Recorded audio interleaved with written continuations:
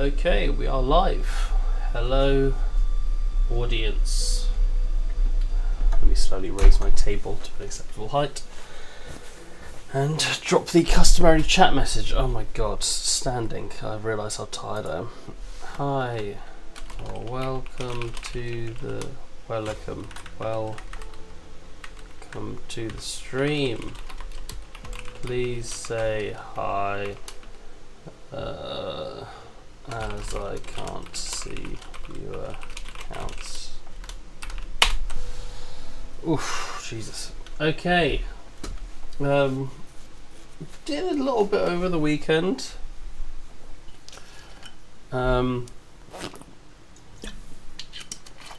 Primarily just worked on the eye. So stuff like the effects mainly, the animations, it looks a bit better now. So there's a little shooting animation. I can put a finished product here on the Discord. So now there's like some idle animations like that, and then it goes back to there, and then it focuses on you, and it goes boosh. Kind of like there's a bit of feedback when it shoots, so you kind of know that it's fired. And yeah, I think it's quite cool. Obviously that video was quite low quality because it was very zoomed in. I was just recording a little section of my screen, but yeah, it's nice. So I'll try and work on something new today, just so I can say I'm making progress with the game, and I would like to work on more enemies, but more diverse enemies, so an enemy that actually moves towards you. First, let me check on this network pool thing. So I made a network, I made a object pool that works with the network, my own custom interface implementation. It's basically like a regular network pool, but it stores the index rather than just pushing and popping to a queue. So that way I can store an index and then I can affect an index over the network and synchronize it that way. So I'm like, hey, get on the server, I'm like, get the third bullet, get the fifth bullet or whatever, and then when it's destroyed or released I say, hey, release the fifth bullet. And you could even send other signals like that if you want to subscribe to other signals. I haven't really put a like a thing for that. I probably should have. Right now I have the release doing it, but I probably shouldn't do that. Yeah, I'll have to change that. So I'll have to have a different, like a custom event. I don't know how to do that though, because I want various events. I guess I just want like event and event index, and then I subscribe to an event, and I say, oh, is it this event? What's the event index?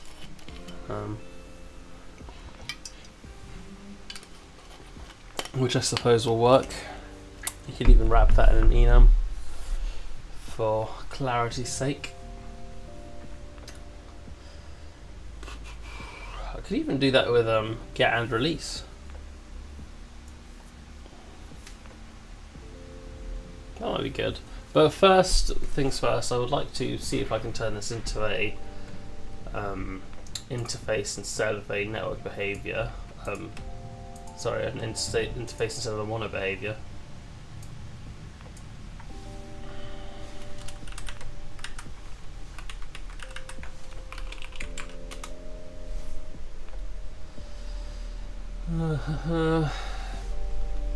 I'm not actually using these, so I can actually just say public virtual, public void, release, public voids get, and let's try and fix all the things it breaks. Projectile is now coming from mono behavior and network poolable.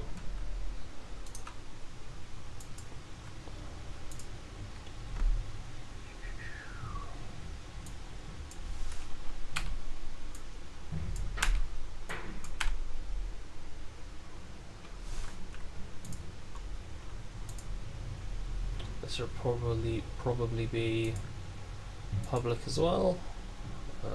That's network callable. Projectile, network callable. We'll just say void. You don't actually need to put the tag on it. And the index, enemy projectile,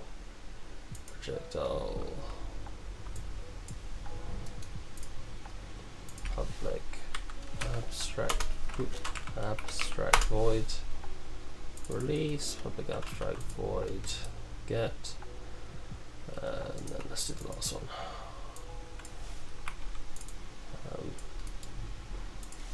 Public abstract.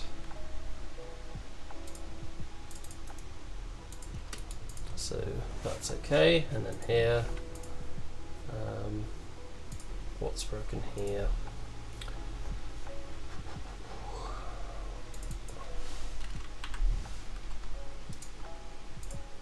Public override void request release, parental leak, that's fine.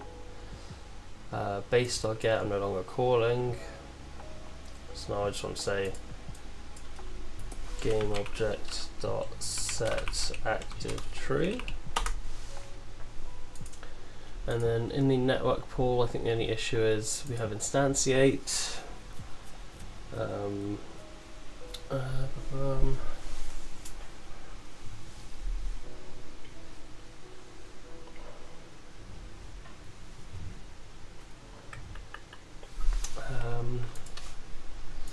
So we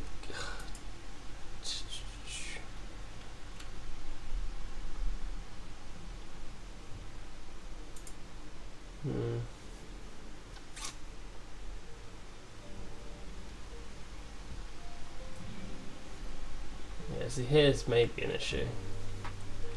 This we can deal with later.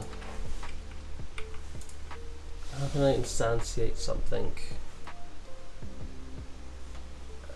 if I only know its interface?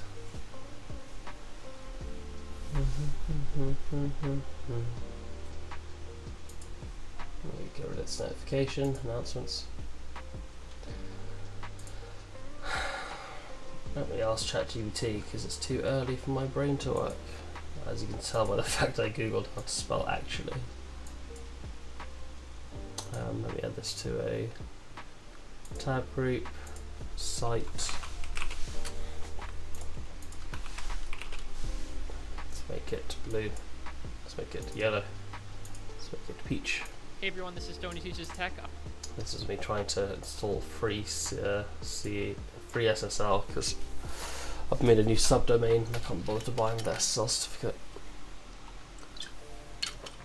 I'm wondering if I can get one that just auto renews from Let's Encrypt.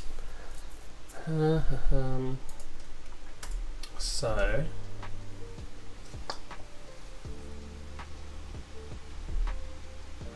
let's say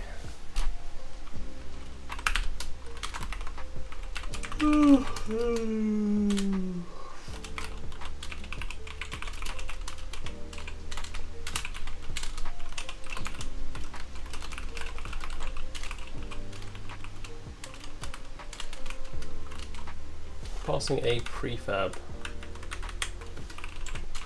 into a function. How can I instantiate it? I only know it's I'm passing by its interface type, not mono.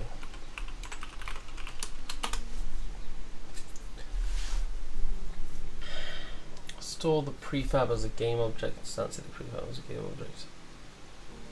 I poolable initialize. I guess that makes sense.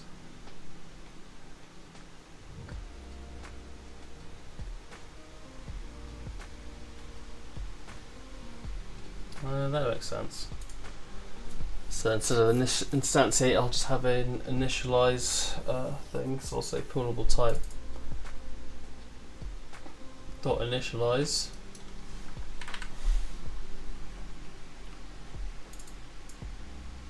can even pass in the rotation and position stuff. So if I have my network poolable, I have a void initialize. Is this for initialize? Probably not. Initialize. Initialize. What's the word? Void initialize takes in a vector 3 dot position takes in a vector, takes in a quaternion rotation,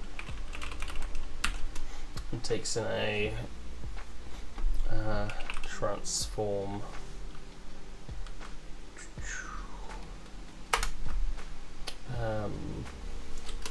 parent.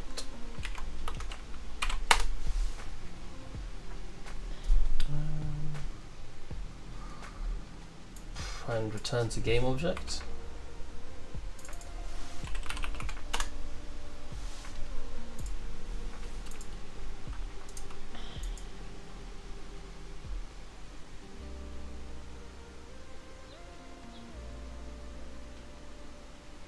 Is that how it works? Passing the prefab, I call this on it. Instantiate this.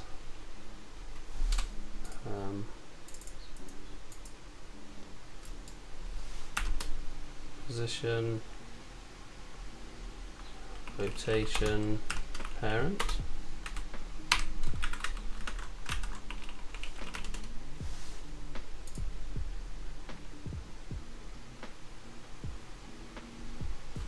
Cannot really.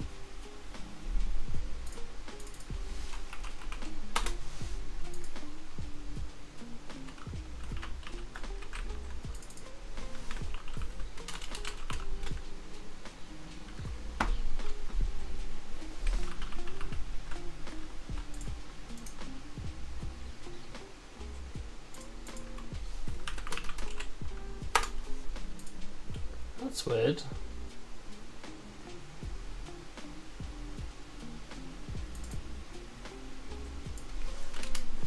I can't just say, hey, this is a game object.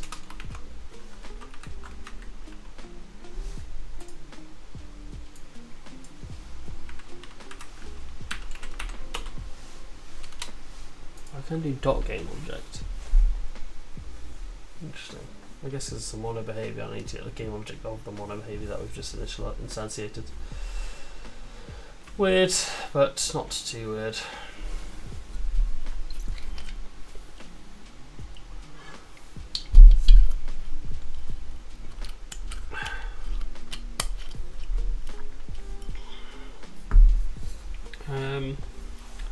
Let's give this a go, see if it works before we do anything else.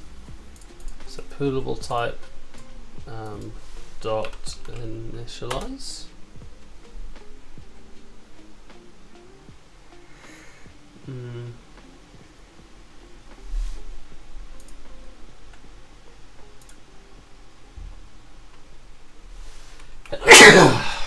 Position.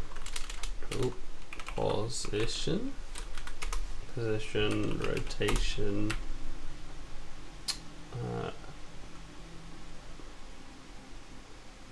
How was I getting the parent before? Let's just transform.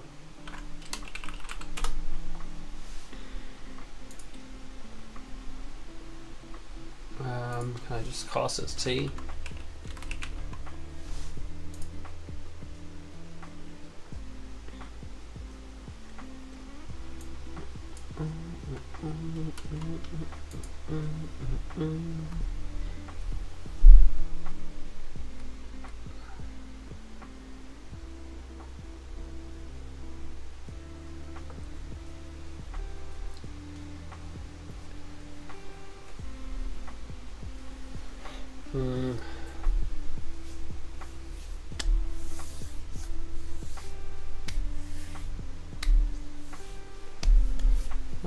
How can I then get the, let's go ChatGPT.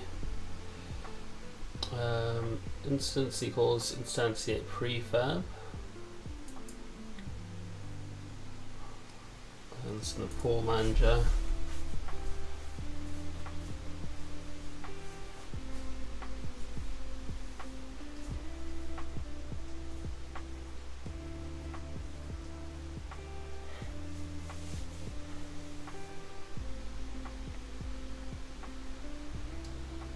Pool will initialize, pool will object initialize as the logic. Pool manager, new pool will initialize. It's essentially pool will prefab.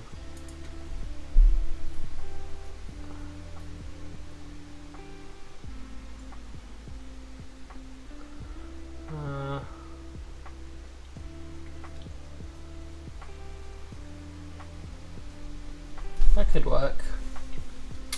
By passing the poolable prefab into the network pool when I construct it. That could work. That could indeed work.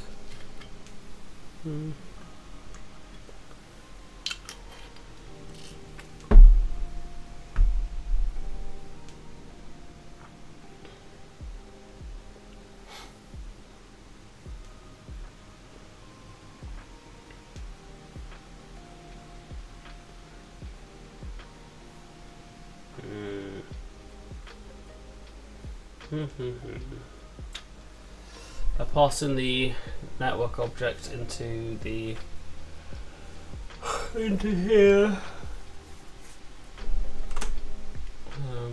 Can I do a where is on just like a field?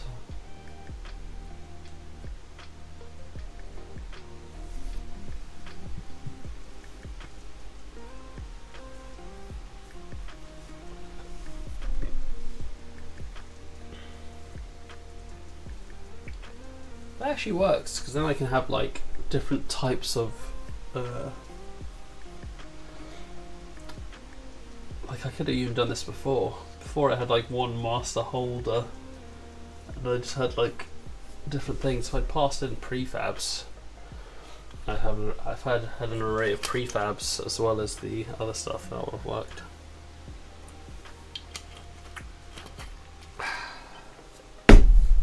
I could have just passed in the prefab list as well as the other thing, but it's fine. I like it having I like having each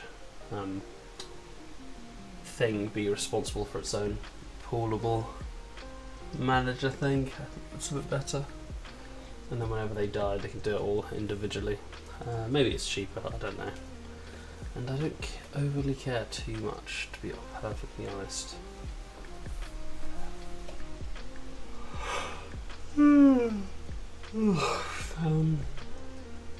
Public game object portable prefab.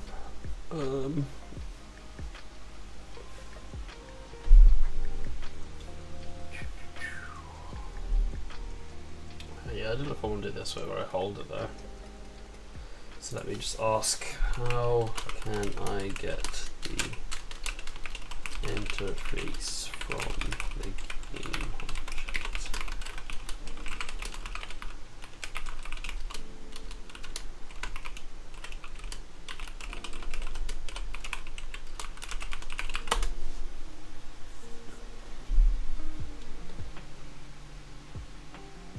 See, why is it not forgetting context?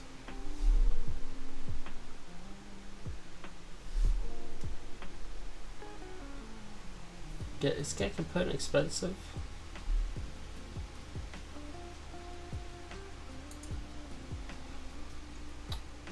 I guess it's not that expensive. I'm only doing it on instantiates.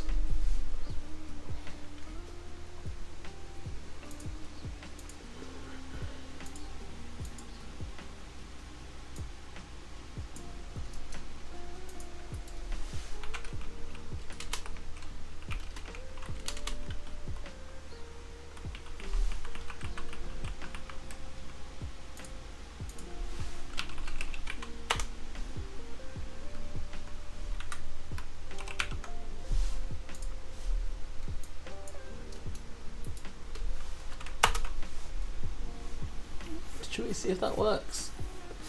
So that'll call initialize it, and then yeah. All right. So I mean, this should work, maybe. Worst comes to worst, I'll do everything and figure it out another time because it's not really a big deal. I'm not like changing much. Is there some sort of error somewhere?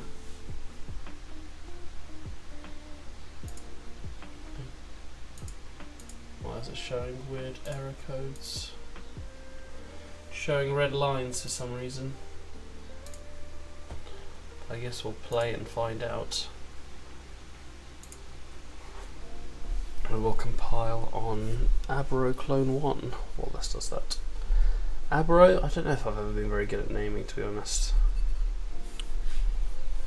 Above the stars. Create relay. Oh, juked, yeah, juked. Seems to be working there. I was looking for the clone 1. Let's get the join code. Oh. Let's paste into here. Join relay. Paste. Oh god. What was that? Some serious lag going on here, boy. What the hell's happening? I got hit itself in the face, it's funny. Yeah, not sure what's going on here.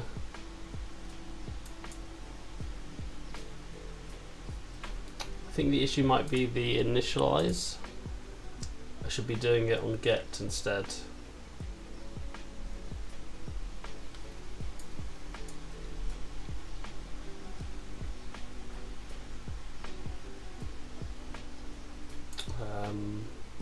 Network pool.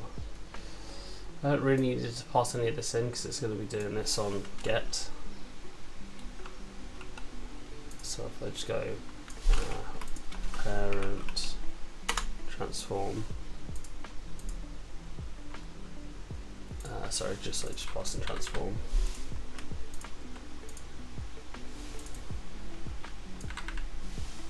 And I say hey.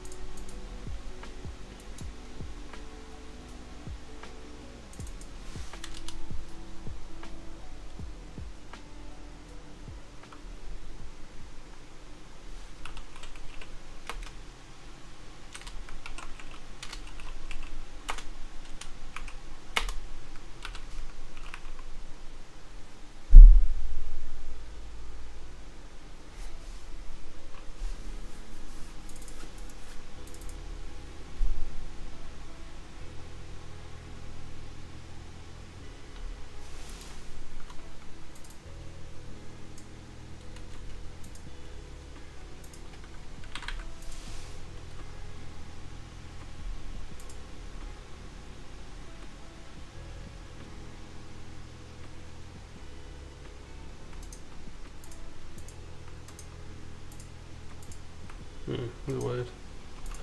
Let's just say leave it as it was. Turning a game object, and then in here.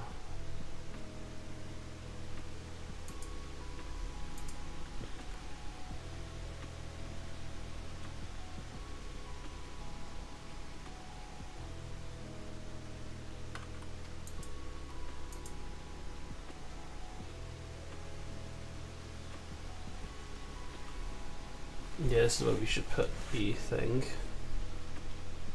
Get pulled object. called objects.get. So this should take in a prefab position rotation index prefab vector3 position quaternion rotation. Yep, and that should pass and move that to there.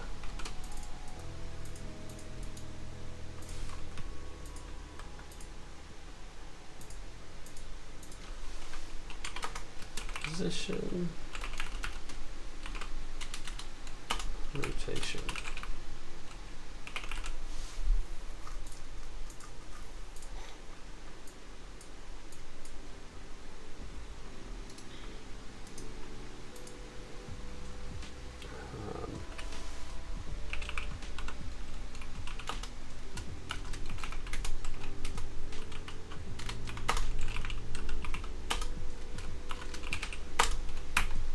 I don't actually care about the rotation.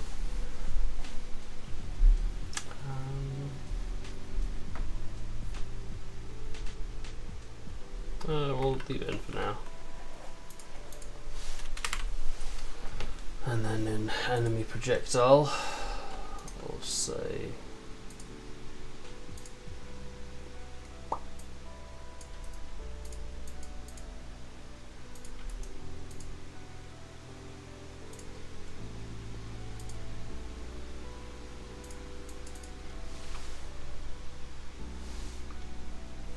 public virtual voids.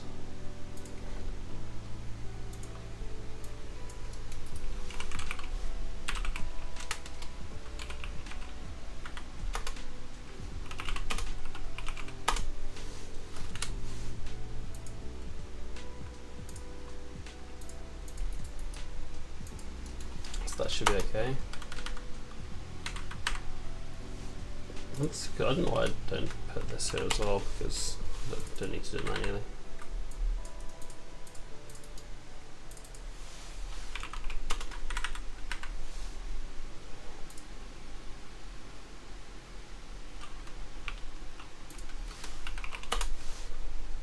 Here we're actually just doing it differently. Here we're not doing it the same way.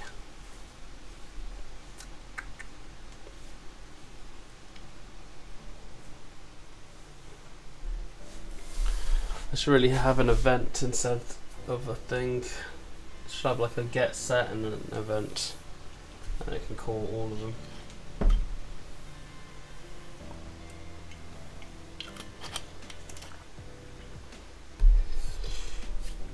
It can be any sort of event, I suppose.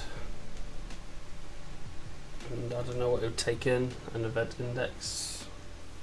Some sort of I don't know. Like, could you just send like generic parameters into an event? I don't really know.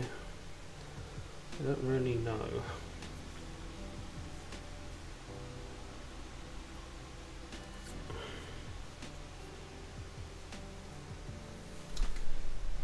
How's this doing? This is get pulled object now.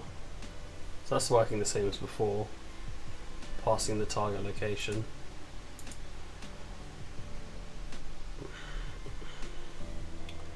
We don't actually need to pass that in, we can just pass that in one go. BRB will return shortly.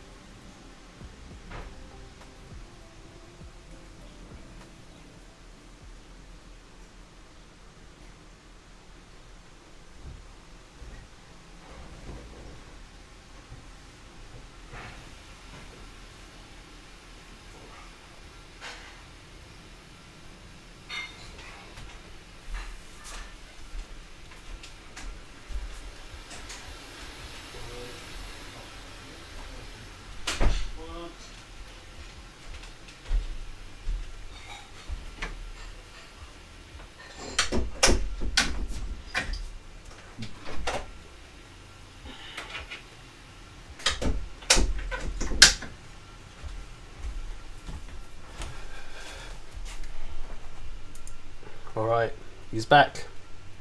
He has returned. What was I doing? I was seeing if this works, if I can use an interface instead of a actual thing. Bum, bum. So let's see if I can.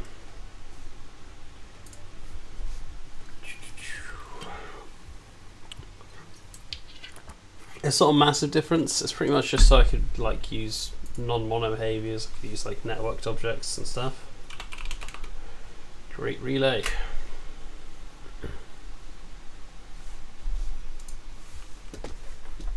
Interfaces are nice. So it works here to, what's the default size and floating eye? 3 is the pull capacity. So that's how much it is before it starts thingy in.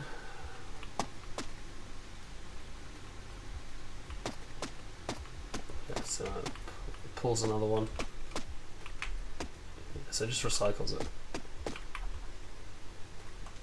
I like the firing effect. I think it's quite cool. We'll grab this join code, copy.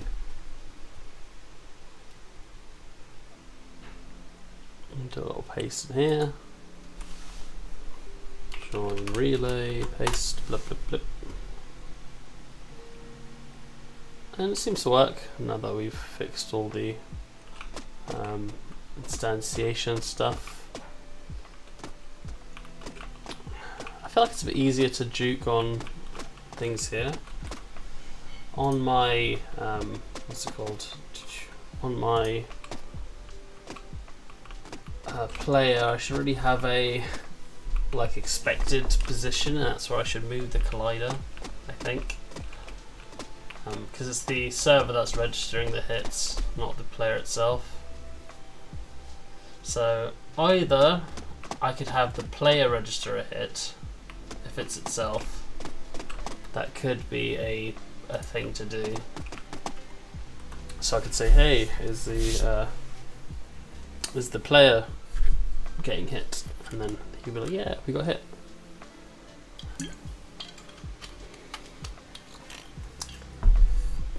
And that might work.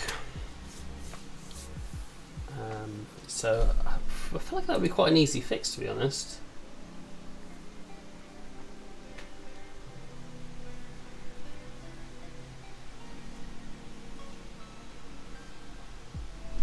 Would it? Because I don't want people being hit twice by the same bullet. Well, again, not a massive deal if that happens. You fire one arrow, it hits 2 people if they're stacked. That could be quite funny, if anything. Let me look at my old code here. So currently in enemy projectile, when we hit an enemy, we say, do I want to move this to a thing first? I feel like I want to move it to something other than a release, because a release should actually just be like destroy.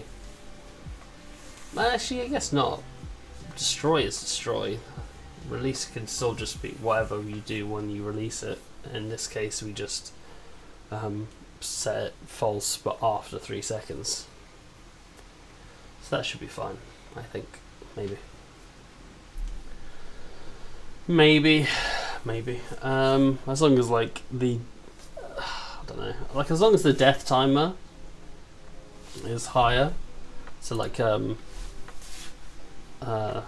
long as like if you kill a eye just as it fires a bullet, as long as the eye, like, you know, it dies, so it's not firing anymore, and then it falls to the floor, but there's enough time between that and it despawning from the server or whatever that the bullets land and die, then you won't see any bullets flashing out of existence. So yeah, that's fine. What else we got to do? Where's the hit? Hit. So instead of searching his server, you shoot his owner, and then you'd request release And request release should work across the server anyway. It does release projectile. Oh god. Where's the parent.release high range combatant release projectile?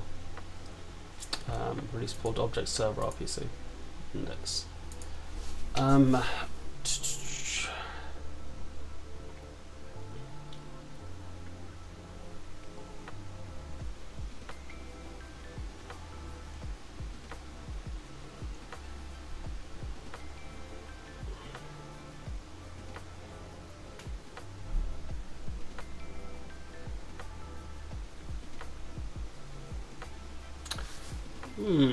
How do I do this?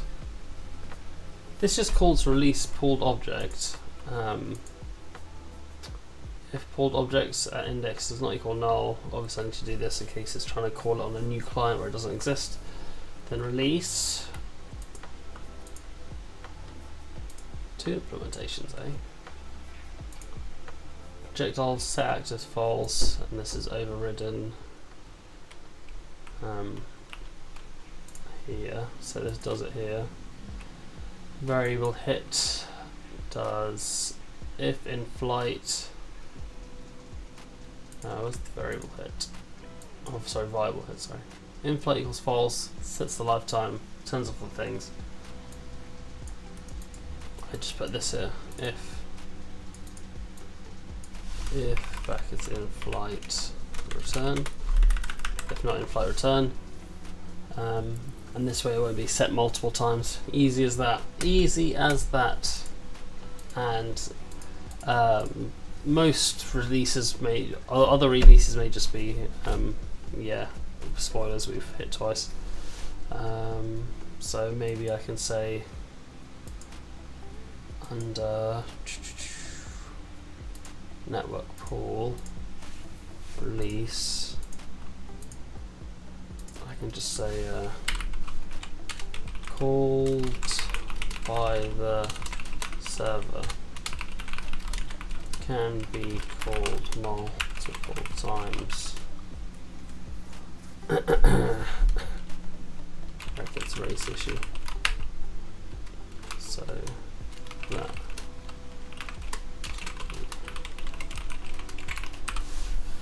You could fix the race issue one level up in the network pool itself. Each thing could have a is releasing or is released.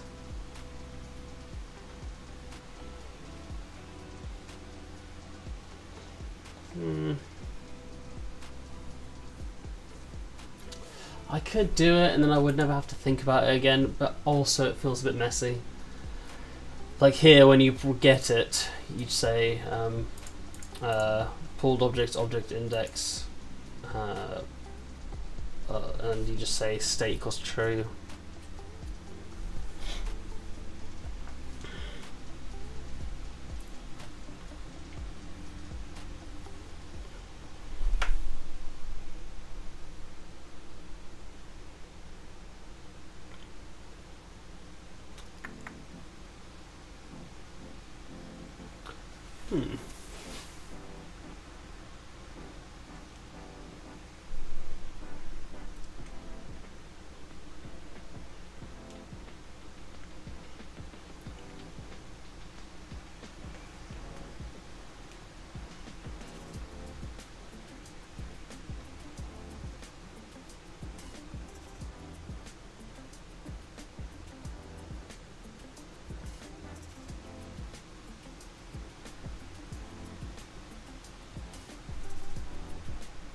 I'm thinking of some funky stuff where I have the pulled objects, but also have a queue that I pull them from, like a traditional network pool.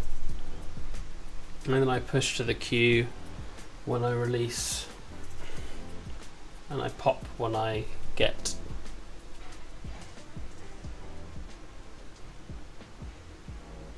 Is that expensive? Surely that's not expensive. Right?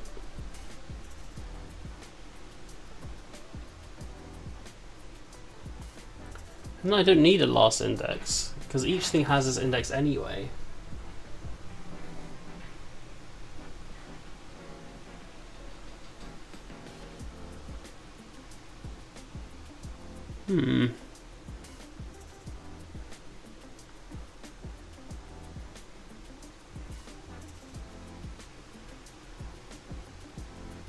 Well, I know this is working. So let's change this over anyway, and then commit it, because I know this is working, so I can just save this. What did I change? Did I change anything big? I think I just added XML code, right? I just added this code, I believe. Will that work? So I won't work, because I need the index in the thing. Might work if I have, so I don't know, I guess I'll have the index. I won't need last index. I just have the index of the pulled objects and a queue for objects that we can spawn, so awaiting spawn or awaiting get. Could even be a queue of integers. And that'd be the index queue. That might work. But since we're all working off integers anyway, that might work. So when you affect one, you don't care because it's not in waiting. You just add that integer to the queue. Can I say check? Let me see what ChatGPT says. Can I check if a queue of ints contains an int?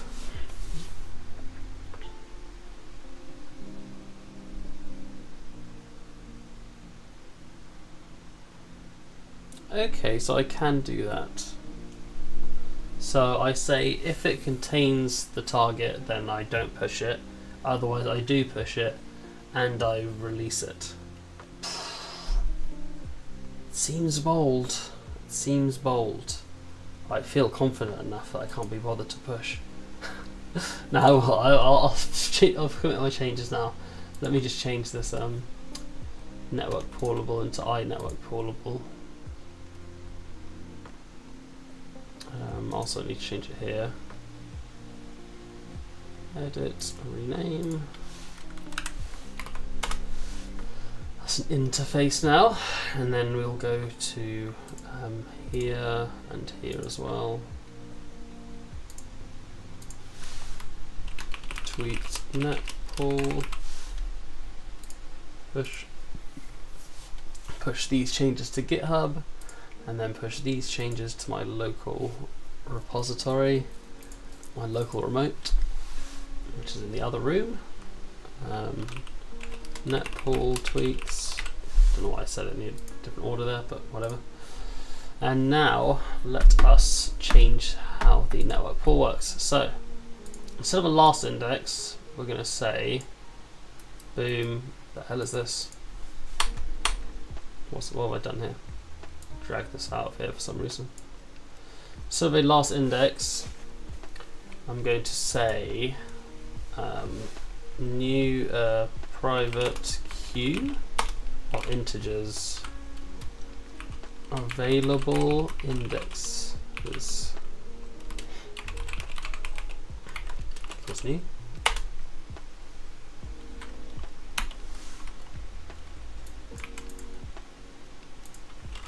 Shouldn't need to set.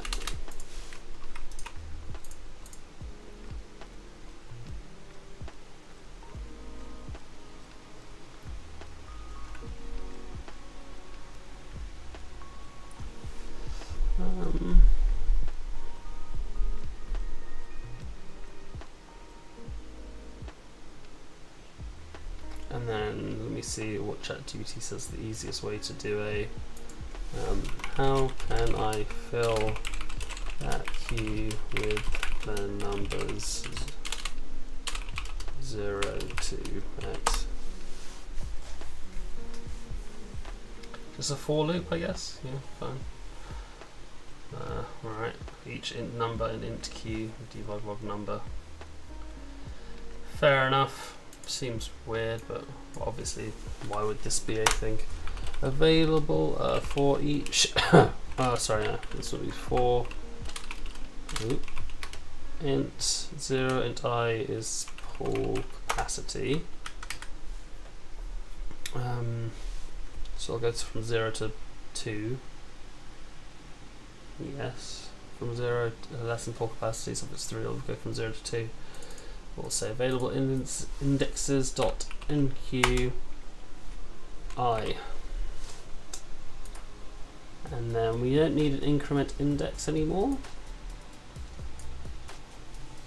This just returns the index of the last one. So return that dot dq. Make that a bit neater. So that just increases the thing. What happens when we get to 0 though? What happens if we run out? I guess we say if it's empty, then just boom, queue them all up again, 0 to 10. Might look weird occasionally because it's popping off in different orders, but it should never really happen ever, because yeah.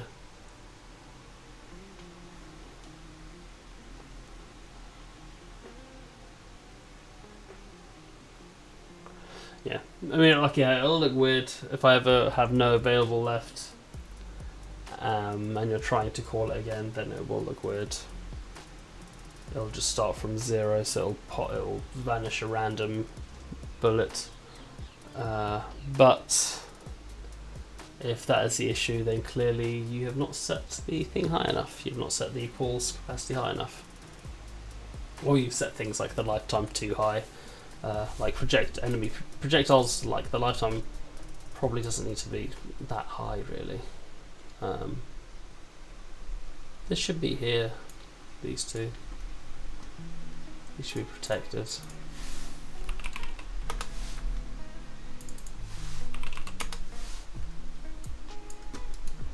You can move more stuff higher up.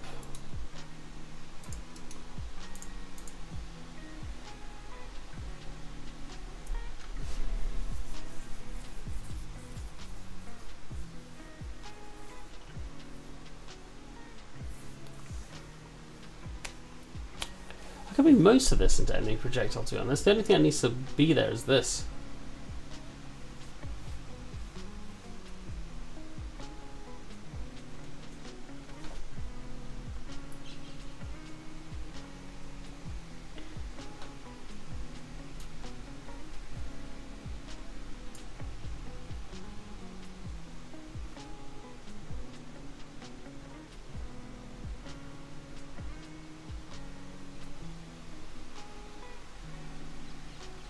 Yeah, all this can be in thing.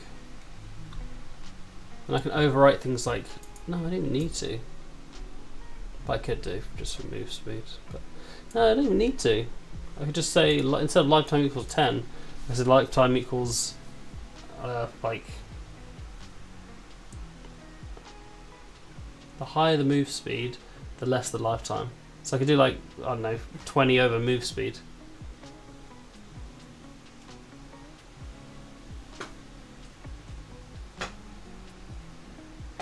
That'll work, right? Because something that moves twice as fast will only need a lifetime half as long, and the collision lifetime can always be 3 seconds.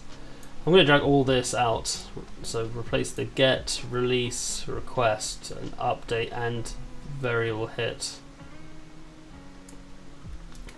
Take all this out and put it in projectile. So get, release. So where's my get? Virtual void there. Virtual void release. Because I can't think of a projectile that just dies immediately, to be honest.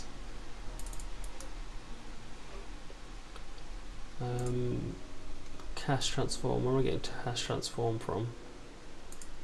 Oh, it's just there.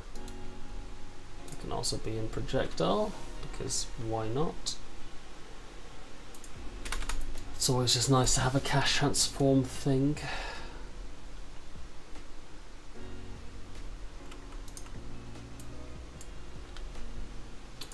Am I? No, surely not. Surely there's no projectile that doesn't have a visual effect.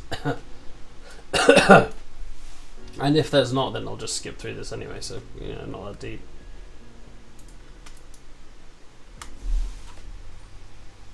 I've got another get that I'm overwriting. Let's get rid of that. Let's get rid of that get and replace it here. So now we've got get, we've got release, which we're no longer doing GameObject.set active false, so we can get rid of that. Request release, we don't need because it's not abstract anymore anyway. Index, that is needed, and I'll probably put it here. I could pass in an index here. No, sorry, this is the construct.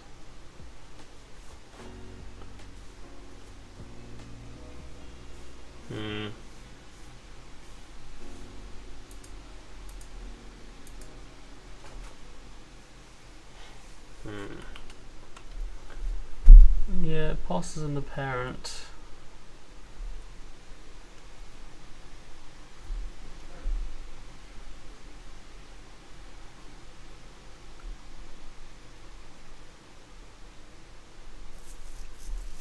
I could pass this into the initialize.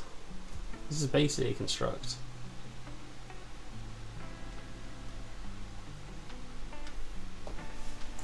I feel like I'm tangling it a little bit, but also I don't think it should be called every time. Like this does, I don't need to construct this every time now, because now I'm like, yeah, each bullet belongs to a person. Special attack can, yeah, that's fine, because, you know, you can have a different bullet for special. You can have like the same thing for special attacks. You don't need two separate projectiles and projectile pulls. You just say, is it a special attack? Yes. Add this extra thing. Add this extra effect. Add this extra bullet. You can have a secondary thing for special attack effects.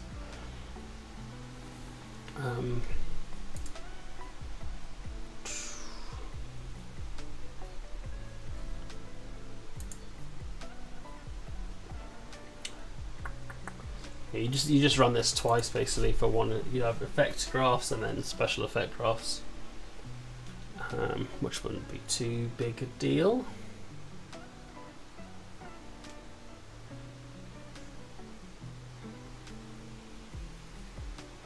But you don't really need that in this.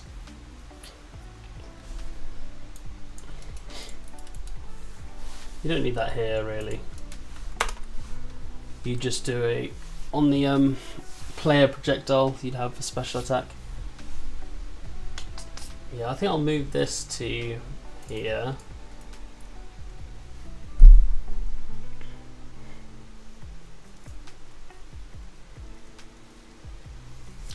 Could even do game object parent dot transform. Can I do this on the game transform? Yeah, so we'll turn some thingy. If I say parent equals parent dot get component I range combatant.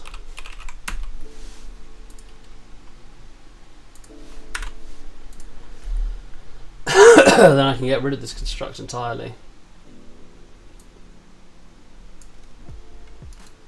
And then in yeah,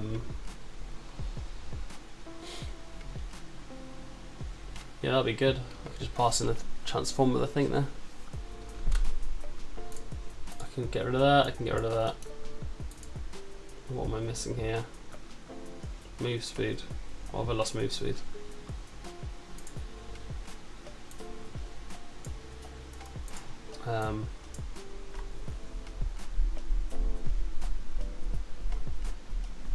That's fine. I can't just serialize that. Don't need any. Why not?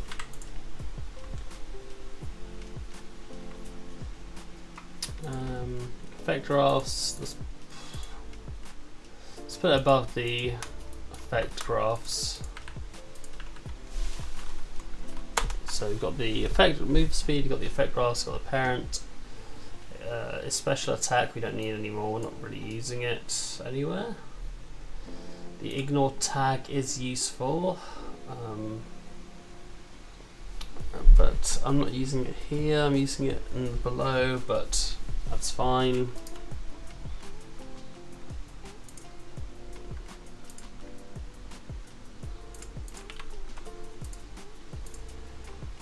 Deal damage is special attack. This will just be false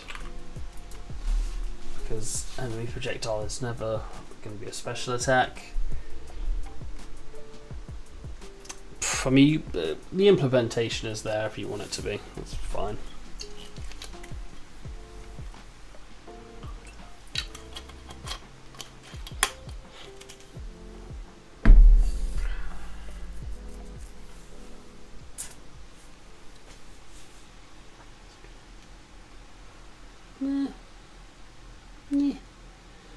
Could have it. I'll just have it as a constant.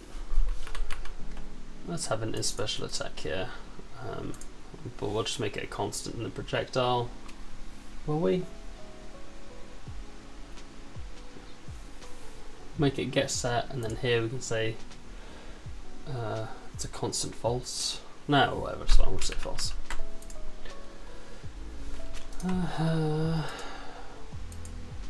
Does that work? Parent does not equal null. Deal damage.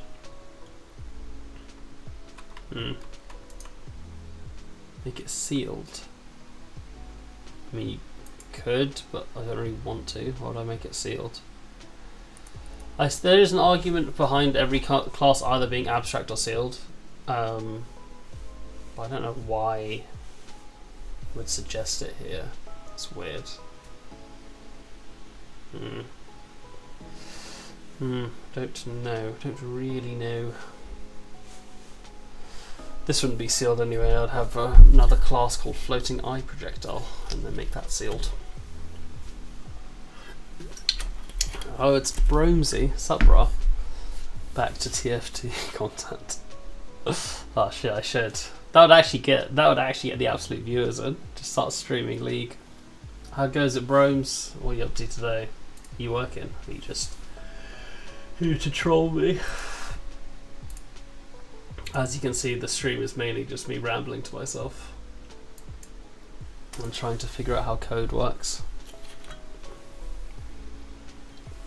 It's also got mad stream lag, so it's just like a lot of me chatting shit to no one, because people join and they're like, alright, later. So I'm like, no, come back. Where am I? Initialize, get component, variable hit. So let's see if this works. I feel like I've changed half of the things I needed to, and I forgot to change one of the things, which is very me. Oh, back-to-back TF2 content. Imagine being an actual gaming streamer. Oh, what a dream. I should do that one, like, half the days I should just stream games. And then if it takes off, I can be like, alright, I'm done with this game dev shit. Be so sick. Just gaming and selling boba tea. And then I could use my gaming brand to sell more boba tea. Oh, what an absolute dream.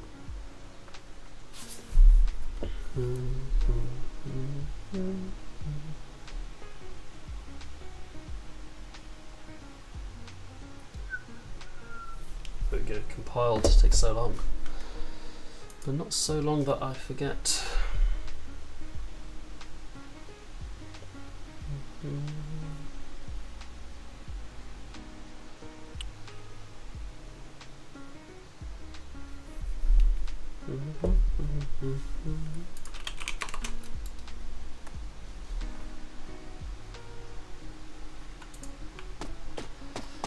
gonna work.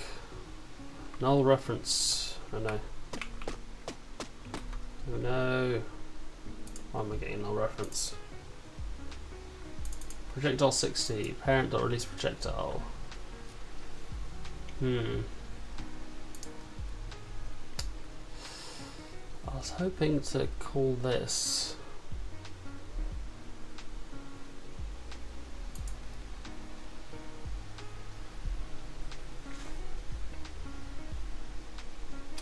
Why is this returning false, eh?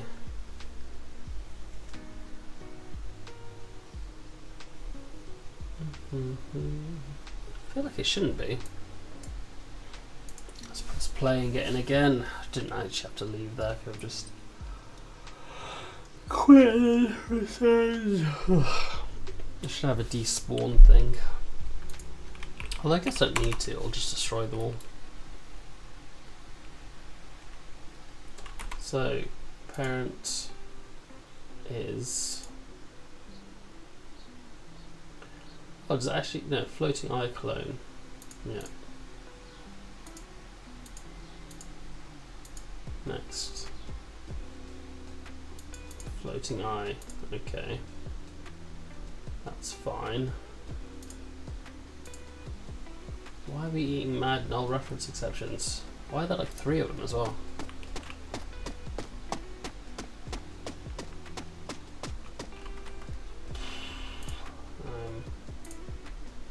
Online 60. Parent.release projectile. This is weird. Is it gonna fire? Queue is empty. Oh, I didn't account for the whole queue being empty thing on the DQ. As I said I would. I lied. I lied. So if brackets can I just do .count equals 0. Let me take this out.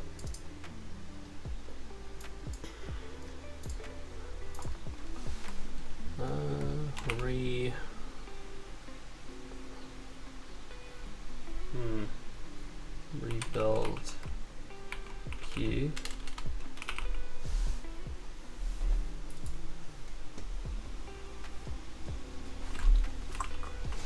I don't want to do this actually. Let me make an int here. Say private int pool.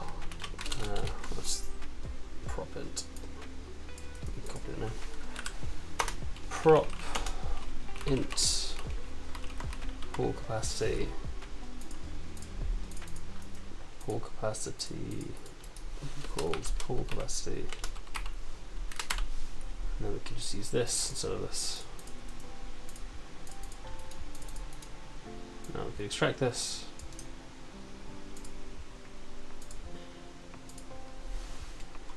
Reset pool. And I can call reset pool here as well. If pool count is 0. Okay, so that should deal with that. I still have to figure out why it's saying there's no parent, even though I'm setting it in initialize, you bastards. I'm clearly setting a parent for each thing. Be better. Oh, what's the issue here? Your commit succeeded, but your push failed. Is my home server down? It's looking like it might be. Why is it down? Why is my home server down?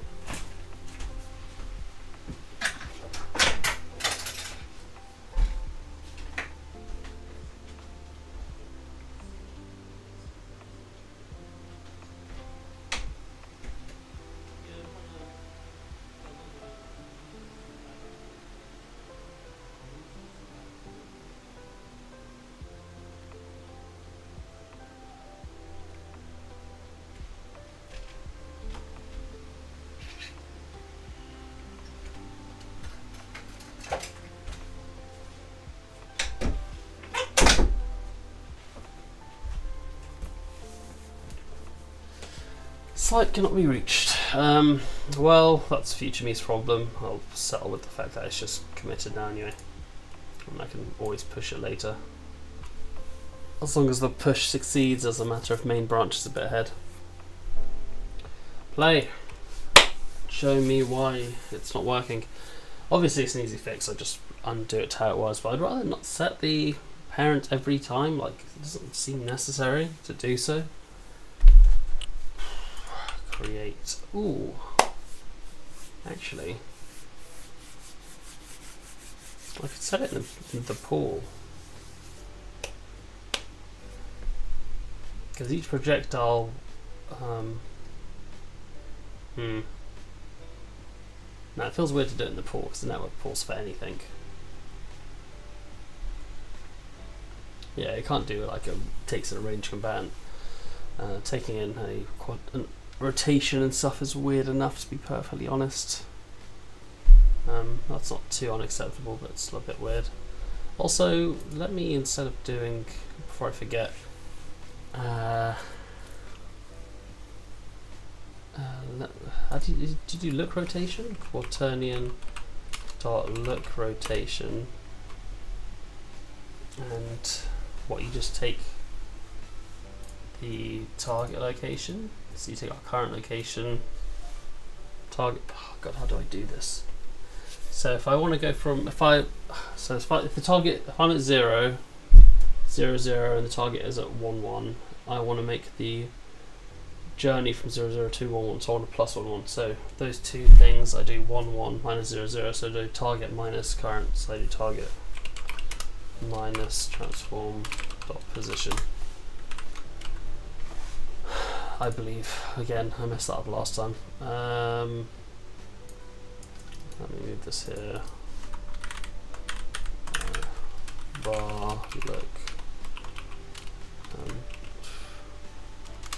Target rotation equals that, and then I'll put that here instead of here, so I'm not setting it twice, saving the tiniest bit of performance there, which is arguably negligible, but it is what it is.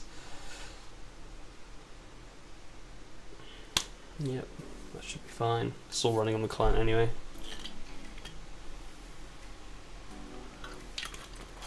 I should change the aim really. Instead of just getting target dot main position, I should feed this. I should feed the Delver current target into a network function that takes in the Delver and says, "Hey, what's its like ping? What's its movement?" And then it returns that. Unless it's server, because obviously they're just targeting the server. So I should do that, and also I should do hit detection that way as well, maybe? Should I? I don't know. I feel like hit detection is fine if I just do, hey, where is it? If I just take this and put it to his owner instead. So you register, see, I can't do it as owner because I'm not.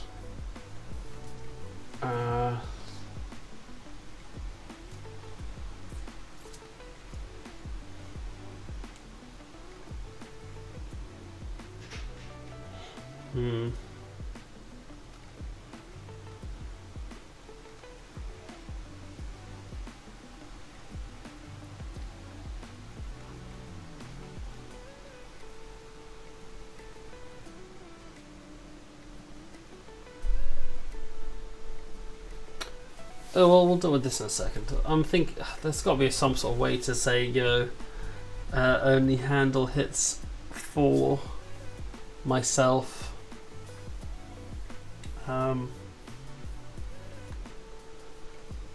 Ignore tag? No. That ignores the enemy. No, ignore. No, I don't want that to be request for release either way.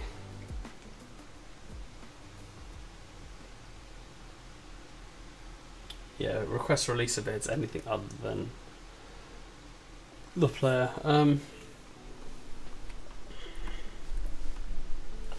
Yeah, I can either have each player request their own release, or I can have the server manage the entire. Okay, this is where I think they are, which probably would be better.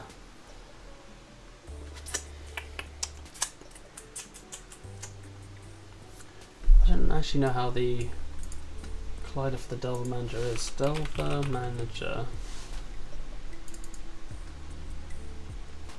Custom rig. Delver Armature. Okay, it's there. So I could move the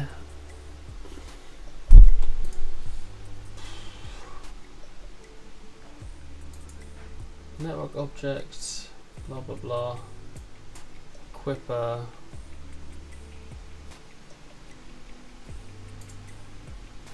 dude, where's the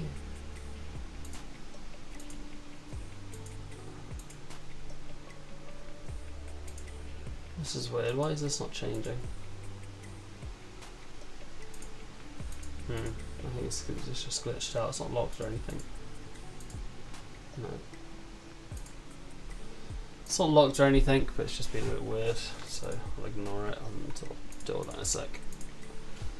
Or I won't. I mean, the way it works now isn't too bad, assuming I can get it to work. But I know in caps locks on, I should make it like a totally different colour. Okay, so it spawns, oh, and then it says parent. Why is parent null? Doesn't make any sense.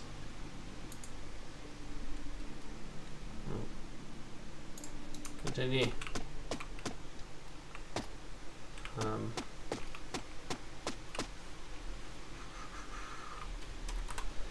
How can parent be null? Doesn't make any sense. Doesn't make any sense at all. Luckily, because we are geniuses, we can log this set.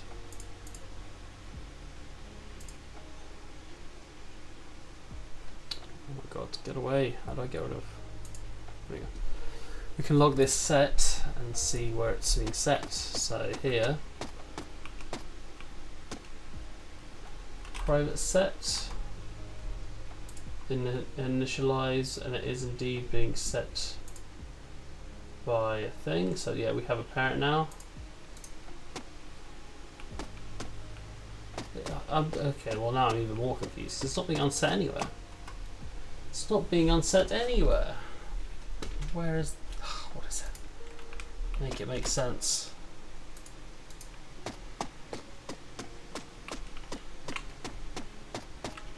So why is it hitting twice? Shouldn't hit... Maybe it's just hitting the floor twice.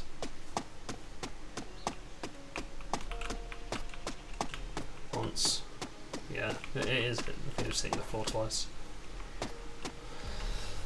Hitting through 2 layers of floor.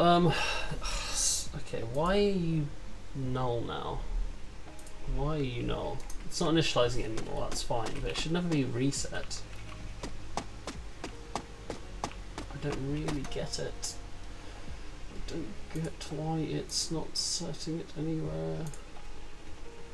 Initialize, request a release, on trigger enter. If there's a parent, deal damage. If there's a parent, release projectile. And yeah, there's only one set. I don't understand how it's being reset. I'm so confused. Very, very confused.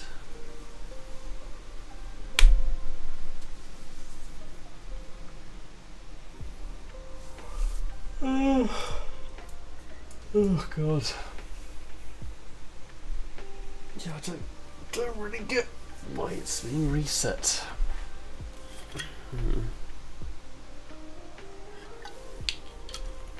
What time is it? 9:17. 40 minutes, so we'll go grab a banana and a coffee. Or a coffee and a bunch of Krispy Kreme donuts, because I'm tick as hell. And I love refined sugars. Alright, let's see up here. So initialize. Okay. The parent is now set to floating eye. Sweet. Set again. What was it set from this time? We've already just set it. What? Should have been set before.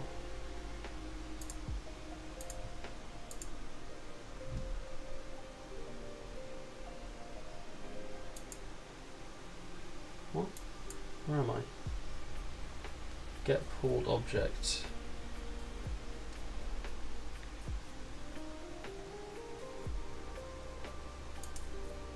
Yeah, okay, I did the initialize.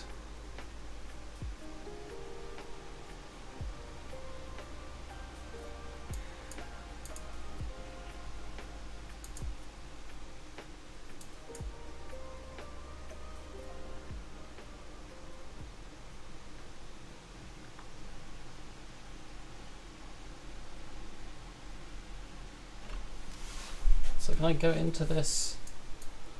I imagine I've disconnected from the server already, that's fine. So here's all the pulled objects, I've initialized it. Object index 0 equals object index. So I've already set it, so here's the scene path. And here's all the stuff on it, cache transform, blah blah blah, parent. Why is parent null? I just set it like 3 seconds ago.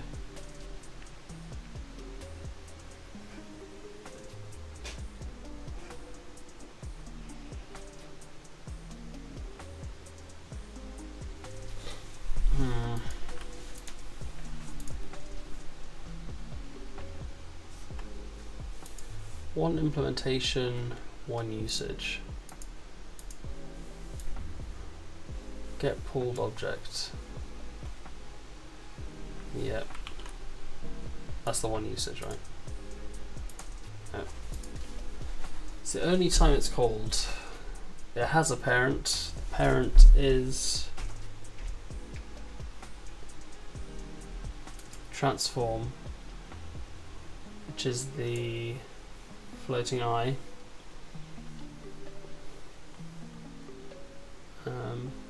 Yeah. I could put an actual parent in, but it's fine.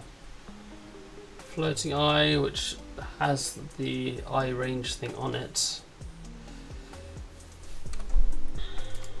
Well, let's ignore this. Do try get. Let's get rid of this. Let's get rid of this. And say, hey, if brackets parent dot try get component I range combatant.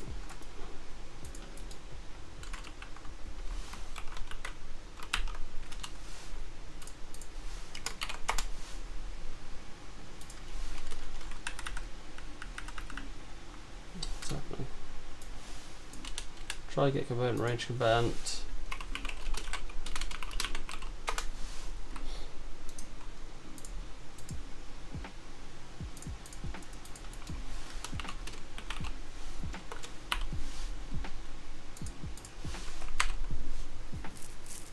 So let's go here instead.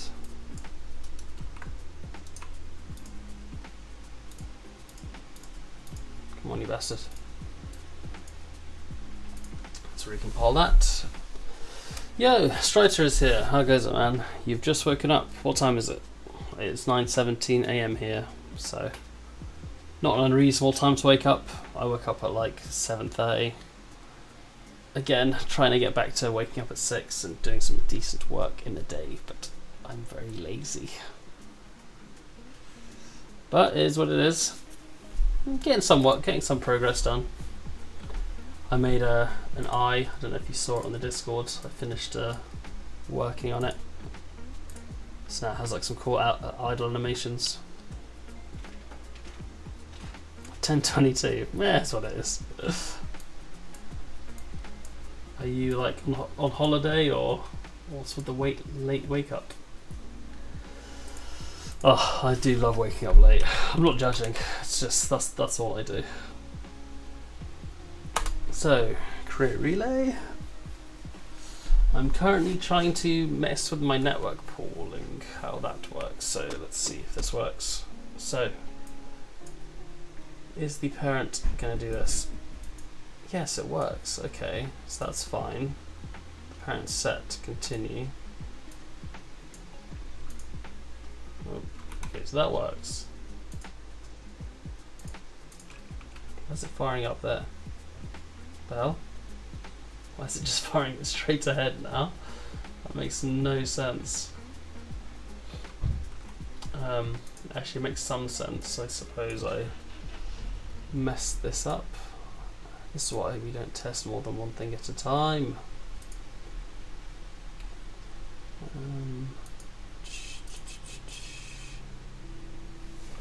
Could have sworn that this is how it worked.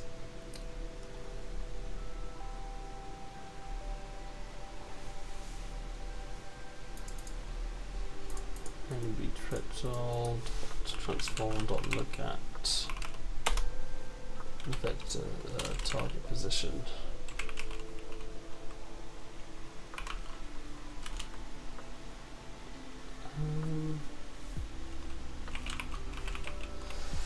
Bed at 3. Mate, it's no good. It's no good.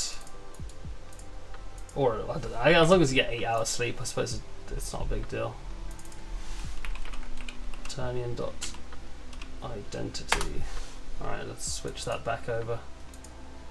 So it's getting the thing correctly. That's not the issue. Also, no idea why this didn't work. Target location and current location, that should have worked. But whatevs.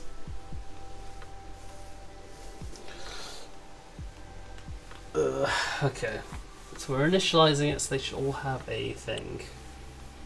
They should all have a parent when made.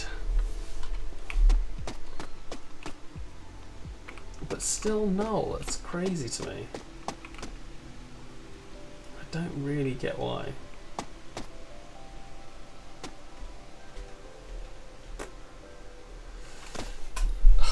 Yeah, I just don't really get why. Don't get why. Also, is the queue working now? Is this going to like reactivate one of these ones? No, it does it there.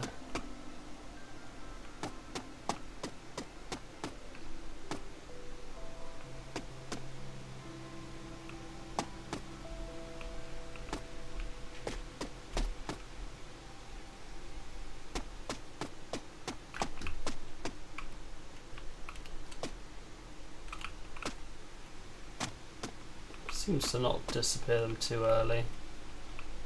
Don't know why it's not working and the queue part of it's not working. And why isn't this working? So weird. So weird.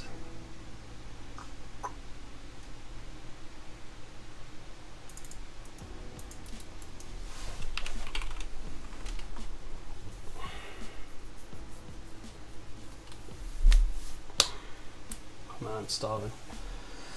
Oh, why isn't it working? Just not too sure, you know? Just not too sure. Dun, dun. Bum, bum, bum, bum.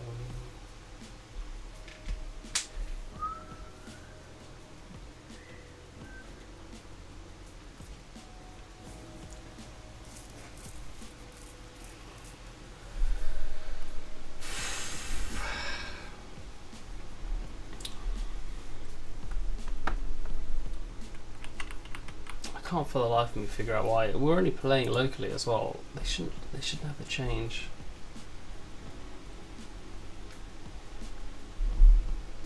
Parent equals combatant.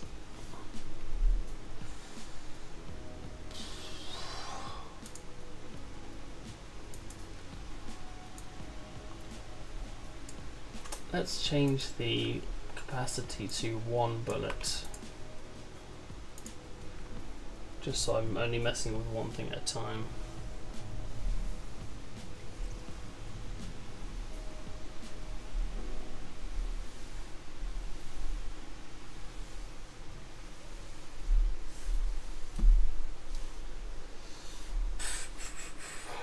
I could change to like add a network pool to have a projectile pool.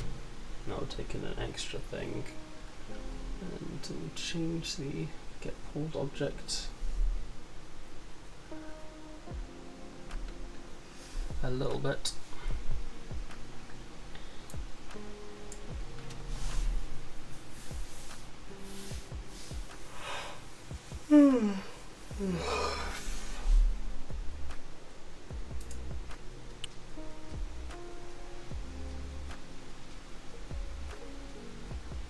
I haven't actually put any of this in the pool, have I? That's probably the queue's not working. I'm not queuing anything. So private set comes from initialize. Done. Continue. Private get comes from request release.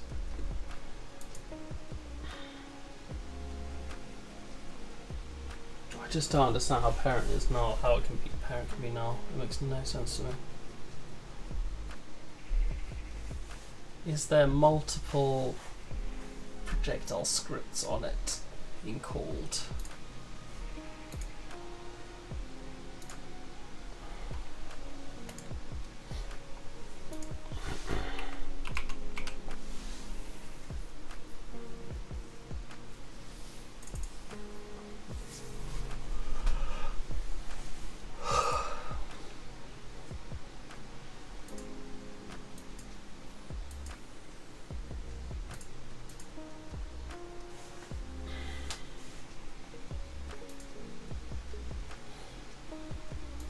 I'm going to serialize the parent, I think, just to see it. Projectile.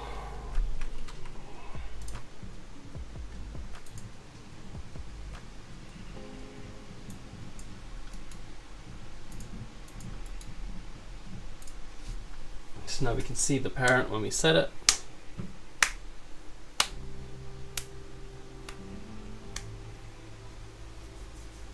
That's not going to work.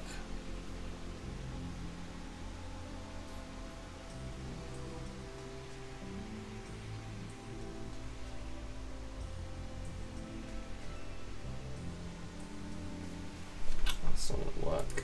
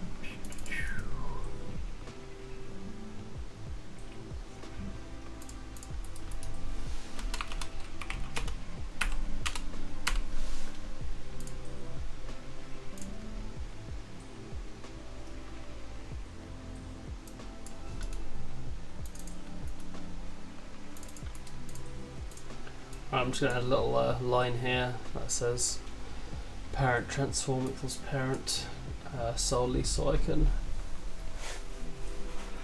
see if I'm saying it. Yesterday I went to my uncle's assemble award robe. Oh, to assemble a ward, a robe. I went to his supermarket, went to the Mad Max system. Oh, how is the new Mad Max? I don't know. I thought the first one was quite cool. Everyone really loved it. I thought it was cool. I didn't think it was like incredible. So that sounds like a fun day though. What day was it yesterday? Sunday. Yeah, makes sense. It's a nice day out. What was it like? Was the lore and story for Mad Max like really overly deep? I don't know. I'm not too sure. Create relay. God. I want to just check. Just want to check if they got a parent.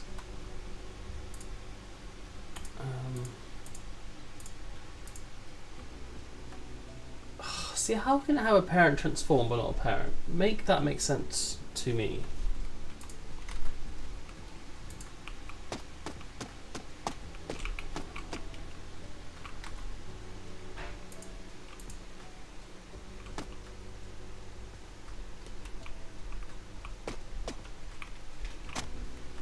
So why is it just... Oh yeah, there's a capacity of 1 now.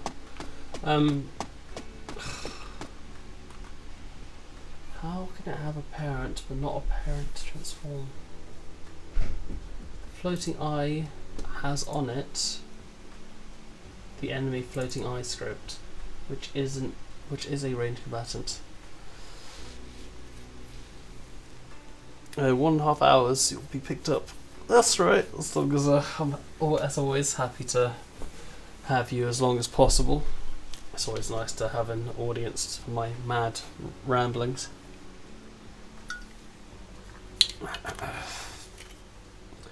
It's just me constantly looking at things. I wanted to do like a new enemy type today, but I've been a bit slow.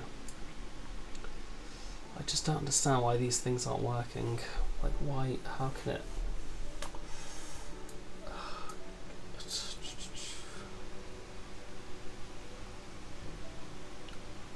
Is it because it's calling it from a thing? But if that were true, then why is it setting that correctly? It just doesn't make any sense to me.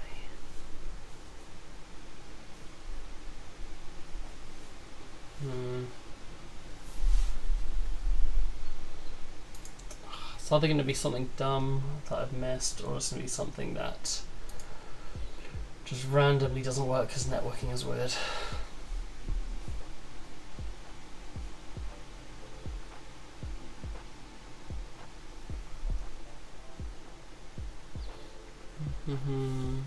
How many monitors do you have? I have 3.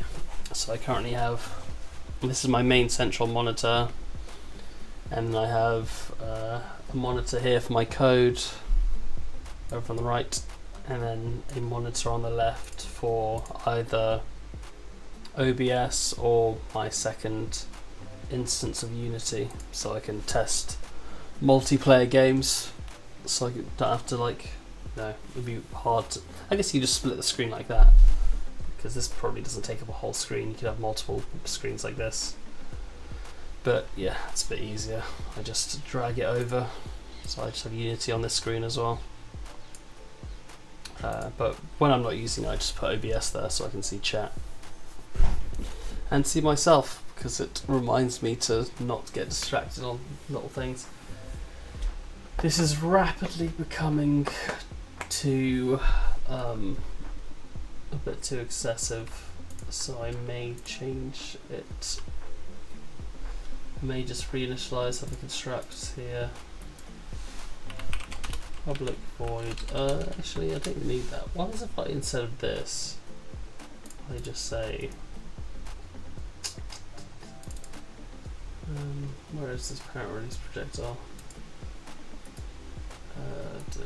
Dot get component I range combatant dot release projectile index.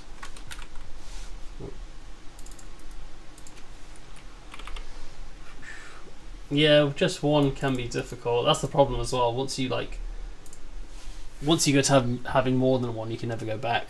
Like, it's long. I mean, it depends what you're doing. Like, you don't need more than one, because you can always just split screens. Like Windows is quite good at that. It has like loads of different screen splitting options. So it can be like, hey, put it in each corner, each segment, each column, one central one, that kind of thing. And also you can even do that with, these. If I wanted to test a multiplayer game, I only had one screen. I just have my other monitors look like this, and I just split this like this. So I maybe have my one main Unity screen like here, and then here, and these other two I'd have some other stuff.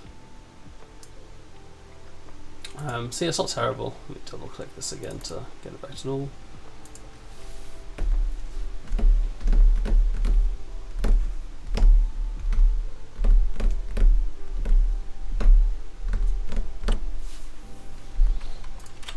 Create relay.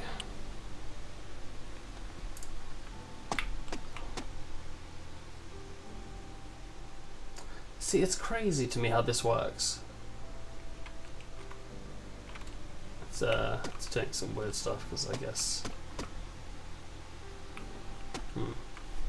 I guess if you start the...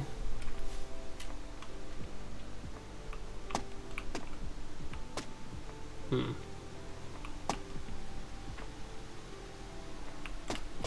guess it needs to reset the lifetime and the in-flight thing, maybe.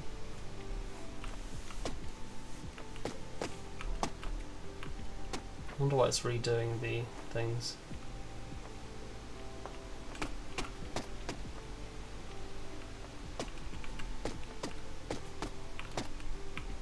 Stopping the effects and then just playing them again?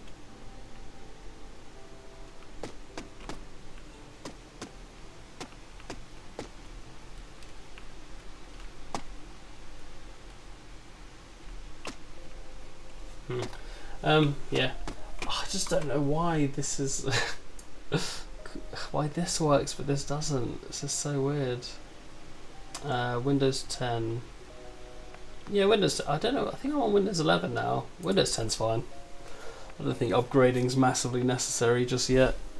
Windows 11 still has a few issues. Windows 10's been around for a long time. Everyone's always very, very eager to upgrade operating systems, but I don't know, I feel like the later you can do it, the better. Obviously within reason. Like here, you still get like hospitals running like Windows XP and some stuff like that, and it does not work out very well. Very vulnerable to attacks. But yeah, Windows 10, as long as you're a generation on the current gen or like one generation behind, it's fine. Like when they release Windows 12, then maybe be like, okay, I should probably upgrade to Windows 11. I don't know why they release new versions. I feel like they'd just be done with it now, because just what they don't really add much. I guess maybe they remake some stuff and optimize some stuff. Maybe, I don't know. But it's always backwards compatible, so hard to say. I would really love to know why this doesn't work, or why this works but the other one doesn't work, because it's just not being reset by anything.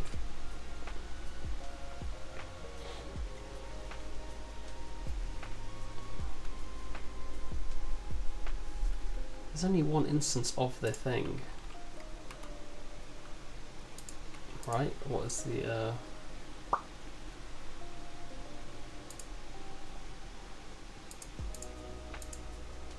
It's only one instance of the actual enemy projectile. Find references and scene.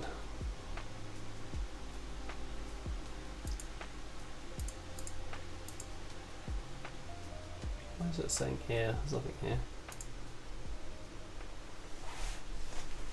Server manager, floating eye. I feel like it knows every single thing, like all the way up, which is quite crazy. Like this holds the server manager, which holds a reference to the floating eye enemy. And the floating eye enemy holds a projectile prefab, which is pretty funky. And it does make me wonder if it is all in fact loaded beforehand. But yeah, there's only one floating eye attack, so there's only one actual instance of the script. Find references and scene. Select dependencies. No.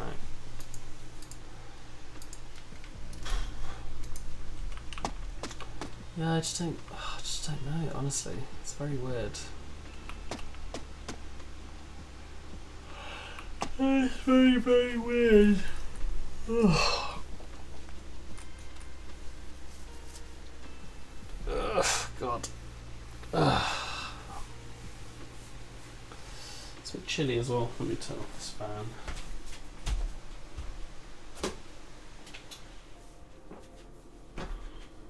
Although I never know how I feel about that, because surely all turning off the fan does is make the air more stagnant.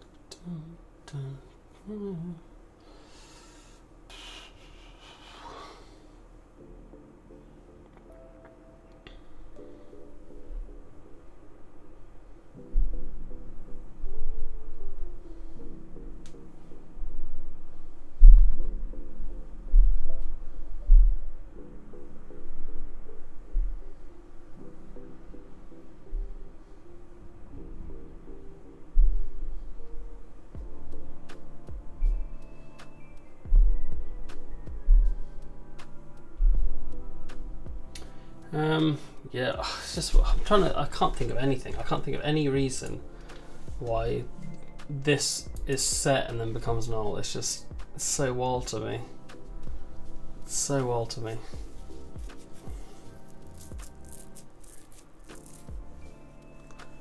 Initialize has to be called. Initialize that is the same thing. That is that thing.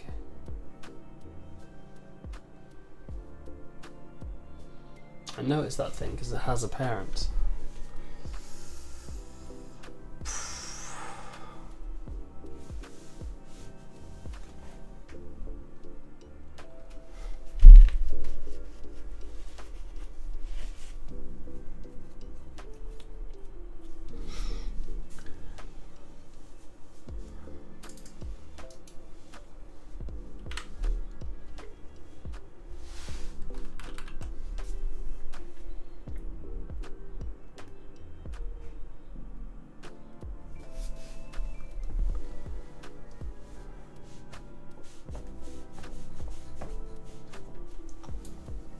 Let's ask ChatGPT. Storing a reference to an interface. It sets correctly, but somehow becomes null afterwards.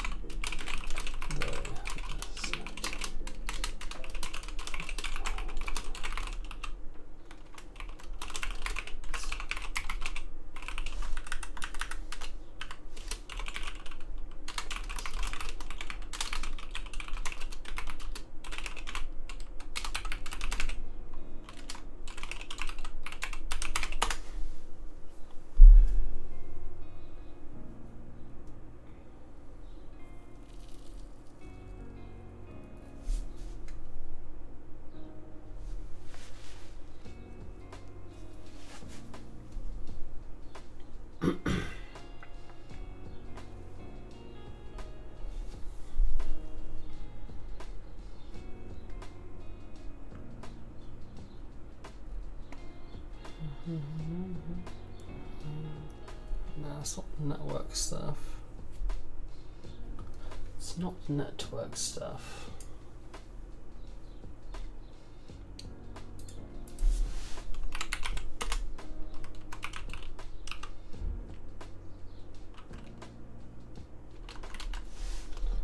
Log combatant dot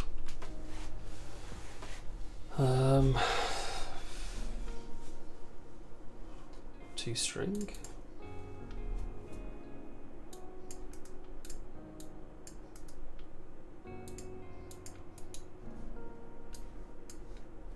I don't actually know what a combatant.toString looks like, to be honest.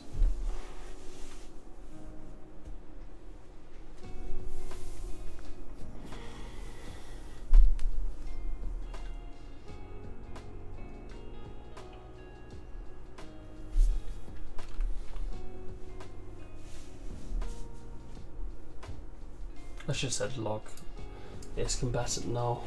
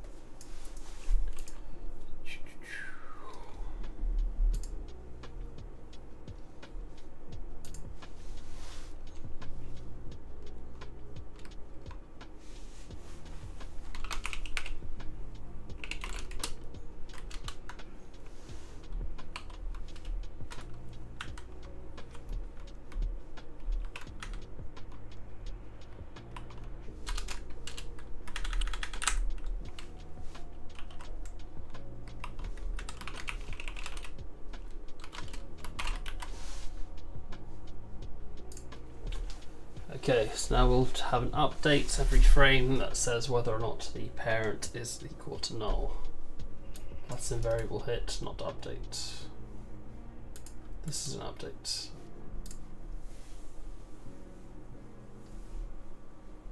Oh, Update or server tech? Update. Oh god. Hopefully there's not too many projectiles in this game. Make it more melee based and hit scan based.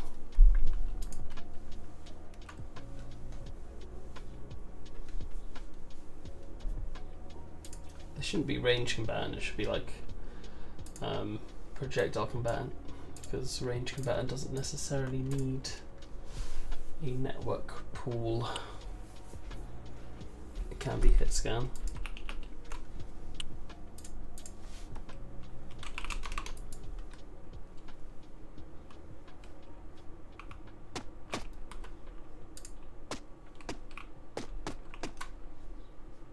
Oh, there's a lot of stuff being pulled up. Setting false, and then immediately it's true again. Immediately it's true again.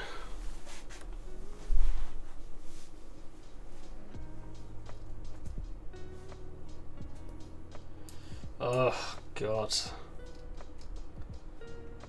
Projectile, enemy projectile. Oh. Bool has been set.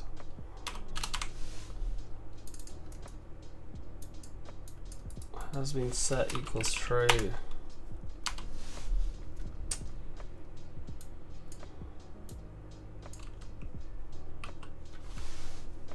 Log has apparently equals null. Set true current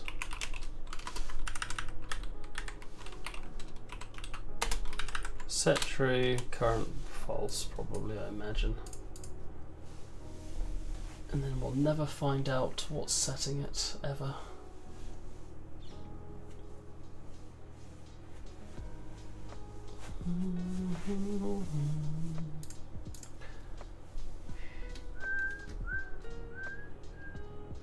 Somehow this is going to say has been set equals false. I'll have no idea how. I have no idea how.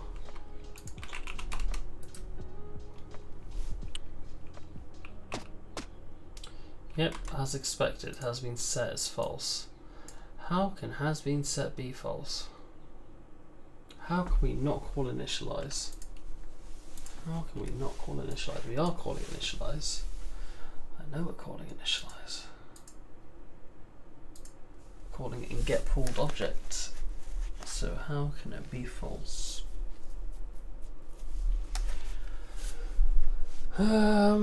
Something is instantiated. Oh, how can that be false?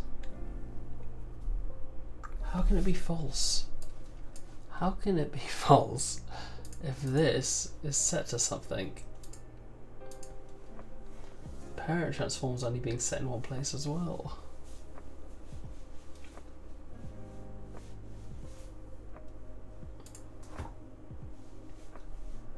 That's wild.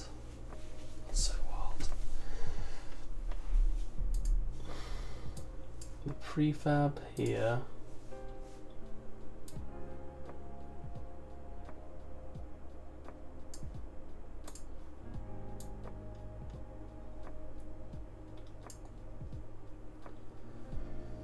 Maybe this no longer takes in a prefab. How's that?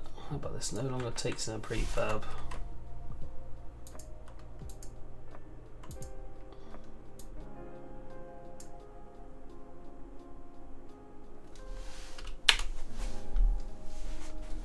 Can I make this network pool of a type?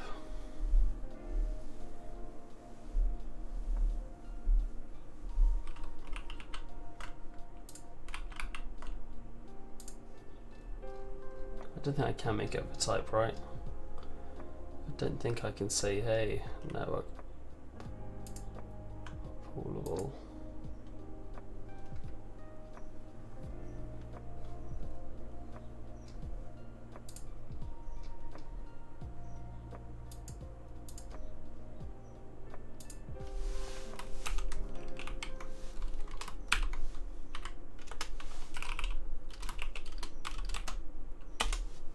Can I do that?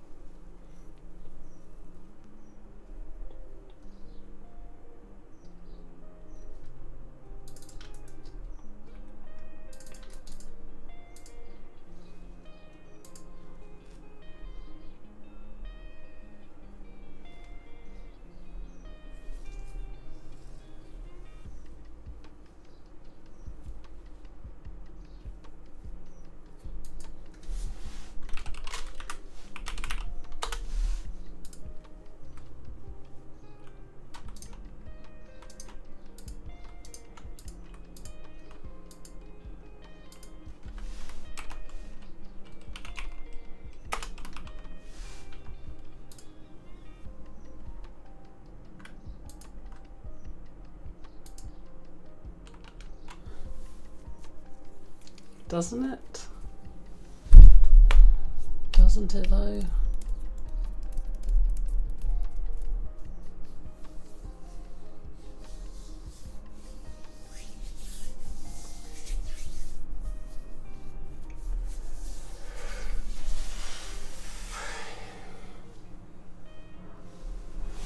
Nine.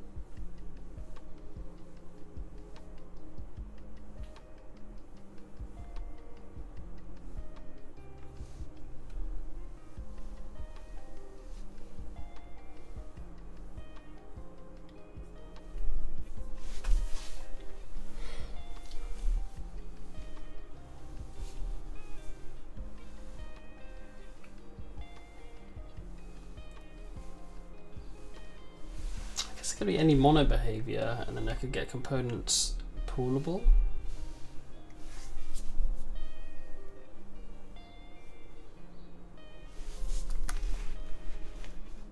Does that work?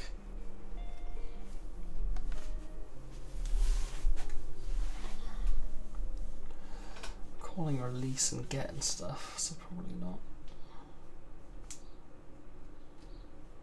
Or maybe. Maybe.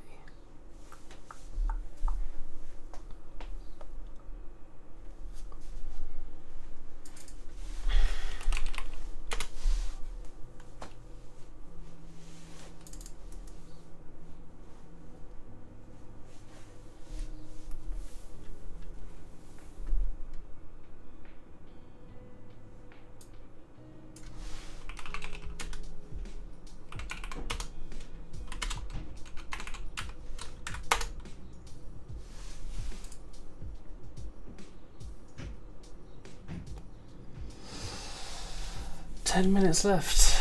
Busy days. I wish I'd progressed more. I don't know if this has been very entertaining. I'm just absolutely grinding. Oh, God. Network poolable. Pooled objects are of type networked poolable. Does that work? Maybe that'll work. And then I can just say make this of type mono behavior. Network poolable T where T is mono behavior.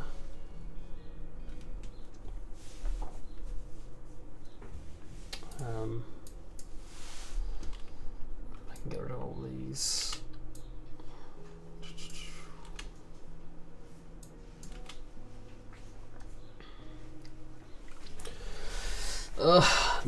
I need to stop trying to do perfectionism. Like, it worked, it was working, and I was like, okay, that's nice. And then I was like, oh, maybe I can change it, and it worked. And I was like, oh, maybe I can change this.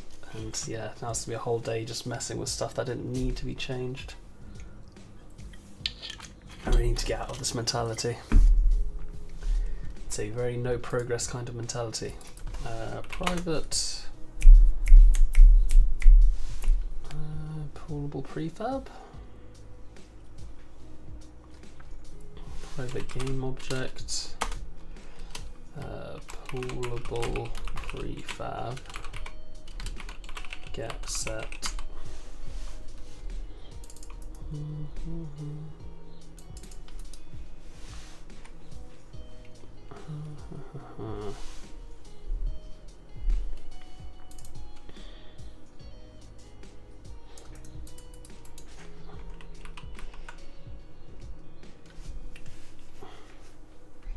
Let's change this to var instead.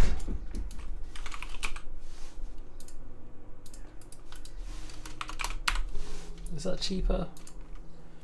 Accessing it like this?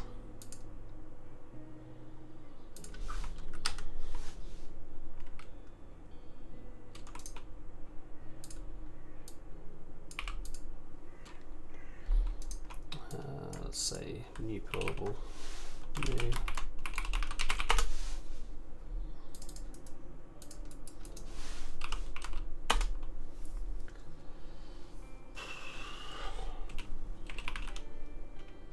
I don't need to do that now. Now I'm instantiating already.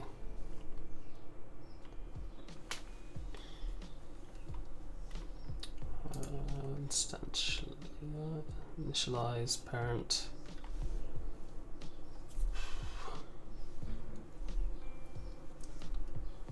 This can now be construct.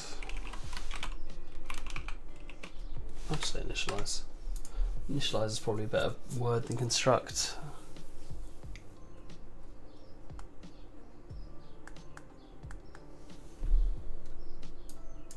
This doesn't need to instantiate return anything anymore. Public void.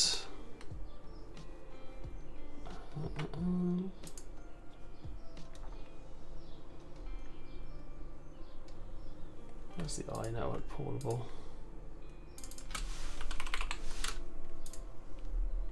And then the network pool.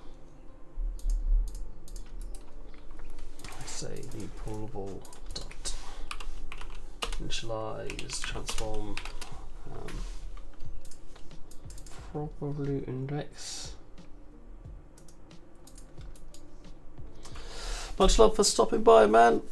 You have a pleasant rest of your day. I hope it's more productive than mine. Have a good one. I will be here grinding away at this nonsense. Initialize takes in a transform for the parent, so it takes in a parent and a thing, parent and an index, int index, and then it says index equals this, so this can be private set now.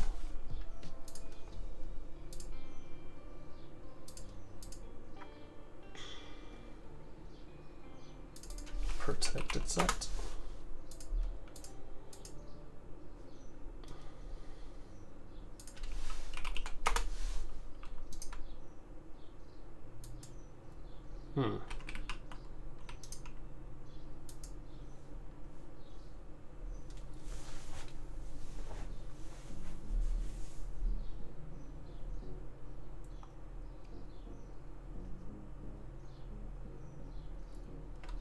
Interesting. I'll just leave it public.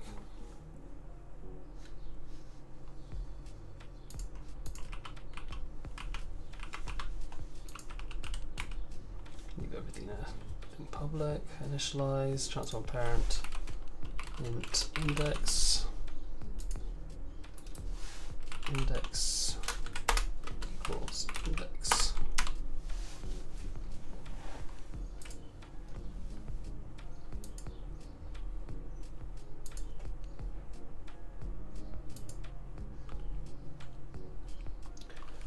Do I need to see that?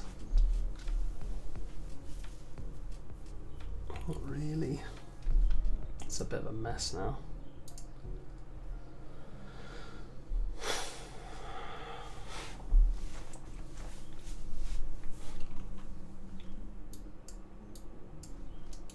Let's get rid of initialize.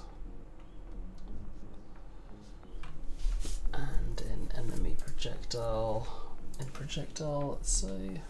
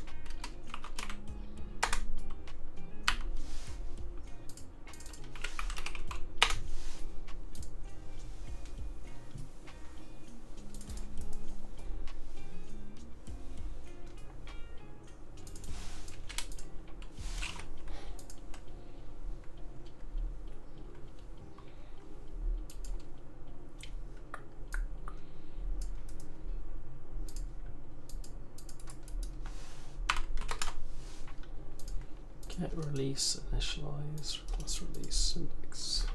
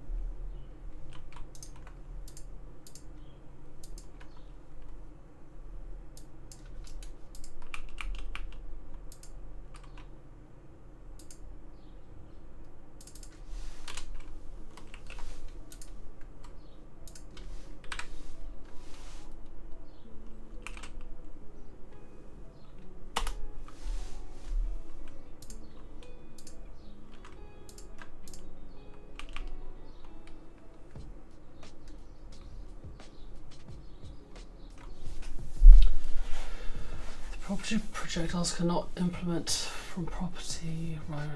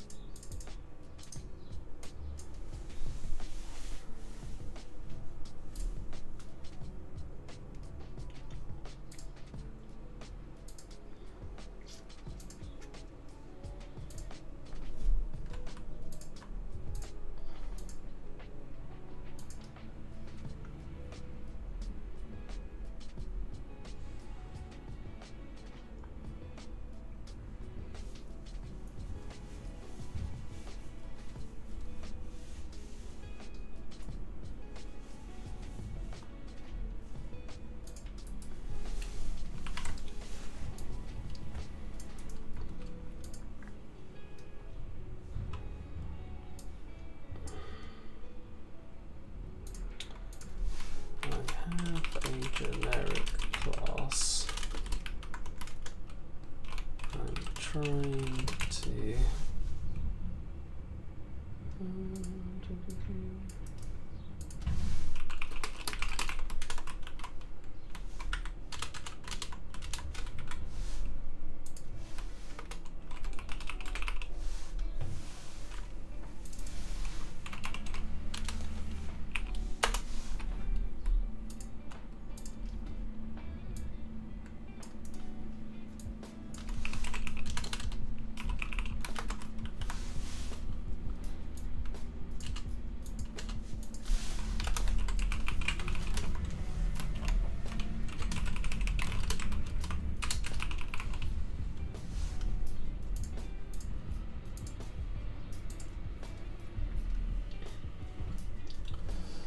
Properties not implement from need.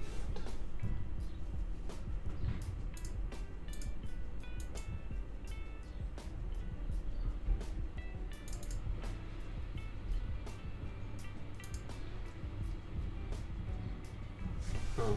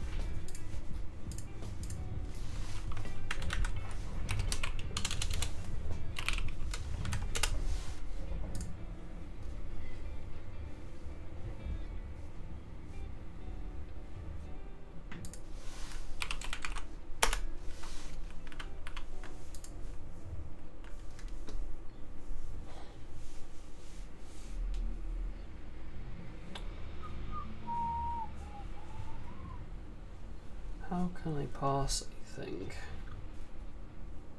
How can I pass?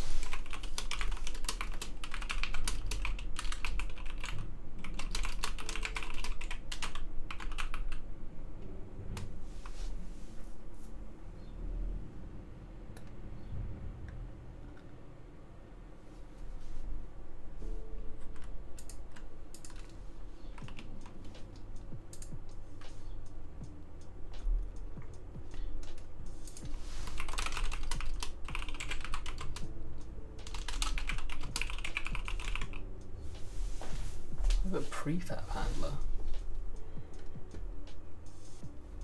What?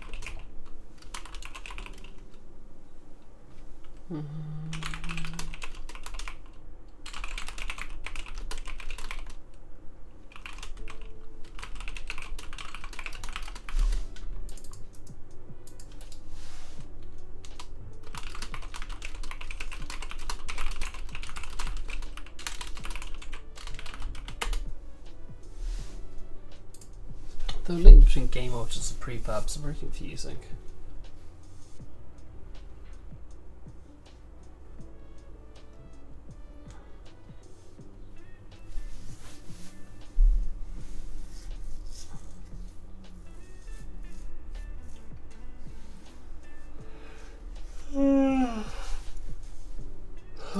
So weird.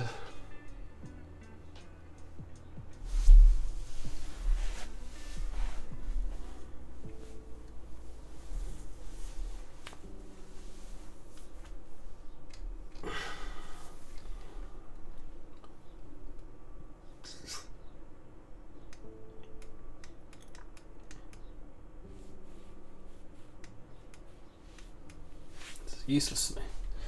So it's useless. Alright, let's undo all this crap. Undo all this crap. And let's undo all of it in the range combatant. Let's undo it all in the network pool as well.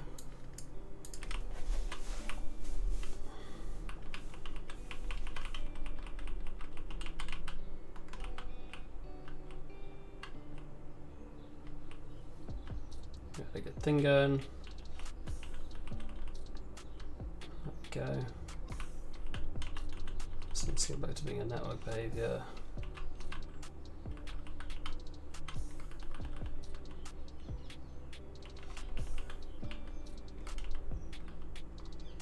Alright, that's fine.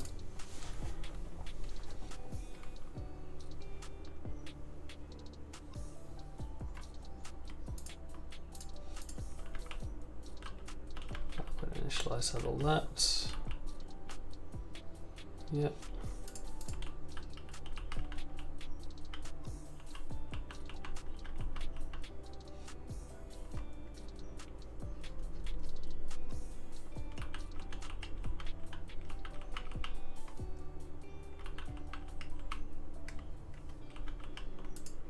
Okay. All right, I think that's okay. That's what we had. So yeah, trying to set it like that didn't really work. That's fine. We learn, we move, and we grow. But the question is, how can I set it without losing my mind? That's 10:16. I'm gonna grab some food. I just would love to know. Would love to know why it doesn't work in the way I want it to.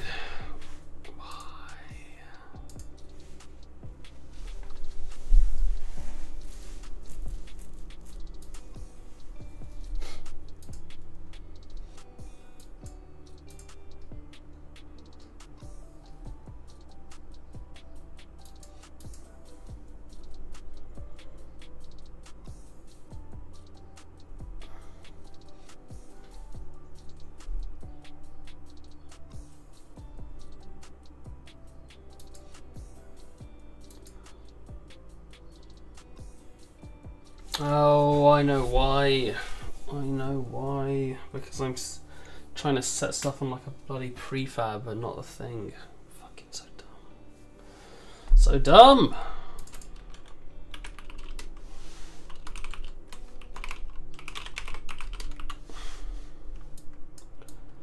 New projectile equals that.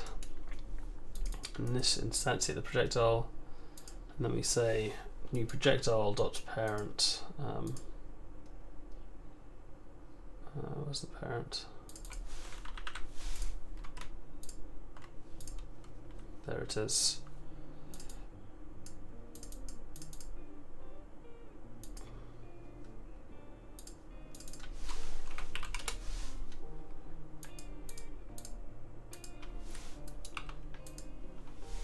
I can't access this.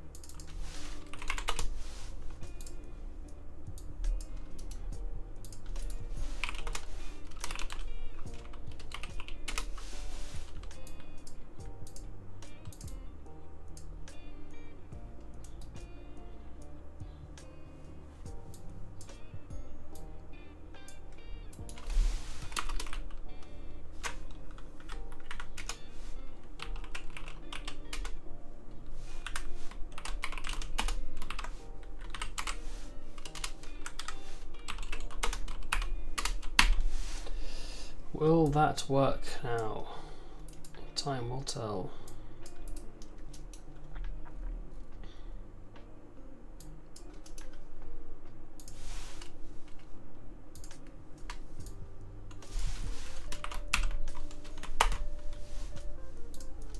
Ugh, can this please work so I can go have some breakfast? That's how I entice myself to do better.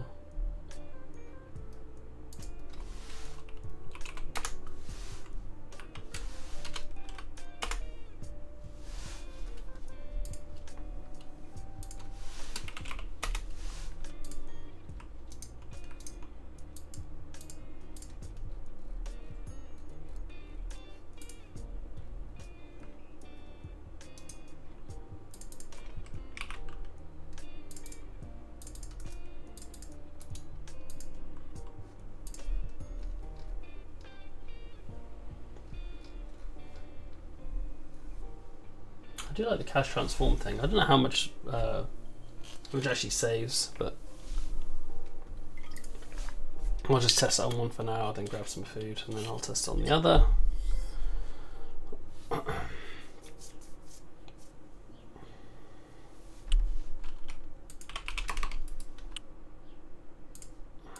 lied. Boom, it works, yay. Obviously the effects are a bit... I don't really get why. But it works, that's all that matters. If I'm an absolute beast, I could try and test the queue out, test like 4 more things out before I go eat. No, I'm gonna go eat. When I get back, let me just write a little to do here in the stream notes.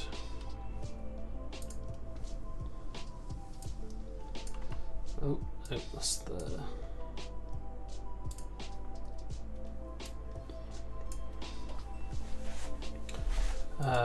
devlog, ping base aim, I base effect, change base effect as well. We'll finally spot to target.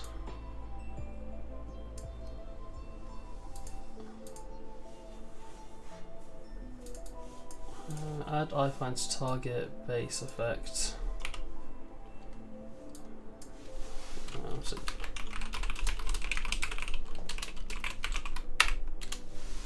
Object pooling. Test multi-client, test queue, or implement queue, remove redundant. So we haven't actually implemented the queue yet. Alright, so that should be good for now. I'm going to go grab some food and some coffee, and then I will return hopefully in like not too long.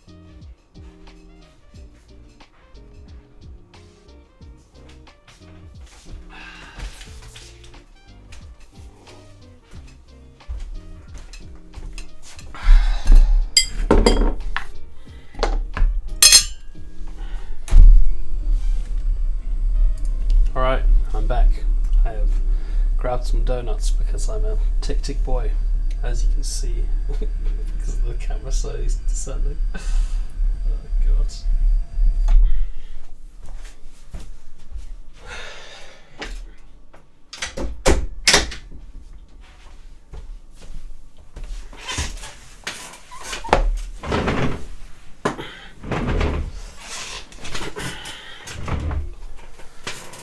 Okay, so we were about to test on the second client as well, so let's give that a go while I devour these donuts.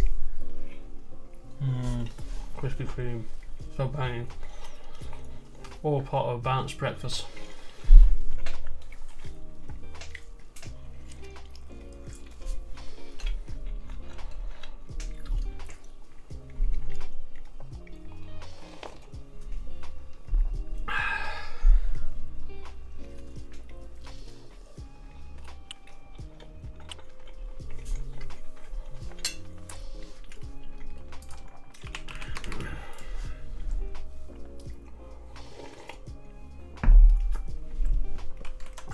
So that's that, and we'll go join relay.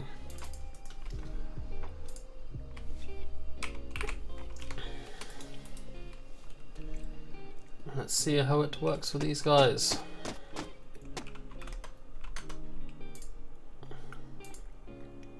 Oh, bit of lag there. Bit of lag, but overall not terrible.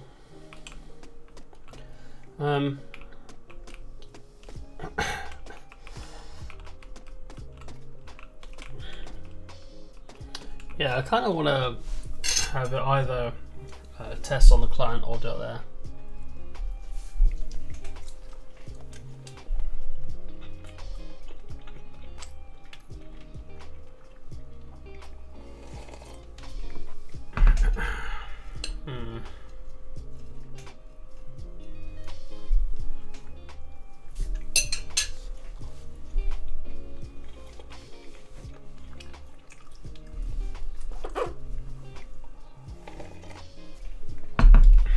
I guess the ping is how long it takes you to ping that other client. It's how long it takes the server to ping a remote client or a remote client to ping a client on the server.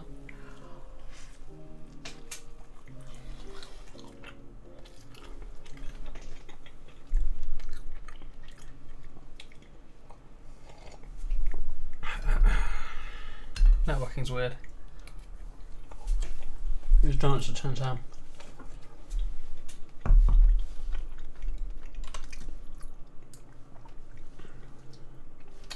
Well, that's working at least. So I can probably stop playing that there and there and get back to this.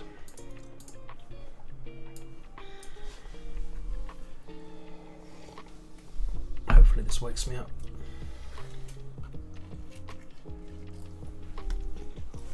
I feel like a ball swap.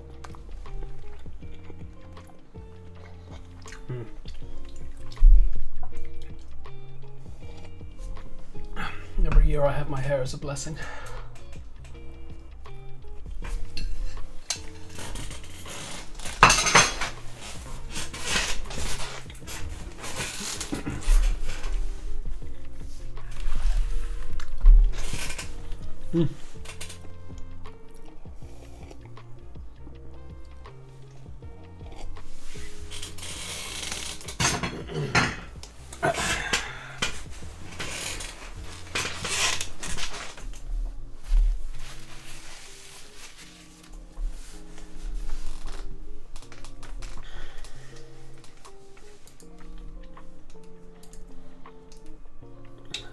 Probably open up my other screen.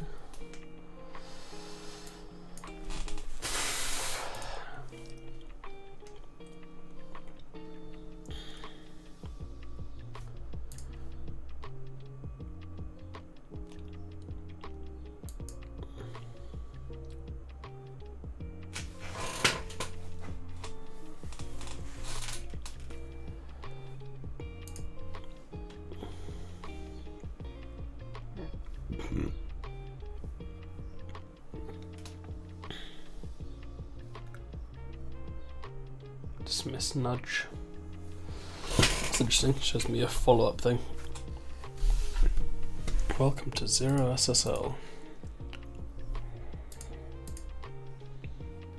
I didn't mean to send them another email, but I've forgotten what it was, so guess not. Oh, okay. I should stand really. Oh god, I'll sit until 11 and then stand until 2 again. We've been streaming for 2 hours 48.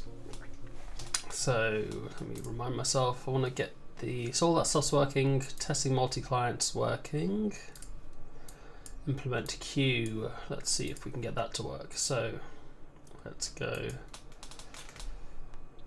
floating eye, increase the capacity to like 5. Also, could probably decrease the lifetime of the projectile. It doesn't need to be 8 seconds, so 5 seconds will probably be more than long enough. And then 2 seconds after dying. 3 seconds after dying.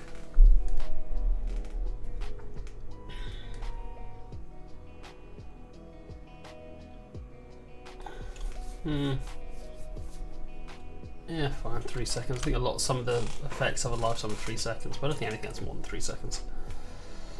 So,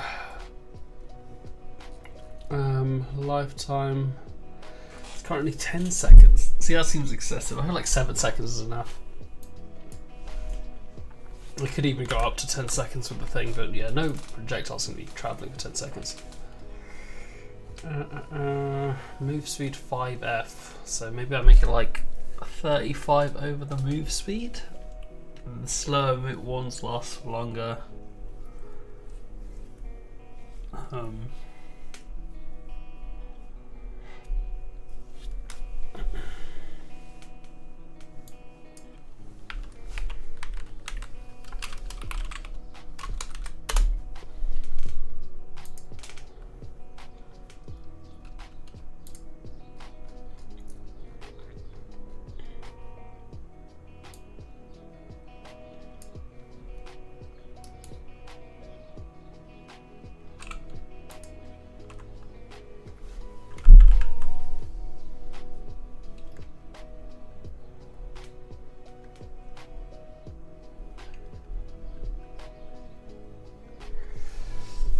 Make this a const so it doesn't have to recalculate every time I do get, but also it's like a literally tiny calculation.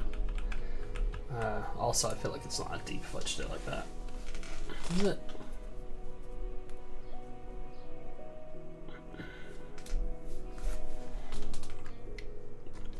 I can always make a start lifetime.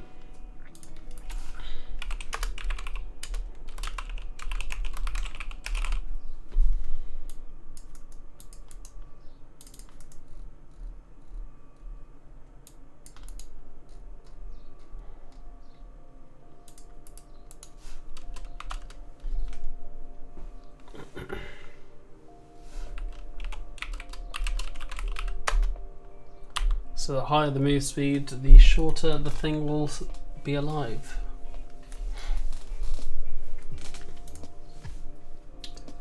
Did I change the queue? Is the queue I'm doing? No, I haven't changed the queue yet. Let me actually look into how I'm doing this. So the network pool dequeues, but it never requeues. So now when it requeues, when it releases, it should, instead of saying well, I should also say this.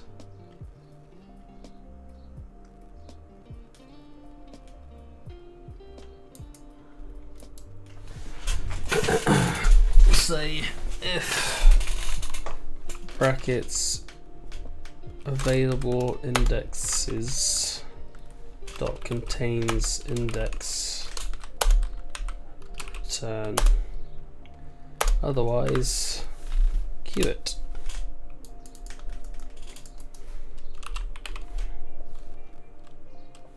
Enqueue index. Don't want to enqueue it if it's. I feel like it probably doesn't matter, right?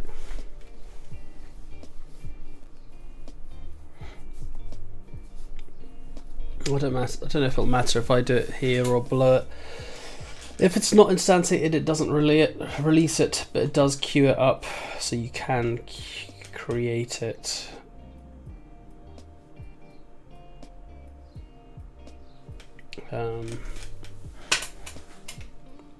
Is that gonna work? The queue?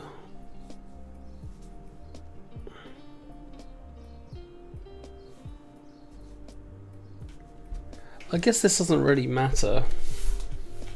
This is a client RPC, so I don't actually want to do this here, do I? This is the server side. So the server side says if it contains the index, return, otherwise enqueue it, and then do the release. Yeah, that makes sense. It wants to be on the server side. Only the server side cares about the queue, because only the server side is doing the actual DQ and queue stuff. Like this increment is only called on the server. So yeah, that should be okay.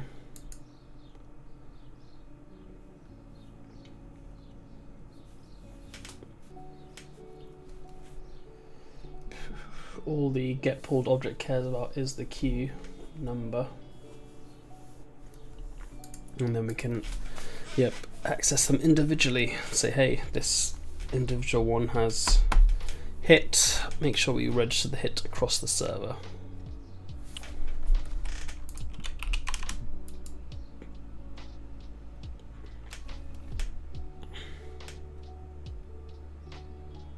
This is weird. Why is it? What's it doing, eh?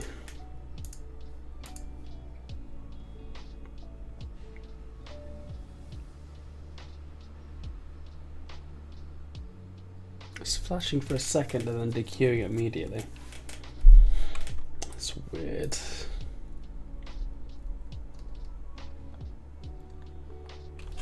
The bugs I get are so strange. Like, you could never ask me in a million years, like, what will happen if you do that. I'm like, God.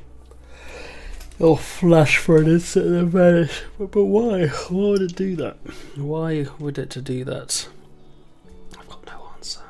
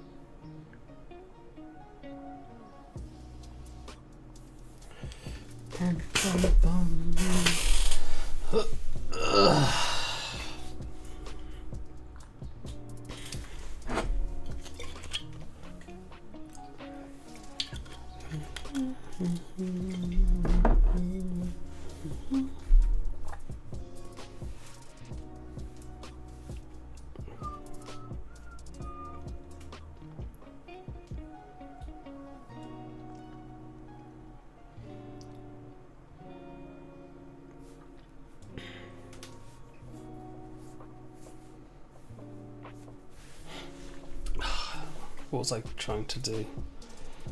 Why is it flashing?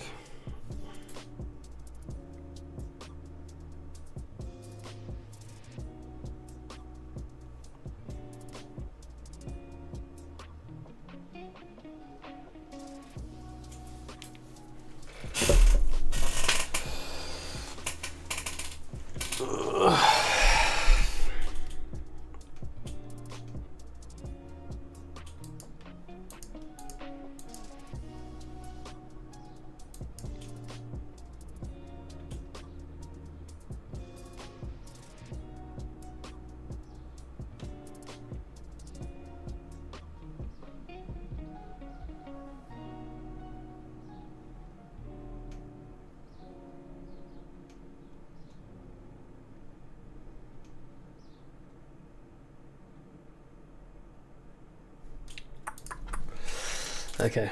I need to stand up soon. The brain just loses all blood when I'm sitting down. If pulled objects equals null, let's get pulled object. That gets it from the index. That's fine. Why is this breaking? That makes no sense. I shouldn't do it like. I shouldn't care about the release anyway until at least a little while later.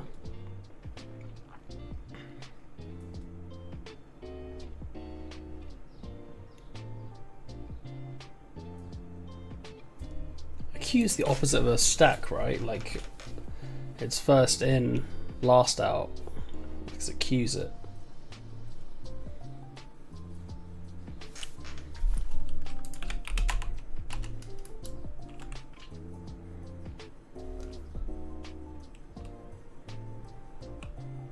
Okay, so I seem to have broken something else, which is, you know, somewhat nice. At least I know I haven't broken the other thing.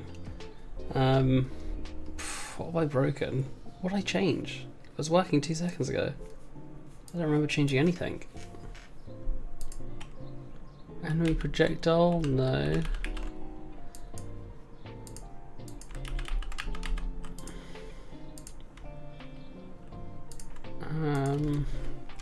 It's not that.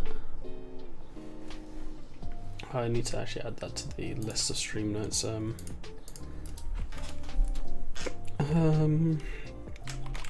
Handle hit on each client? Question mark. I feel like that takes more receives as opposed to more sends. It's just maybe that, yeah, maybe that's more strain on the network, because now I have to do a receive and a send, and now everyone's basically receiving. Anytime someone's hit, like, yeah, I'm hit. I'm hit.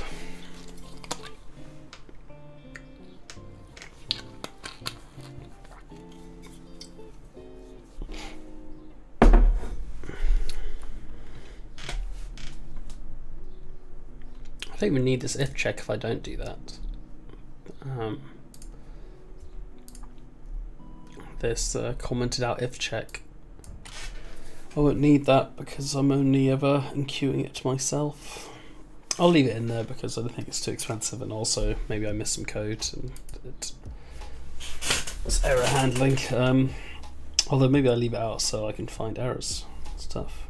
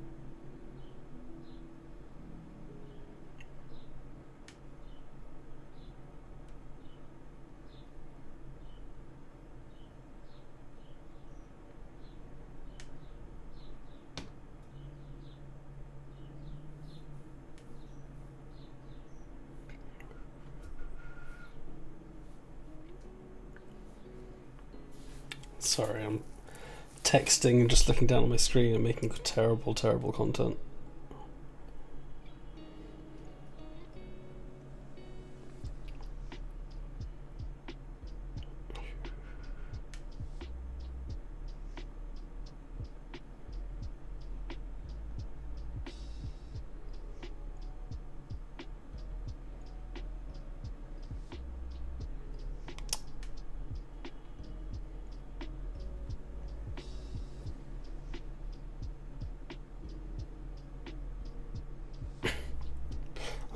I'm googling terrible jokes to censor someone.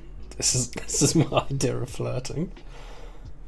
What do you call a can opener that doesn't work? A can't opener. Oh man, it would work on me. That's so bad.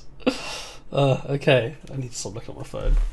Figure out why this has exploded. What? I didn't change anything, did I?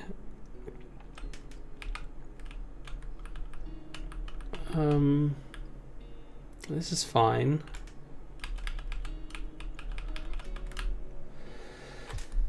What did I change? I didn't change anything. Oh, I changed the lifetime. It's clearly messed something up, hasn't it? 35 over move speed. What's the move speed of the projectile? Projectile move speed 10, 3.5. So it should be 70 over move speed.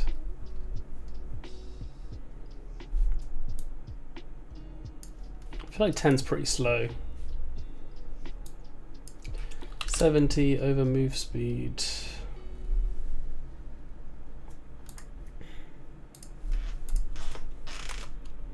And then when we initialize, we can see the start lifetime. And then we set the, every time we spawn on get, we say lifetime equals start lifetime. Bum, ba-dum, bum.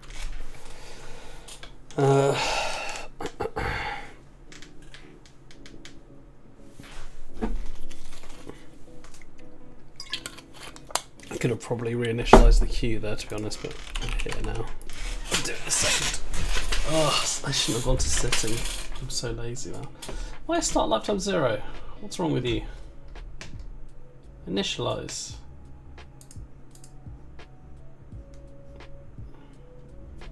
Oh, I'm doing it again. I'm doing it again, aren't I? Continue. I'm not setting new projectile to start lifetime. I'm just setting new start lifetime. So the speed is 10. So yeah, start lifetime of 70 will make it survive for 7 seconds, which seems, even that seems excessive. Yeah, 7 seconds seems like more than enough. You're gonna hit something in 7 seconds. Should I just 100?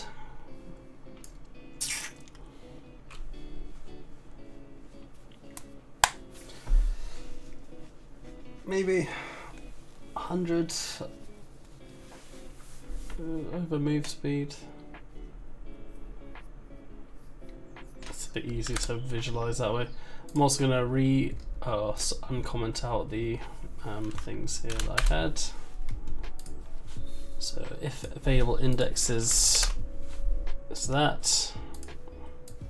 If available indexes contains the index return. If it doesn't, then enqueue it and release it. And now I can have this called by multiple things. Currently I think I'm just calling it by the server, but I could have it called by multiple things. And that could be good, but also I kind of don't know if I like that. I think it's better just to do it based on ping? Like location.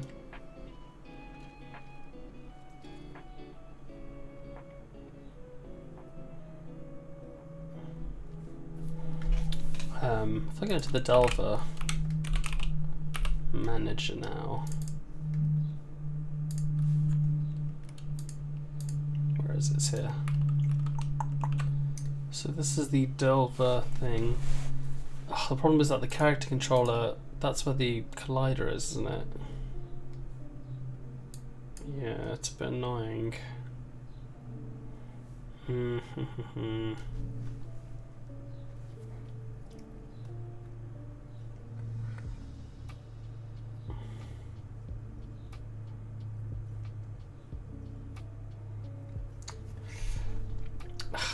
Let me edit the script. Oh.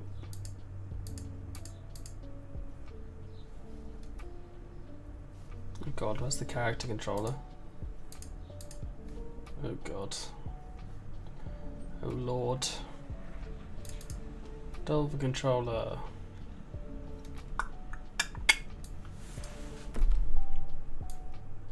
Note, animations are called via the controller for both the character and capsule.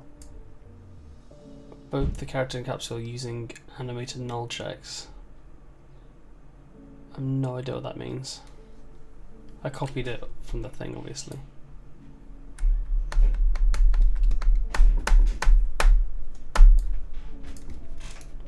Delete this.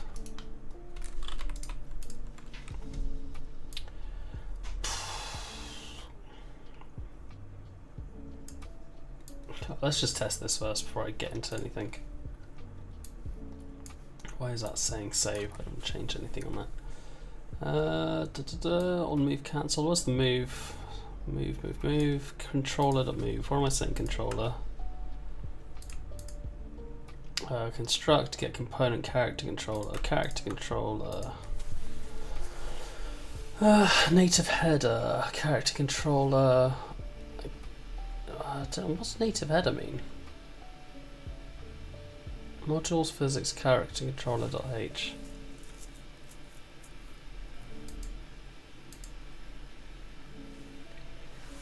Is this using C? Public extern. Collision flags. Okay. So this is using, this is lower level stuff. Extern is external code. If you like want to access something outside of like C#, you can use this. So like when I did a permission system for iOS, you'd call extern and it would call like Objective-C functions.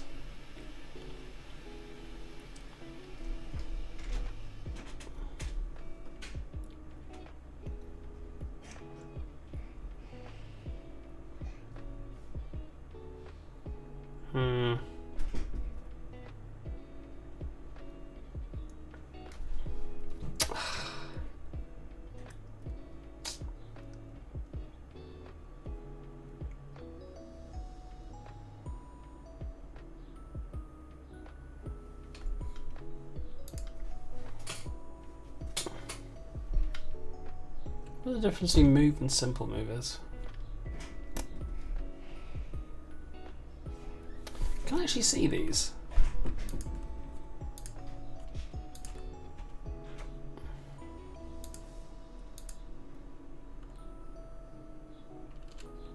Initialize a new instance of the method implement amplitude class with the specified options.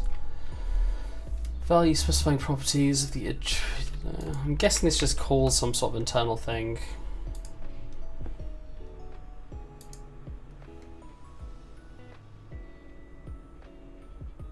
Can't find body.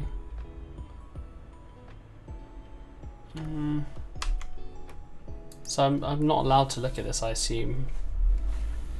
This is probably like deeper code, which is sad. But it probably runs quite well. But at the end of the day, it is a collider. It's a child of the collider.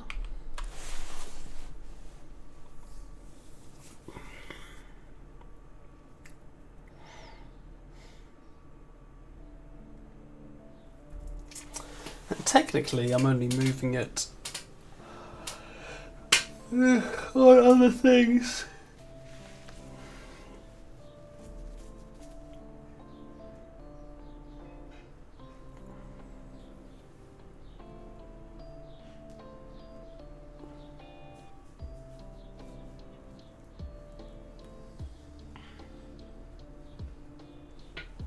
There's a sync network transform. There must be a way to like get predictive movement.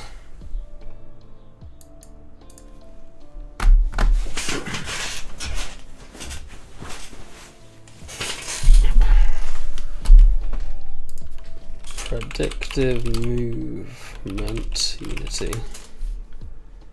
Movement prediction in Unity. If you're a player and you're trying to dodge this thing, and you see it shooting you like that, well, you gotta dodge back and forth. That will be quite obnoxious. Yeah, that's what I'll do, but I want to do it networked. Client prediction in Unity. So you want to know how to implement client prediction and server reconciliation. Well, first let's Yes, I understand do. what those words actually mean. When we have server authority, update the game state immediately after receiving player input, and it will run the same exact code that the server is running. This will make the game feel more responsive. Server reconciliation sounds like a big word, and it and the server have gotten out of sync with each other. Then the server and client need to make it up and restore that harmony. So there's a couple things we must understand called getSum, and it took in 2 numbers. It should give you support. Well, if you're trying to predict something that isn't really deterministic, then you'll run into a lot of problems, which is 33 milliseconds. Then we move on to the update function. First, I increment the timer float Server by tick delta rate time. 30F. Then I set up a while between loop, and ticks. while the timer is more than or equal to 33 milliseconds, I process a tick. Each tick process, I then subtract 33 milliseconds from the timer and run code for that tick. At the end of the tick process, I increment the current tick. The important thing to understand here is that an update frame is not the same as a tick. You could have more ticks in a single update frame, or you could have less ticks. But the I already have a server tick function, although that actually does make more sense doing the minus. Tick, as well as the position. Okay, now that we have that, we'll need to add more Server variables. tick time every I'll start off 0.5 with the code seconds. we'll need on the client. We'll need to add a constant integer buffer size and set it This to should be 10, plus equals. 24. We need a Instead of state equals. payload array called state buffer. Yeah, Input I think I'll just make it payload more array called consistent. input buffer. A state payload latest server state, as well as a Server state tick time payload ex- last processed state. Once it's less than And 0, a add float server tick horizontal time. input and a float vertical input. In the start method, we now need to initialize both the state buffer and input. I was going to test this, wasn't I? And I just kept getting distracted and opening random stuff. Buffer. Next, create a load last processed state, and a float horizontal input and a float vertical input. Client state In the place start method, and- we now need to initialize both the state buffer and input buffer. Next, create a handle tick function, which should be called every tick in our fixed tick rate code. In here, we define a buffer index by doing current tick modulo buffer size. These buffers act as what's called a circular or cyclical buffer. If our current tick goes past our buffer size, the modulo operation will count up a bit. So for example, our buffer size is 1024. Once we get to tick 1025, this modulo operation will return 1. And 1026, it'll return 2. And we'll write over that spot in the buffer we just obtained. Next, we need to add a new state payload to the state buffer, utilizing the input payload we just created, vector, and adding it to my transform position. Important note, make sure you're multiplying things by the min time between ticks, which is 0.033 seconds, or 33 milliseconds in our case, rather than time.delta time. Next, return a new state payload with the same tick as the input payload and new position. Back inside of the handle tick function, send the input payload to the server. Here I'm just writing some quote-unquote mock code since I don't actually have a server set up for the example. In application, you'd send this data through some network protocol. Okay, now let's go to the server code. There will be duplicate code between the two, but I kept it separate because your server and client may be different code bases. Alright, make sure you have the fixed tick code we implemented earlier on the server as well. Now, we need a constant integer buffer size set to 1024, same as the client. And we need a state payload array called state buffer, queue function which we're mentioned. Initialize both the state buffer and input queue variables. After that, go into the handle tick function. I feel like all this is Define a local unnecessary. variable It's a lot of buffer stuff that index and set it to I'm -1. just is already in Then create a while the loop, networking. and we're going to quote unquote drain the input queue, which means we're going to dequeue each input load. We're then going to process the movement, and then we're going to update the state buffer. The process movement should be the same exact code that is on the client. Do a check if we've assigned the buffer index to something other than the default -1. If so, that means we've properly processed some input, and send the new state to the client. Now we need to create the functions that receive the network messages on the client and server. Since we're already in the server, let's create a public onClient input function which takes an input payload parameter. Inside, we will onQueue the input payload parameter into the input queue. That's it for the server for now. Let's move back to the client. We need to create a public onServer movement state, which just takes a state payload parameter. Inside of the function, we assign the latest server state to the server state parameter. Now, in our update function, assign horizontal input and vertical input. Okay, at this point you should have the client prediction part finished, but now we need to implement server reconciliation. At the top of your handle tick function, do a check to see if we have a new server state that the client hasn't processed yet. If we do, then we call a function called handle server reconciliation. Inside of handle server reconciliation, we first assign the last processed state to latest server state. We obtain the buffer index for the latest server state tick. And we create a float position error, which is just the distance between the latest server state position and the state we have inside of the client for the respective tick. Next, do a check I to just see don't know if our any of this error is necessary. has all the states we've. I don't know how much that is needed. Keeping everything in sync between your server and each client is a challenging problem. We're 100% sure that the rigid body component's going to be found, and we'll array, which loops back to complete this. So on the server side is first, and now if the rewind state, we're going to. I'm moving them up in code, but just so we can see them now, I'll move them here. And I made a few materials. So red will be the server, and green will be the client. Just drag those references into the new fields that I made. Now, to make sure this goes off, I'm going to introduce a cheat. So in the update method, if the Q key is pressed, that will move the transform of the client forward by 20, which is past our threshold. And then down in the, right before we're going to reconcile, if we've decided it's time to reconcile, let's break and pause the editor so we can see exactly where those cubes are and what happens when we step ahead. All right, so let's jump back into Unity, refresh the assets, and then hit play. So I'll just move up ahead a little bit onto the track here and pause. And let's focus in on the cart and have a look. So you can see the client and the server at this point are just a little bit off from each other, but nothing to really worry about. If I go back and now I hit the Q key, it's going to pause the game for me, and let's go have a look. Now you can see they're pretty much exactly 20 apart. If I step ahead, now the reconciliation, by the time this break went off, already happened, and you might have been able to see it in the video. The cart got snapped ahead and back, and then just the way the code is set up right now, the cubes don't get updated until the next round, but you can clearly see that the discrepancy and why it corrected itself. So I'm going to turn the debugging off and go back into here. Now I'm going to hit it as I'm driving, so you can see I'm fast forwarding myself into the future by 20, and here, if I can get back on the road again. I'll come back out here onto the track, and then Yeah, that's cool and all, but I don't think that's not actually what I need for this. 'Cause I don't really think I need that for this. I don't think I need that level of prediction for this.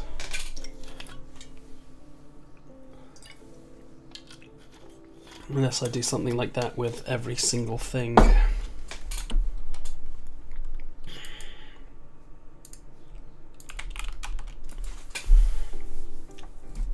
Which I could do. Oh.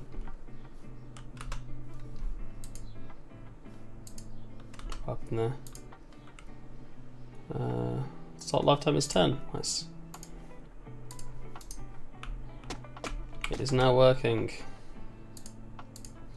Discard any changes.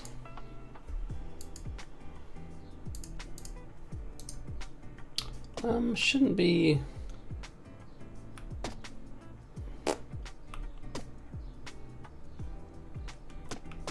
Shouldn't do that, so I just realised it should only queue the first one.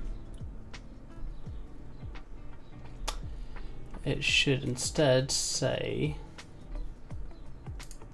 because it doesn't need to instantiate all 5, it only needs to instantiate them as they're created, or as they need to be created, I should say.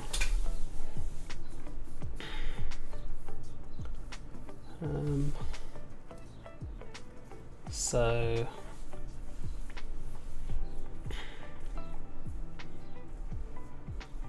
I should also do a test to see if they're done out of order. I've already closed it, it's fine. Instead of in queue,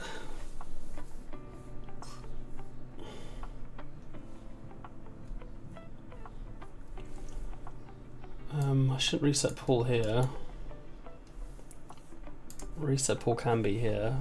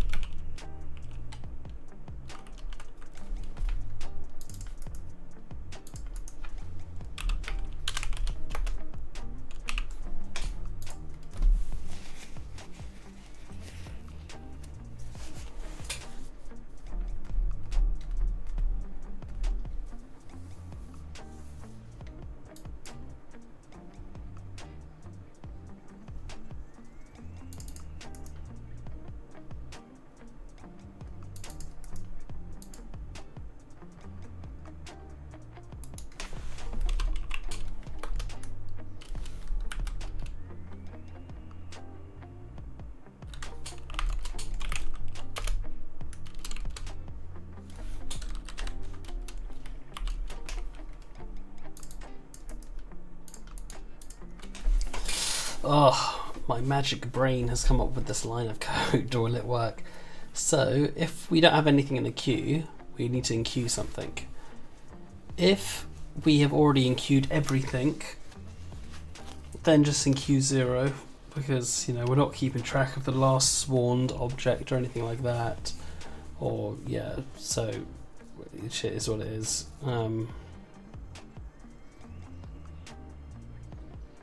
Yeah, we're not keeping track of anything like that. You could have another queue. You could either have a queue for available or spawned. But that's silly. So you just say 0. Just yeah, right. Fine, is what it is. You could even do random.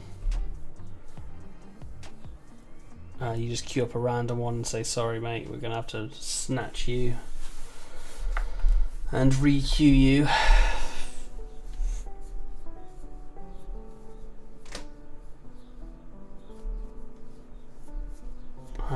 Yeah, it'll just have to be 0.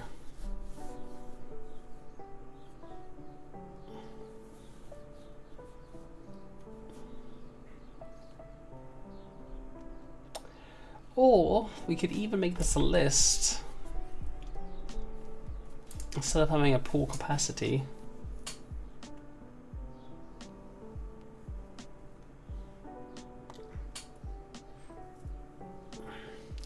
I feel arrays are much cheaper than lists, especially for things like if you're doing object pooling, you probably want an array because it's quicker to poll, it's quicker to pool, etc., etc. I feel like if you add to an array, it must be doing something where it's like creating data, which defeats the purpose.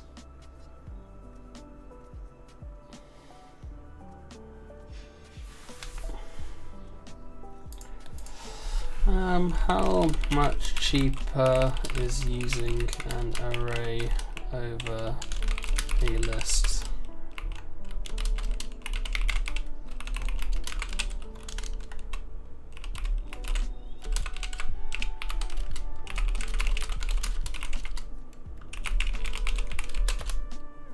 Oh, it just said brief answers.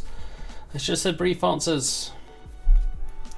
Arrays have a fixed size, which means they're allocated up front. It's going to be more efficient if you're the exact size. Avoid the overhead of resizing. Lists are dynamic and can grow. Yep. They both provide O1 for accessing elements. Okay. Inserting and deleting elements is more costly. Yeah. Handle insertions gracefully. That's fine. That's fine. Gracefully with O1 calls at the end. In a pooling system, you deal with pre-allocating a certain number of objects, reusing objects, returning objects.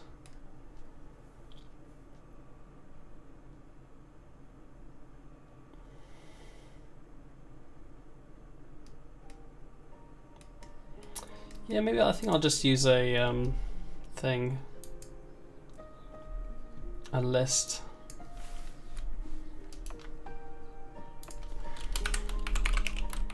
Because I can't see it being that much more expensive.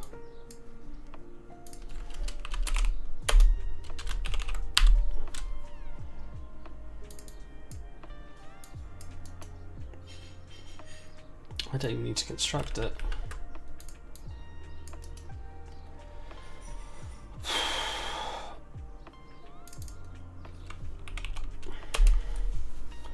If available indexes.count equals 0, in queue pull objects.count.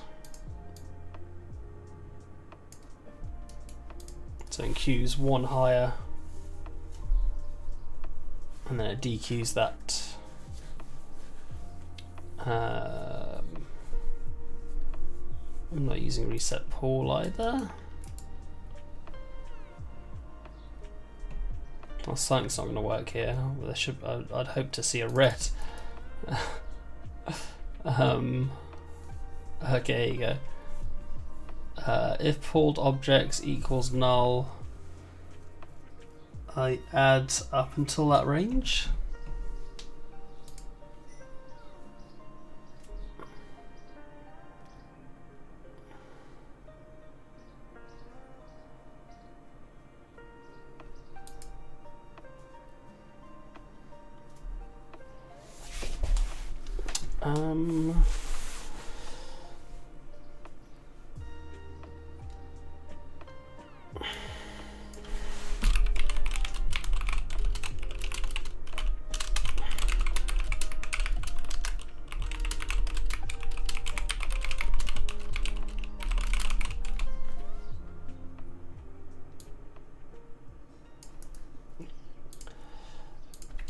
Finish my code. Oh man, what a program. If object instance is greater than pulled objects.count, for int I equals pulled objects.count, I don't know. Boom, there we go. There we go. I just slap this one line above here.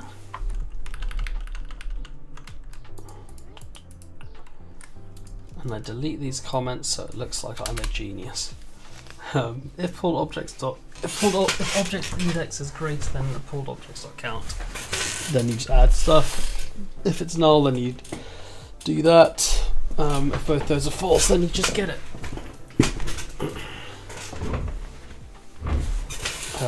Is there a way to call this here without calling it everywhere? Probably not.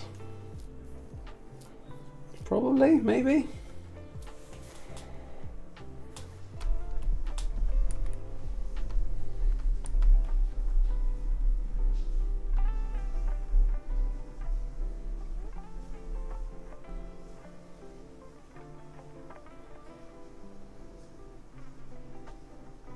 Probably. You could do a signal set to spawn a new bullet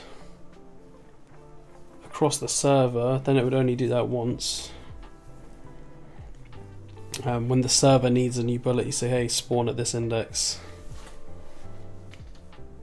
So when you join, it spawns all the bullets. So when you create it, it spawns all the bullets on network spawn. Spawns the bullets. Because this is a network variable. This is a network behavior, so you could just have pulled objects. You could have a network int. Yeah,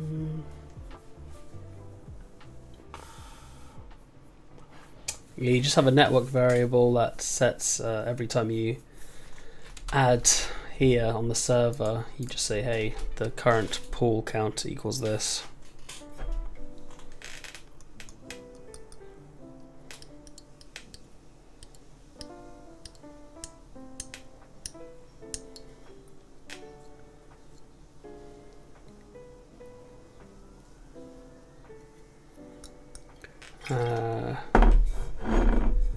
And you just always ensure that there is something for all of them. So you instantiate a bullet on all of them, on every slot every time. So you combine these two, which I guess you should do anyway.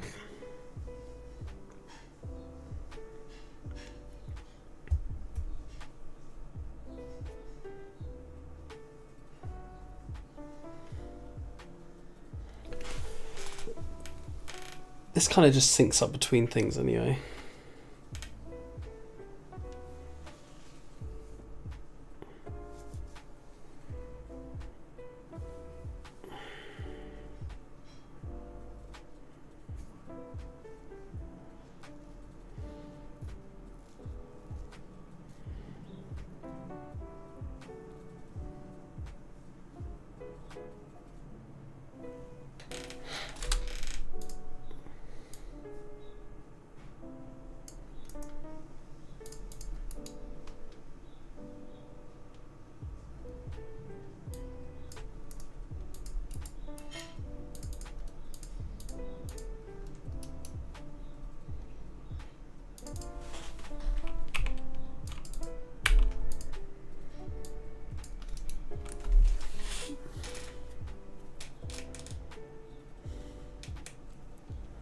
Then you just call this on network spawn, and anytime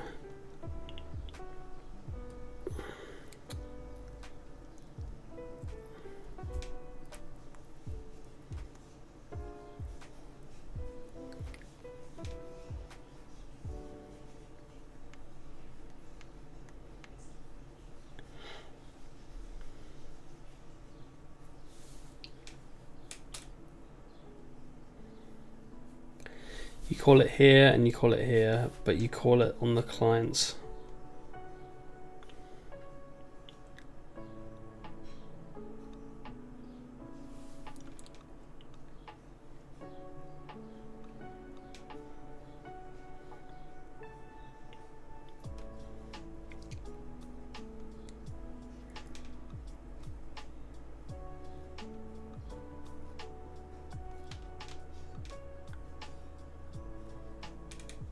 Or you just call it here, and you just do this test check once. I feel that makes it a lot easier. You don't even need to change anything if this works. This is the only cost. Object index is greater than equal to. Let's give it a go.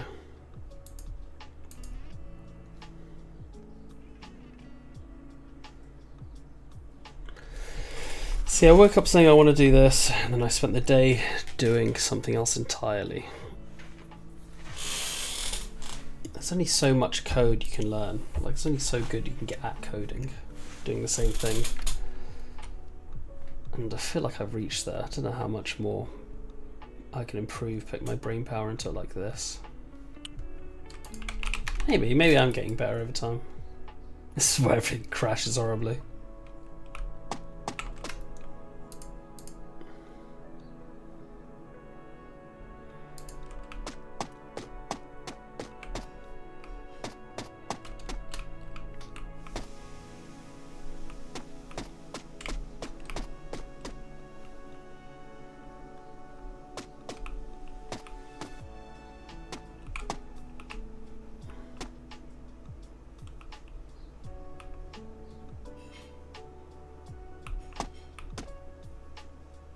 Oh, it's not released. Yeah, I need to change it so it's released properly.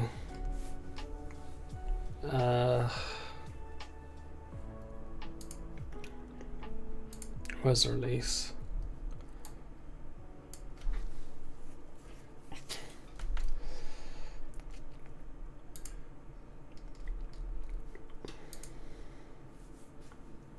So it shouldn't be request release. Request release. It should be like trigger hit or something. Trigger event. Request release parent or request release.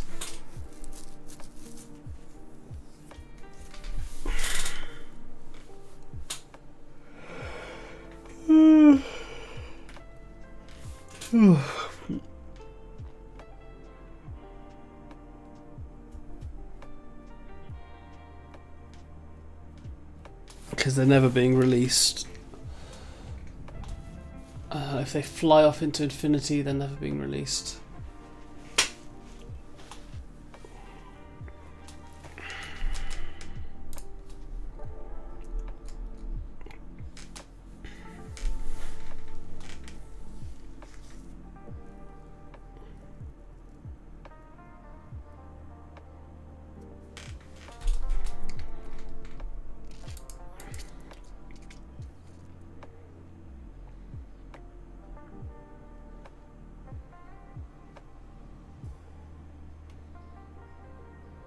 I could hack around it, do some weird cheaty thing, but I don't think I want that.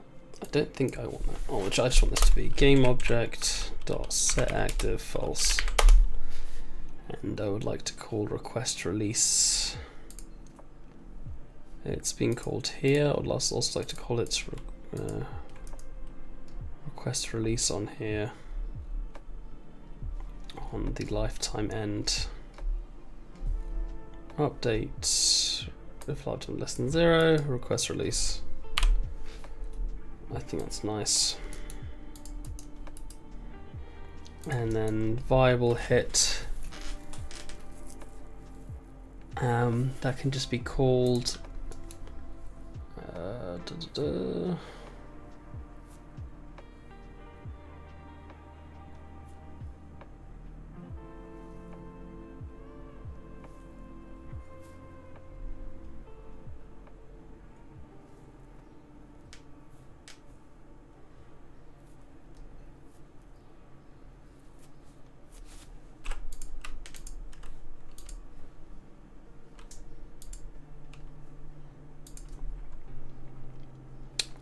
currently this is just being called on the server, I believe.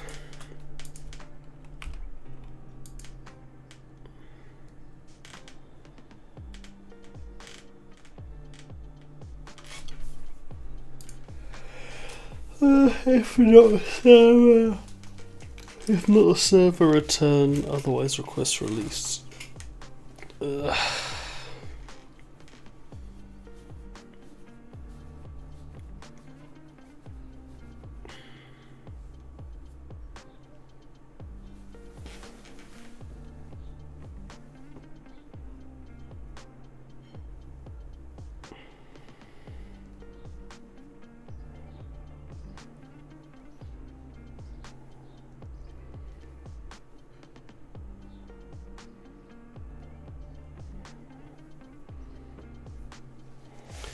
Yeah, see, this is the issue. I don't know if I want to do it just here or if I want to do it for the player.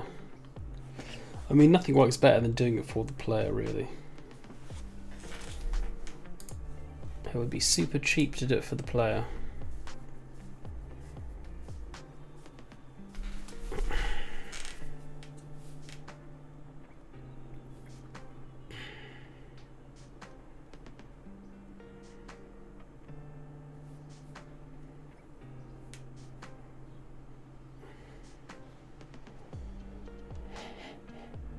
I smell something that's similar to fry up.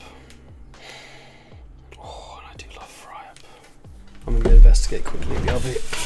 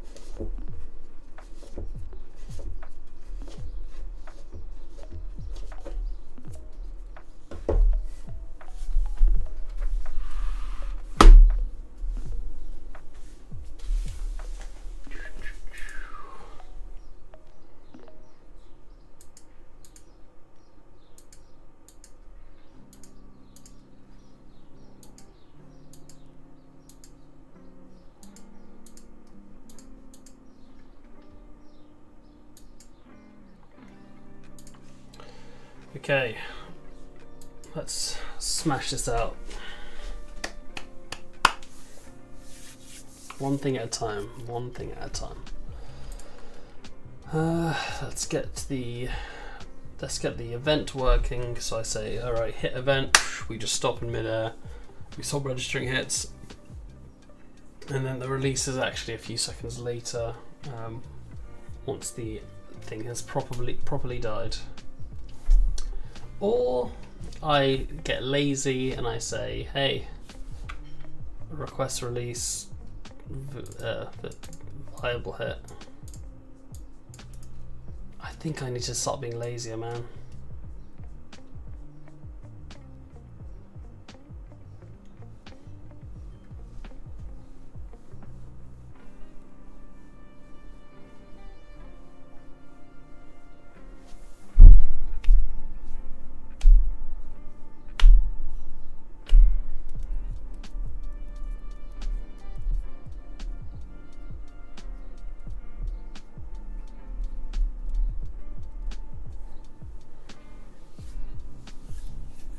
Just have another timer for cooldown.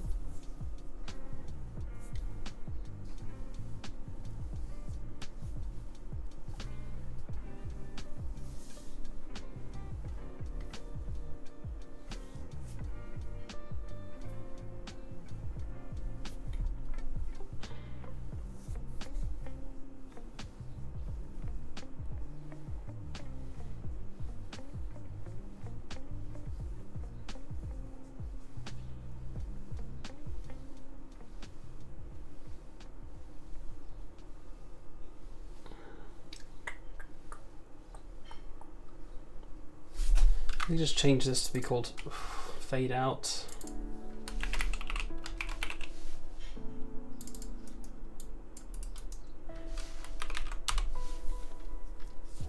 And so it's like, for all intents and purposes, it has released.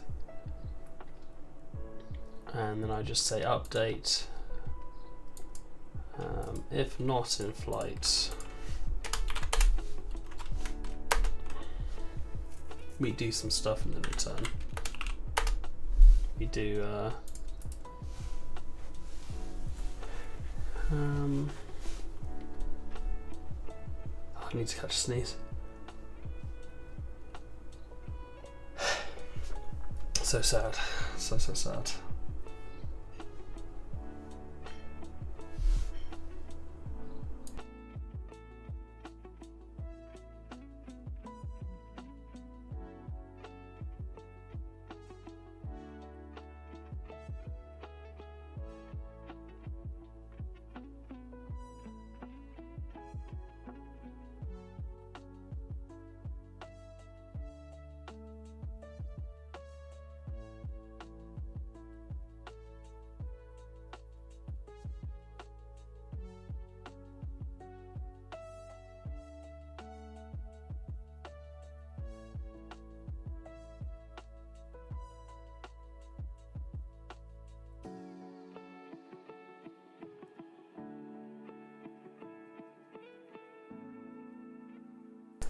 Okay.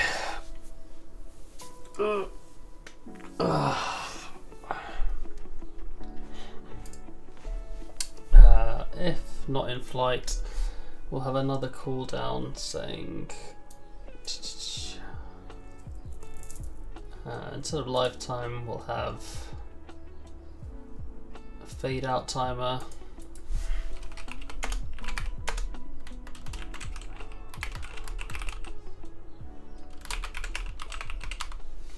So you have the lifetime and you have the fade out time, and we say fade out time equals 3f, and then we just say fade out time minus equals time dot delta time. If fade out time is less than 0, game object dot set active false. And that should be fine. Anytime we call fade out is there, it resets this timer anyway. So it fades out for 3 seconds. And we can fetch it again if it's releasing. On get in flight is set to true, so we're flying again and the lifetime's reset, well, that's reset. So this should work. If my brain rot hasn't taken the last shred of my coding skills.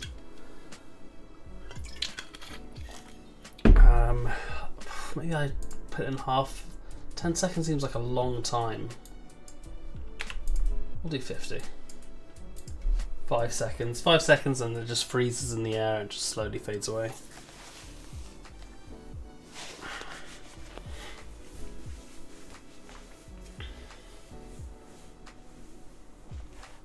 Could even have another boolean for so it doesn't just fly and then stop and then fade out. It just keeps going.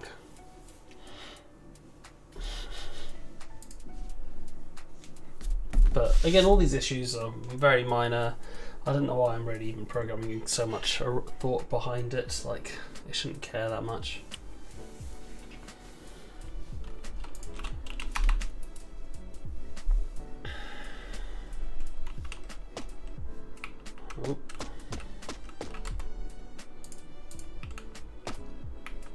So yeah, now it has that.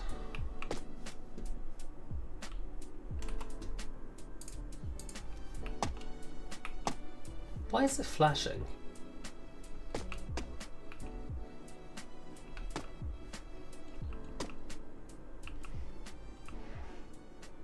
It kind of stops and fades out there.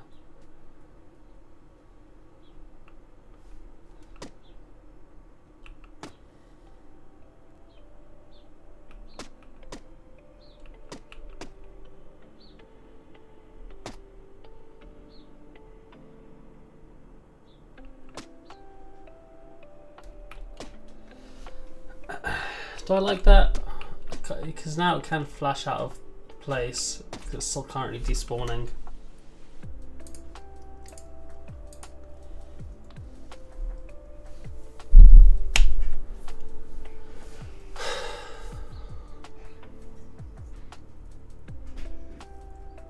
No, I don't. I'm going to do an event. I'm going to do it as an event.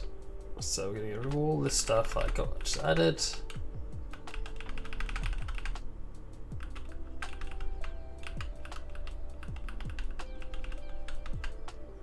Boom, that's now set active again.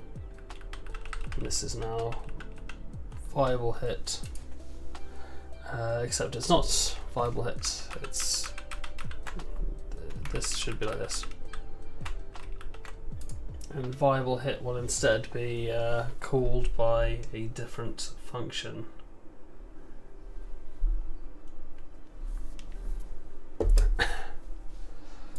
It will be called by.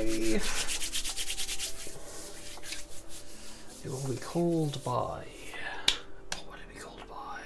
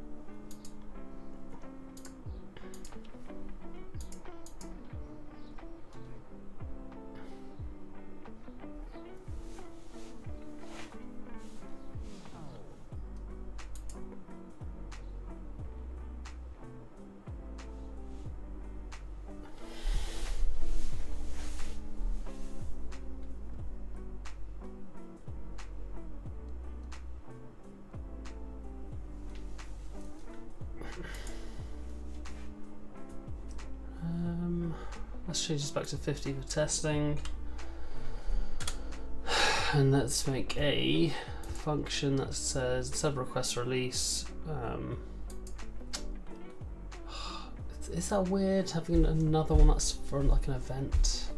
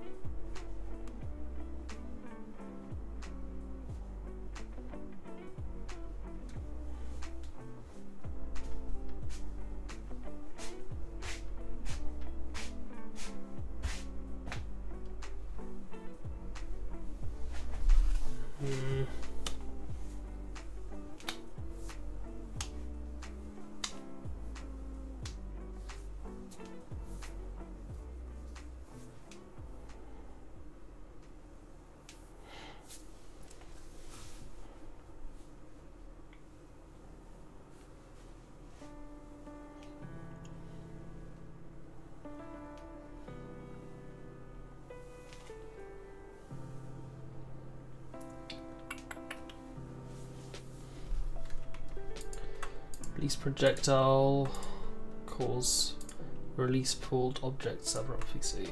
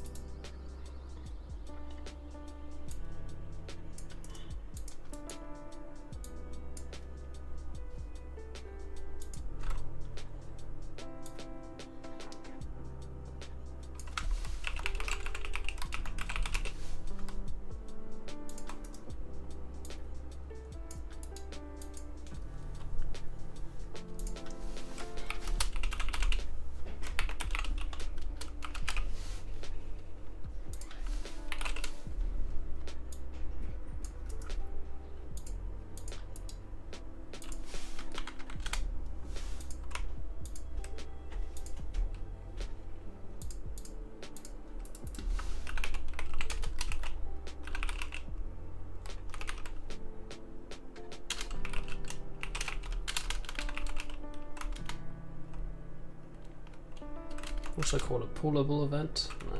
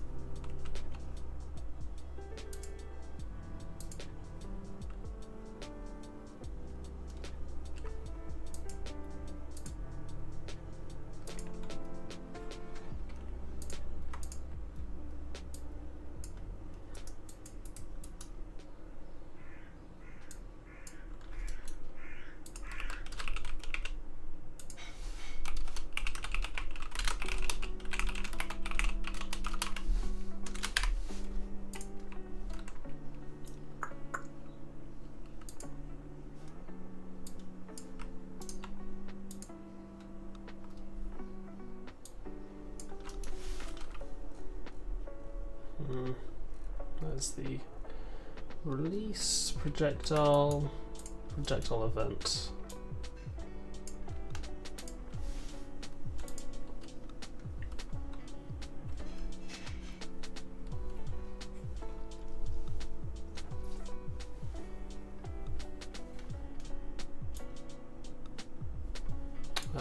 Probably should be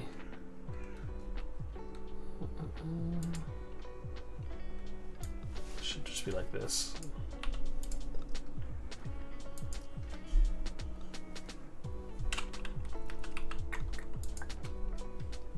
It's weird, just have a variable projectile event, release projectile event.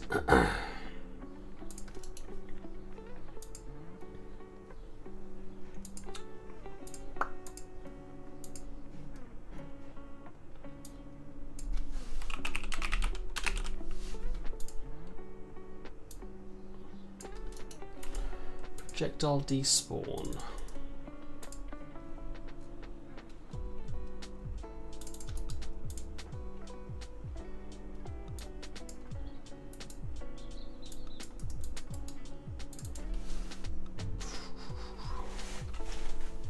Just call it despawn event? Probably. I don't want to have like 1,000 different things. And everyone will have a despawn event.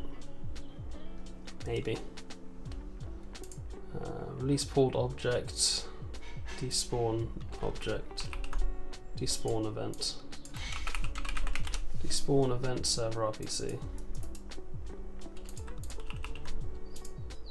despawn event client RPC, despawn event.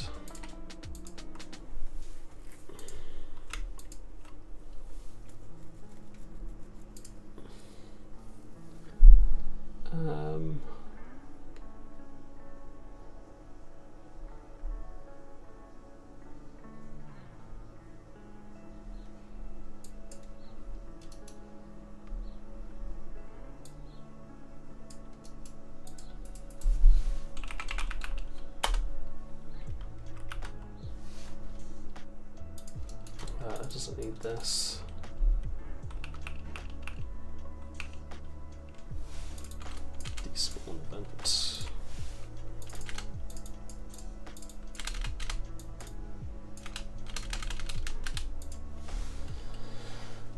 Despawn event, client RPC, despawn event, server RPC, despawn client RPC, if pulled objects is equal null, all objects, index despawned event.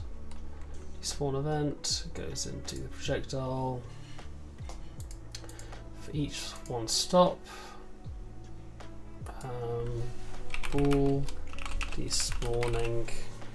We'll look up here actually, it's in flight. We'll have a different one that says in despawning.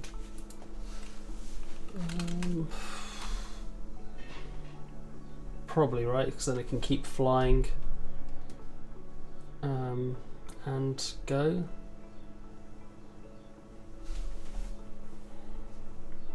You can just do it in flight.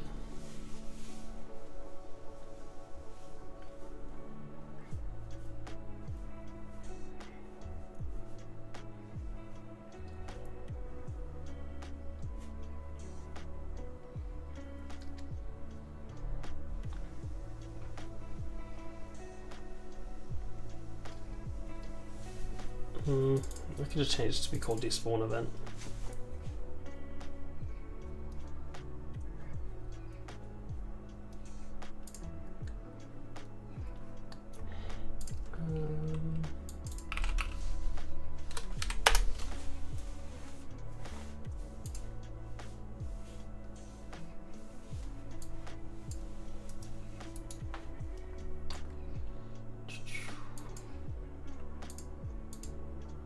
Request release.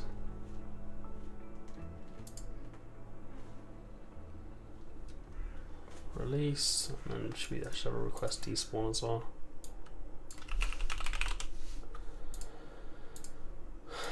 Request release and request despawn.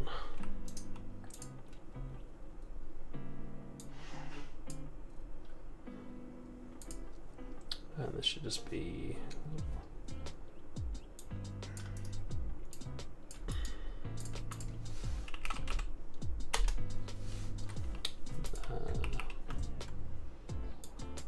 despawn projectile, despawn event, release projectile, release event.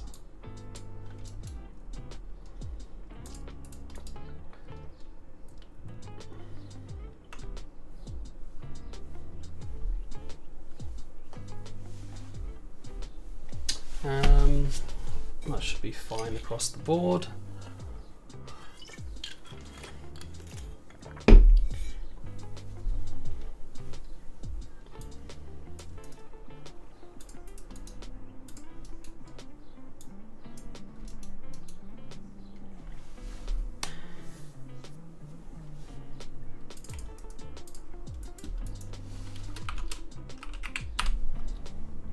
So they'll fly, they'll stop, and fade away for 3 seconds.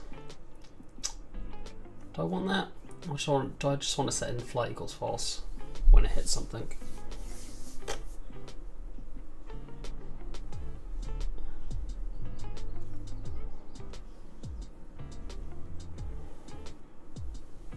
I'll just do it like this. Because otherwise I've got to mess with server-side stuff as well, and then I've got to add more variables, and it sort of just becomes a bit extra. This way I'm just like, yeah, right, if we're flying, then fly, otherwise lifetime less than 0.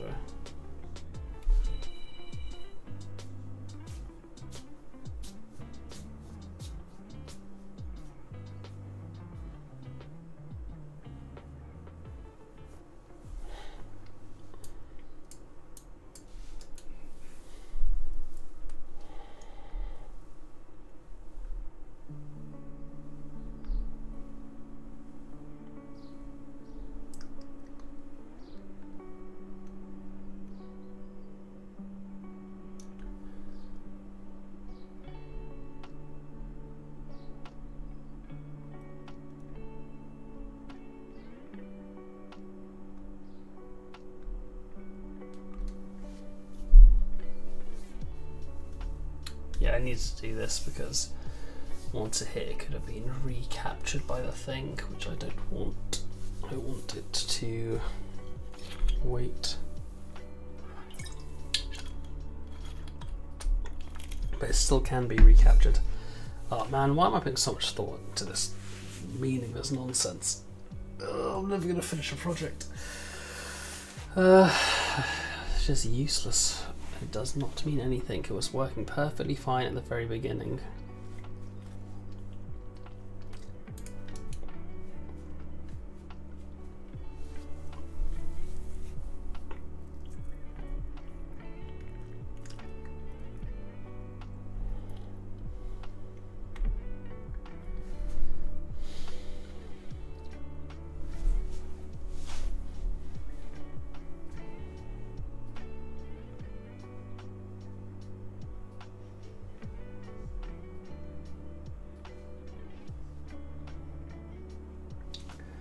Like, I could even get rid of all of this and just have a despawn effect. So when it releases, it has a little, that just works perfectly fine. It feels weird to have a despawn effect. It just feels strange, man. I don't like it. I don't like it, and therefore I will remove it. Boom. There will be no more despawn event. Let's just get and release. Done. You get it, you release it. You're not sending a million calls over the network for no reason, because that's dumb as hell. None of that. None of this.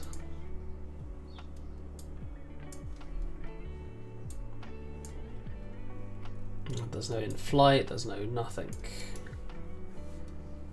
This just says release. Request release.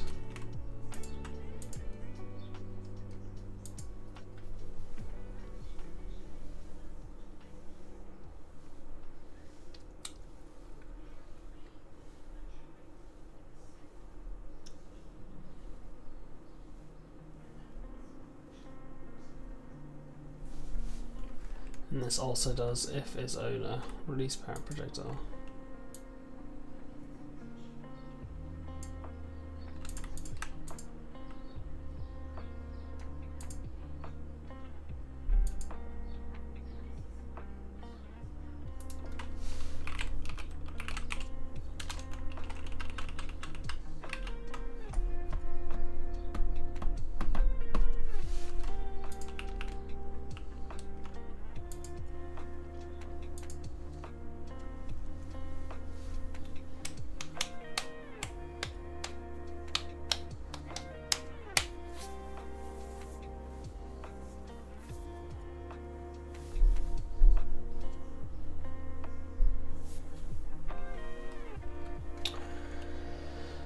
That's fine. Release.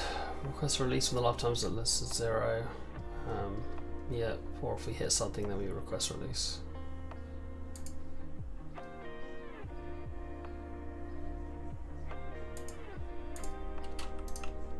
I don't know why it wants me to make it sealed.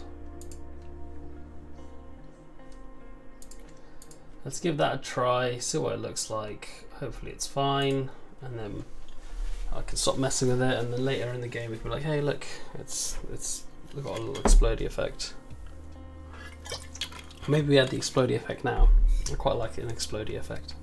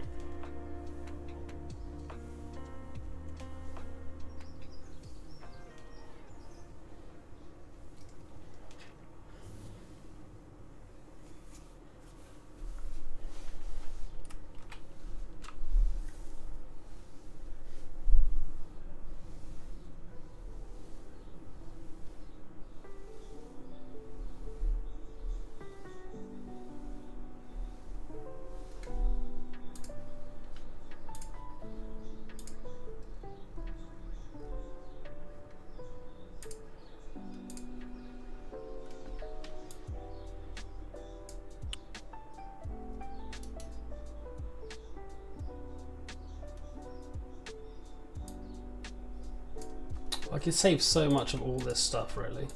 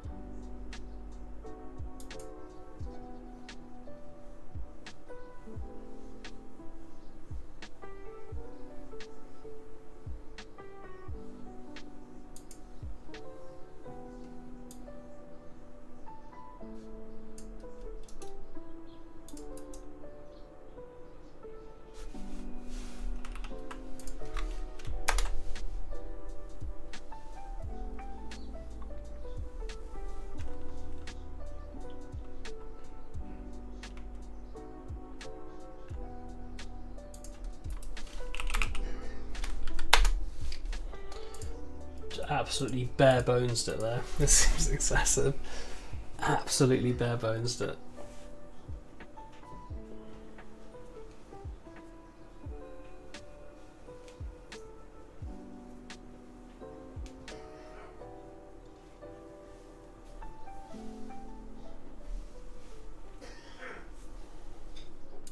I don't know if this is the play. This might try and double trigger damage now.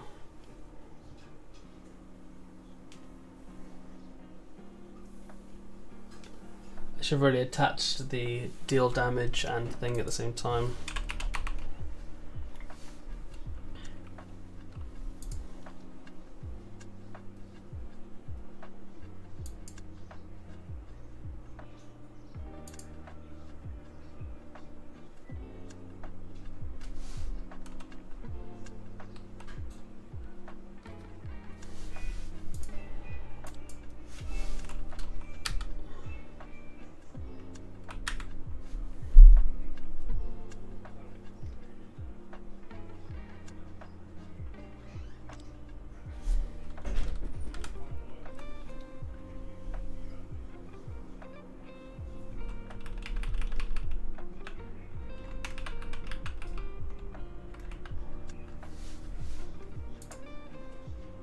If you're a server and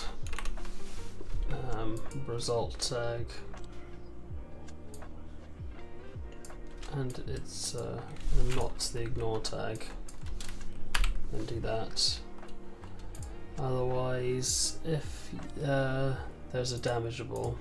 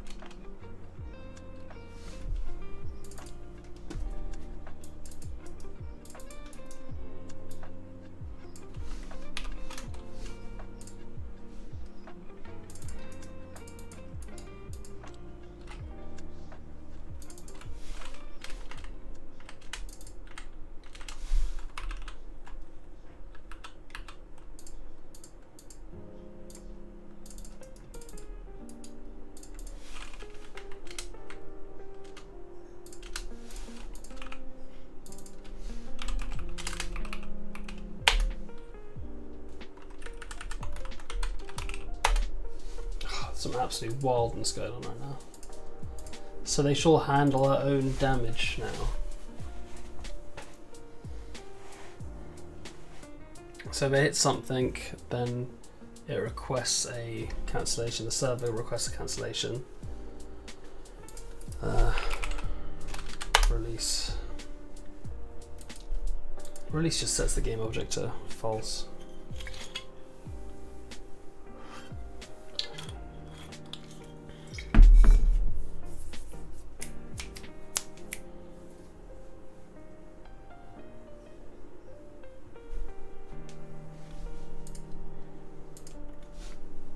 I could still add the in-flight thing, really.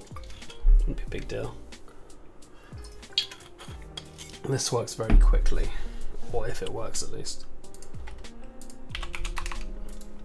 So now the server should handle it hitting anything. And it just disables immediately.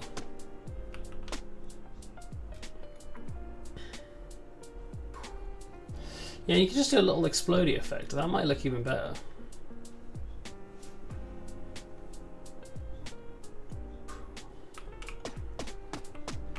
But more importantly,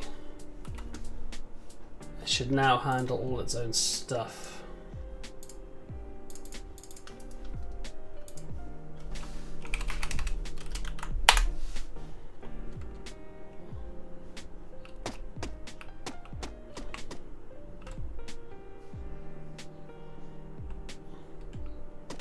Only the owner can invoke a server RPC that requires ownership.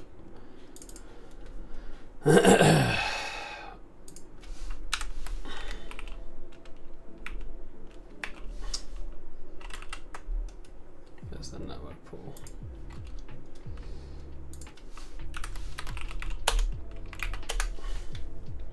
So let's do this, and then let's see if it can be triggered twice.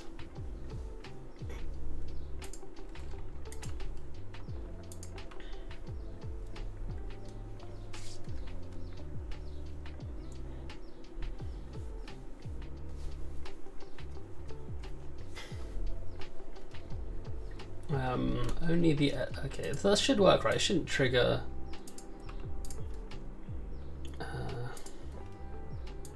Yeah, it shouldn't trigger deal damage twice because only the owner of the thing getting damaged is calling it. Basically, it's calling release, which just releases it, and it's calling deal damage.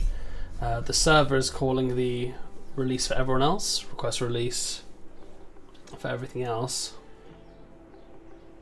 If network manager and compare tag ignore. If it's not the ignore, then it releases for everyone. Is that right?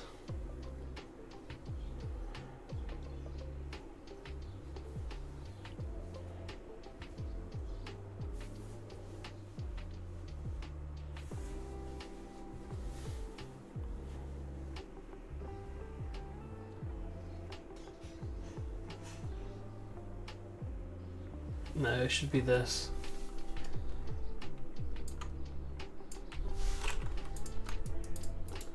If we hit the ignore tag, we return. We always return. We don't care about anything else beyond that. And then this is if with a server, then we request release, which does a release on all the clients.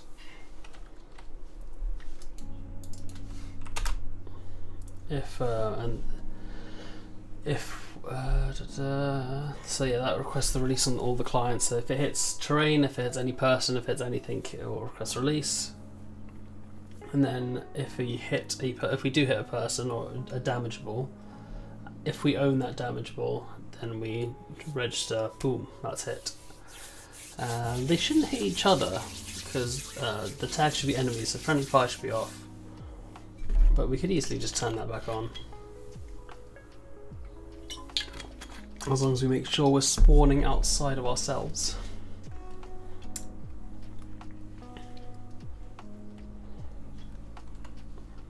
You'd always do a check for his damageable parent, as opposed to this check. Or you do both checks. You say compare tag, and then you say is get this, and then say oh, where's the parent? Then blah blah blah. But that's fine.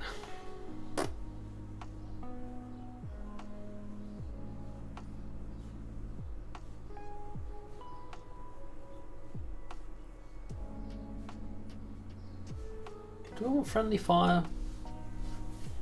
I do like friendly fire. Friendly fire is fun. It'd be as easy as just making a static in the server manager. You just have a thing, a server boolean, a network boolean, and say yeah, friendly fire's on, and then we can whack each other. I'd still probably do enemy friendly fire off. So I'd always do like this, but then I could have, I mean, I'll still consider friendly fire when I make an ally. This can actually just be copied for thing on trigger enter. This could actually be copied to thing as well. This could be copied to projectile.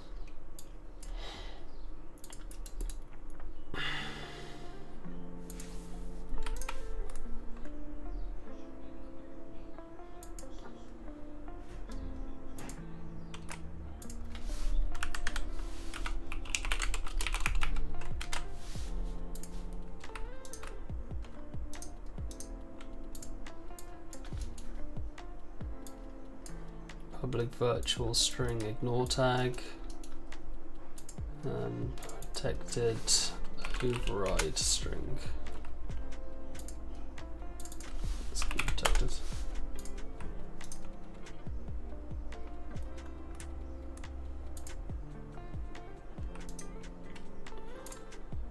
would that be a thing? Come on, man. Never do I ever need to do that nonsense. This should be okay. I should probably test just to make sure things aren't hitting each other or themselves. I'll just pause it after he fires a projectile and just move the projectile behind its own head and see if it hits itself.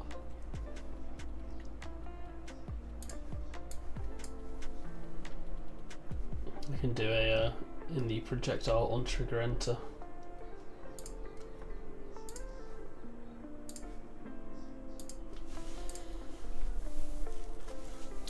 I'm liking this. It seems easy. It seems straightforward. It doesn't seem too expensive. Doesn't seem hard to add a thing in the effects holder later on.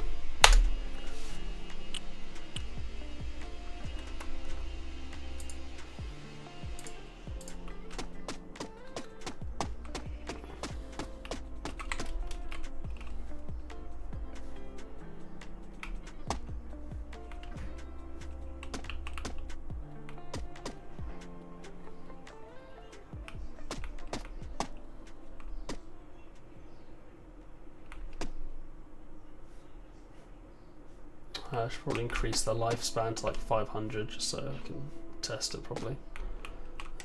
Let's breakpoint these and then I'll wait for it to thingy. And then in scene I will say, yo, hey you. God, where's the local axis?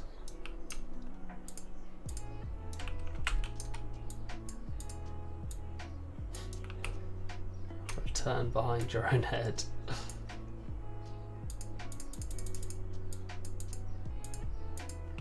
That's weird, it should have hit itself. Oh, I didn't. I'm an idiot. Oh. Oh. Alright, continue.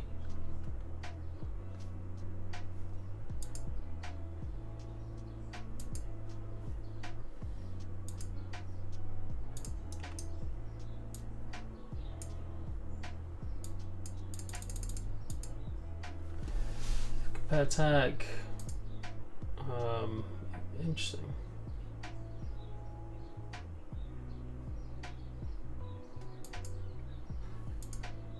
Why is it hitting itself? It should hit itself. Damn it.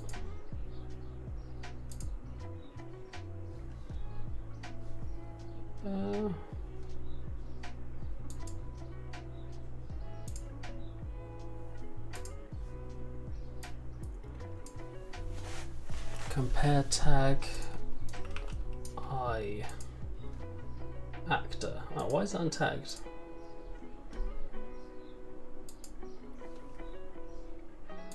Okay, now it works. Okay, continue.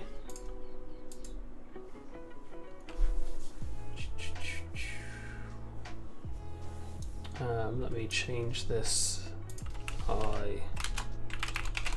Floating eye. The hell? Why is it untagged?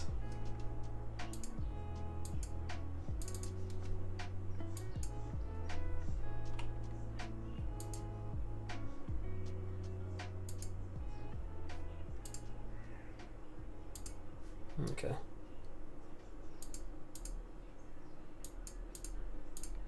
Let's just rename this to mesh really. Enemy floating eye, mesh, eye armature, and then eye body. Save.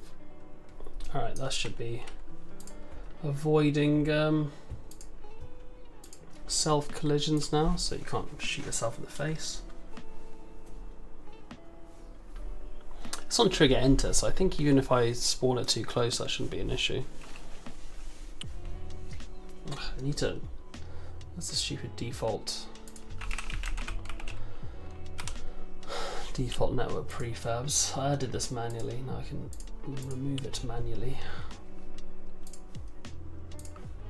Save. Make sure I save, just in case I changed anything. I don't think I have, but Control R. We'll just play again.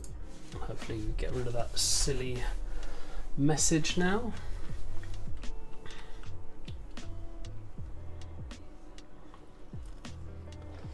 Tiny horse. Happy armadillo. One of these days I will run into the issue of both those being the same and I'll be like, what the hell was that? I didn't hit his feet.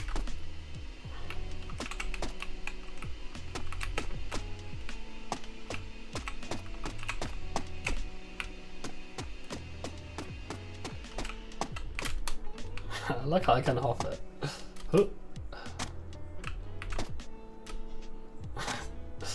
It's quite funny. It's quite accurate. Like you can actually get decent hops on it. I could make it a bit bigger. Seems a bit easy to juke. But I kind of like that because then people are like, you're getting shot at, and you just absolutely jump over it. It's quite fun. So I have 2 here.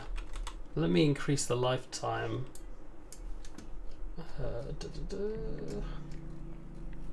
To like, I'll just do it 500 quickly, just to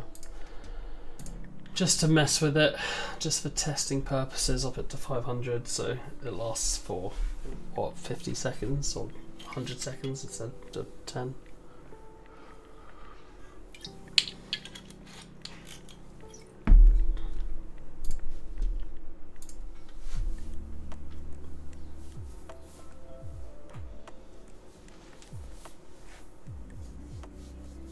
I could lower the fire rate, just again for testing purposes.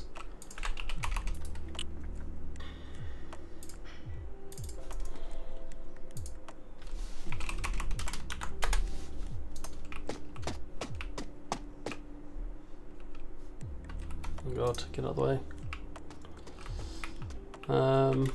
Must be non-negative parameter index. Don't open. God.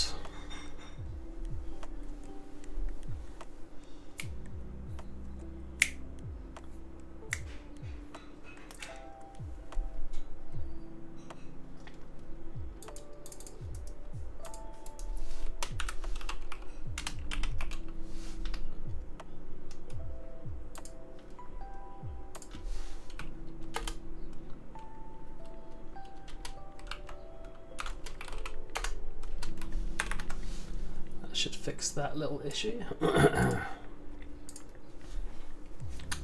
Trying to call release on something that's not there.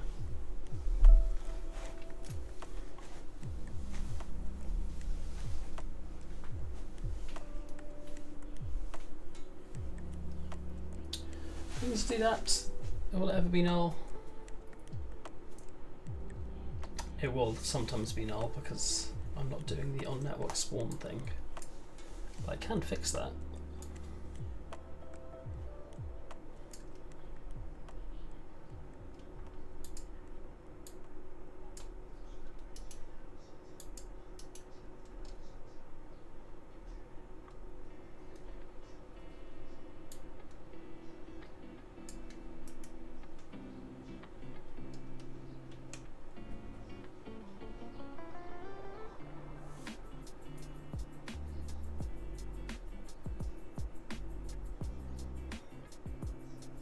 Leave it. That's 2 extra checks. So that I do that, or I do a whole system of having a network variable for the size of the thing, and then yeah.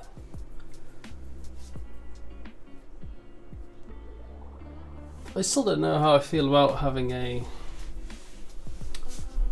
list instead of an array. I mean, it makes it work nicely.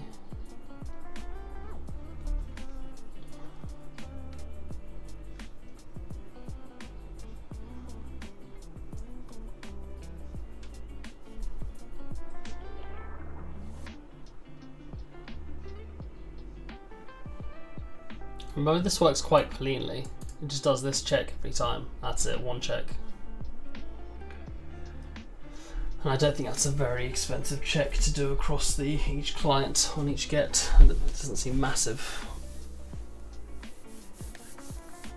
And when it's just doing that check and probably ignoring most of this every frame, and then it's just doing this.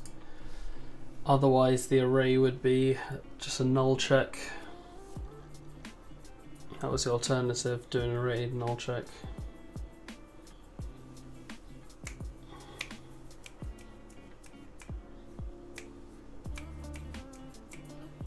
But obviously that leads to issues with the increment. Here I'd have to be like, well, we've got to return a random one. There's nothing available, so we have to return a random number, which isn't ideal. This one, at least, you never have an issue of running out of indexes. You don't start with an index, you just say, boom, here you go, there's an index. But again, I don't know which is cheaper. Surely something I'm just doing once isn't that expensive.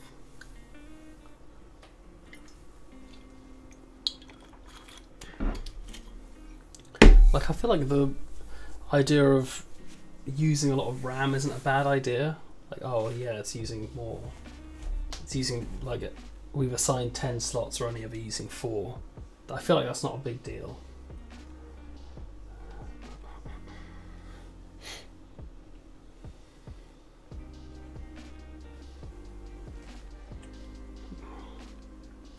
Oh, it's just such a needless change.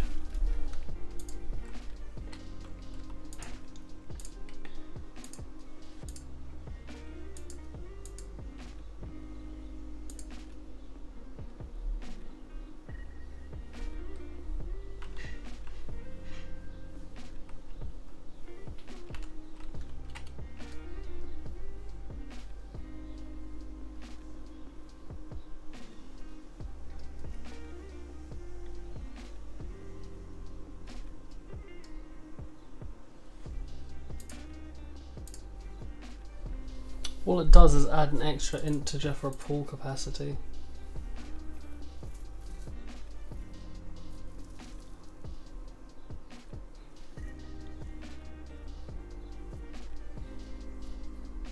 Does it even do that?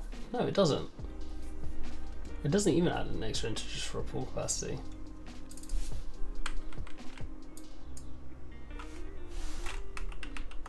Let me try this first. No, I'm all balls.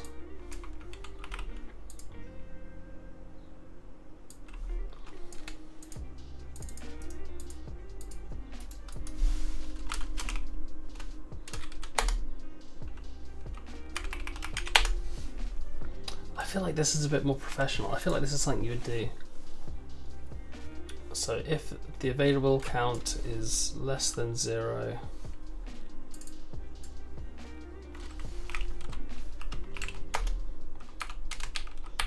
returns a random range between that and pooled objects.count. This should also log an error though, because size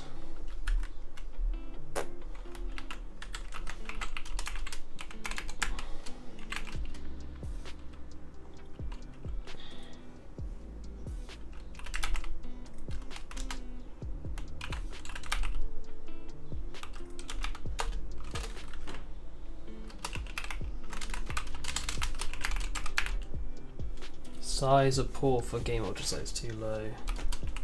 Turning random object.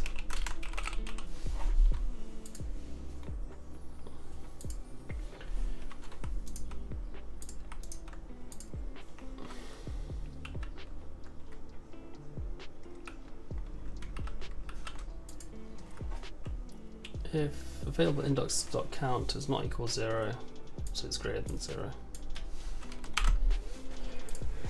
If available indexes.count is greater than 0, return available. Is that like a try? Try DQ, yeah.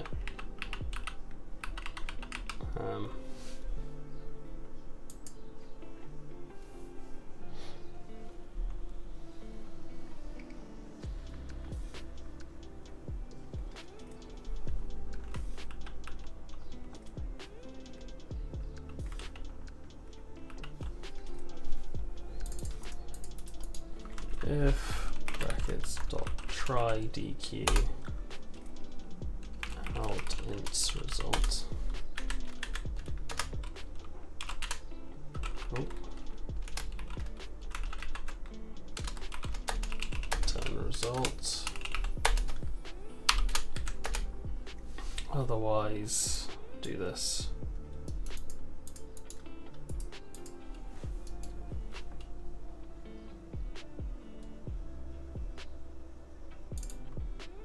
This actually can just be a return.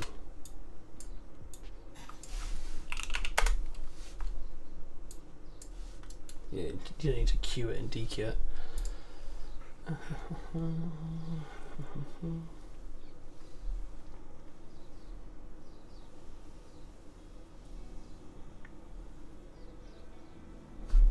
If you could try DQ, return result, otherwise just say return random.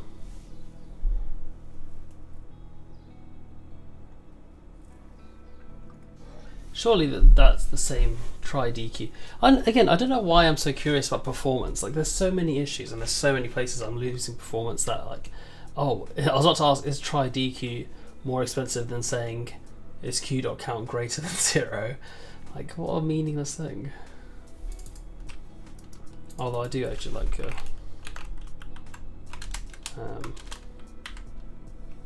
return,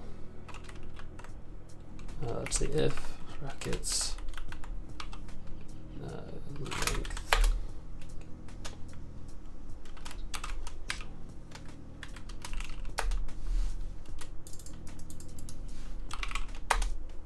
I think it just looks nicer, it does it all on one line.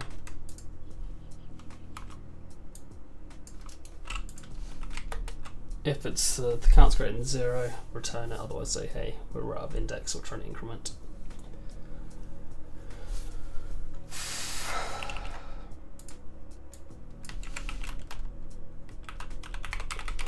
Get available index.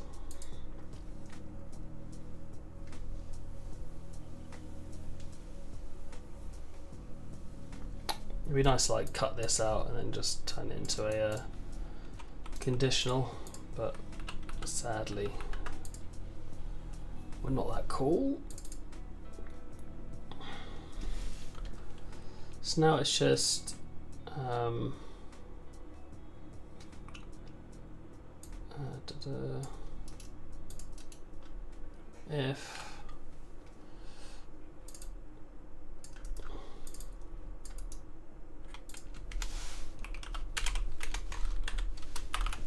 if it's null, then we set it.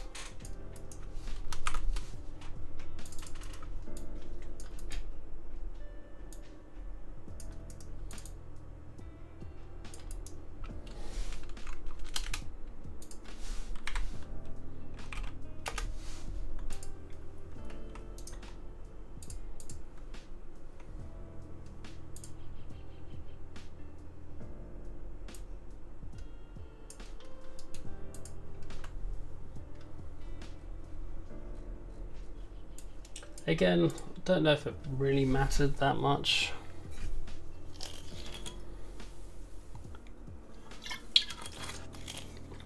None of this matters, man. I'm just pretending to work so I can mess with code. It's good fun. I also keep closing my chat. I would like to leave it open. Maybe I drag this window to over here, because I'm not really using this too much. Again, this is why I need a third monitor, because then I can have my little stream window over here as well.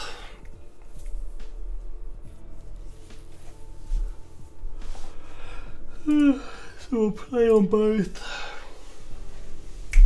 Hopefully it doesn't crash or do anything crazy.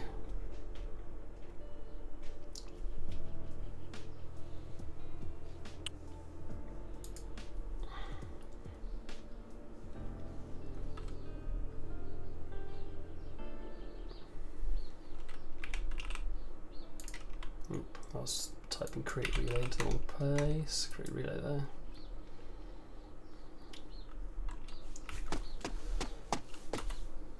Size is too low. Returning random index.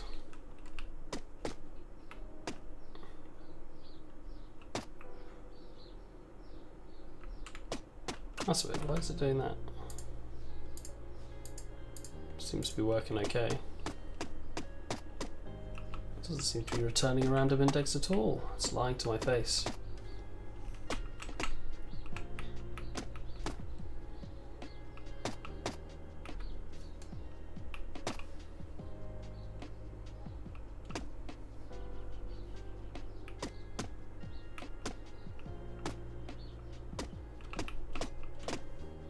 That time it did return a random index.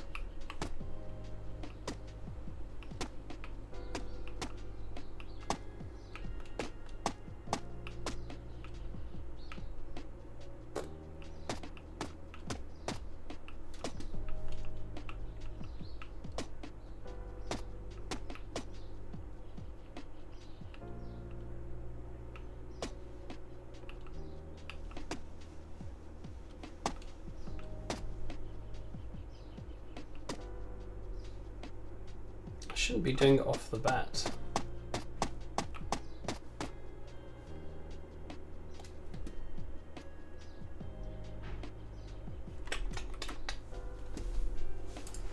They shouldn't do it like just straight away.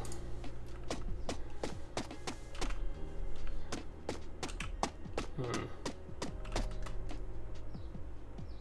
size of the pool is too low.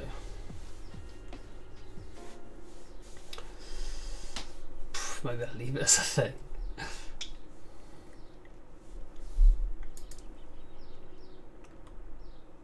Leave it. Or you leave it as it was.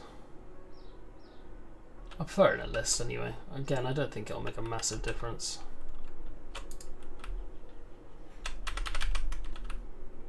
What?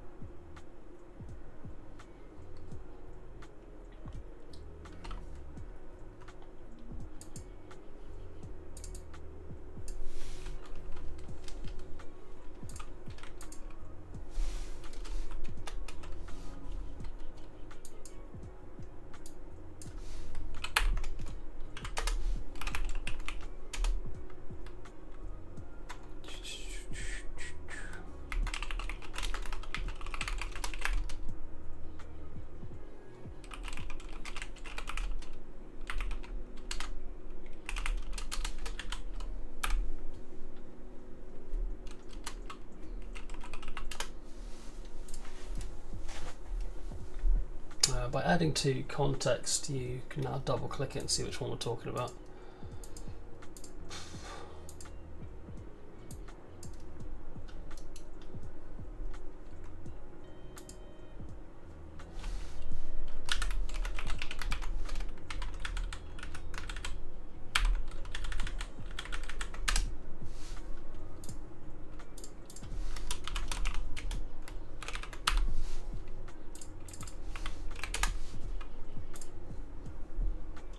Yeah, I was going to test this to see if it actually just works with a second player, which I probably should have. And I can save this and be like, okay, I don't even know what I changed really. I feel like I've changed quite a bit of stuff, to be honest.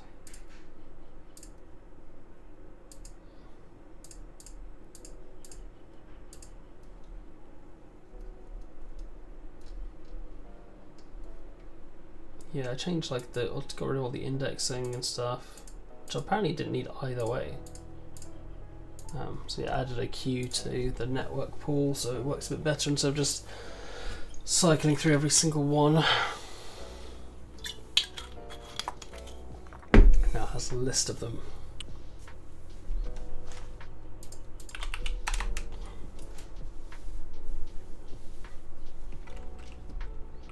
Adding projectile to queue.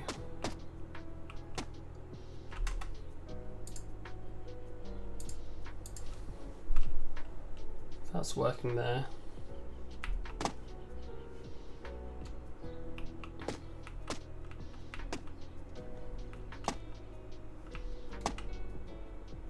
Now it's adding another one.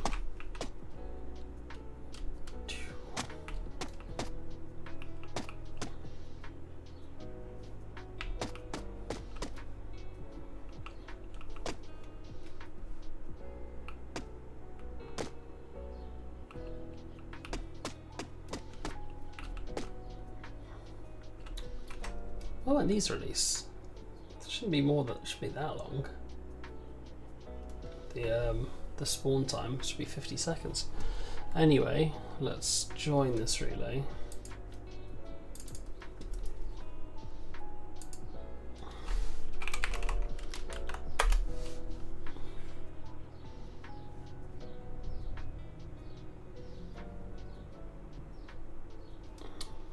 Projectile added to queue. That was just the first one. Now it's using these ones again. Some serious range.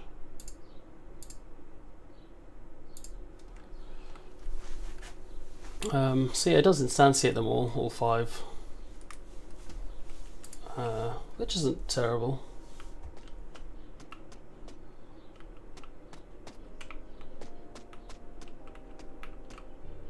Serious range.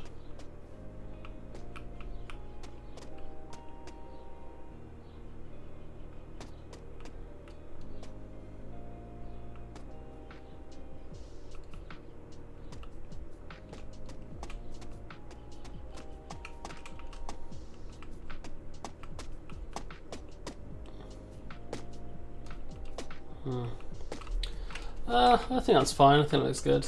And yeah, the timing does work because it was using some of the older ones, so I can stop messing with this. Enemy projectile 50.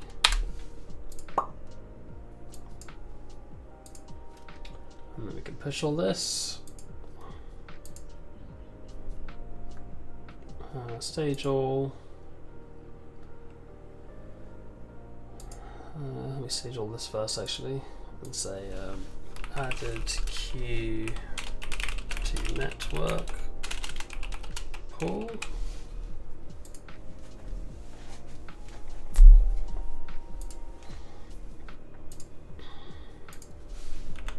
Added queue to network pool. Shit, I shouldn't have.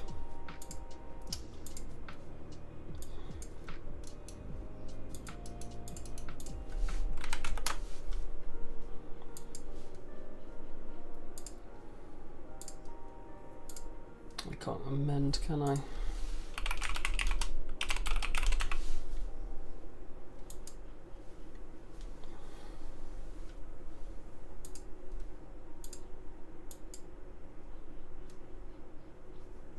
I need to find out why remote isn't working. I'll just commit this normally.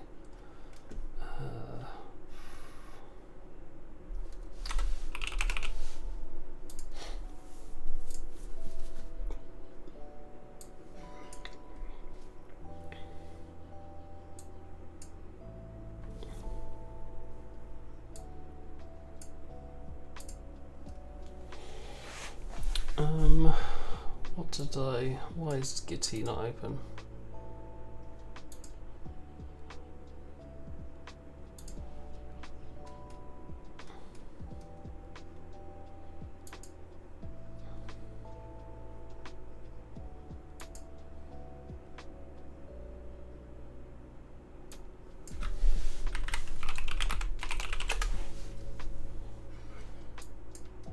No.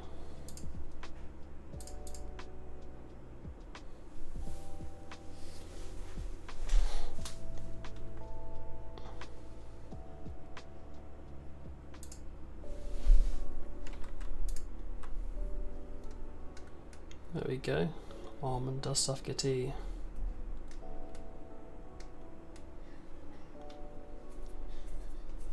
Okay, that's fine.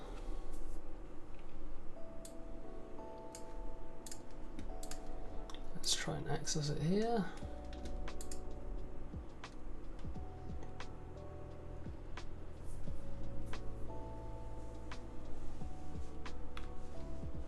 Can I access it there?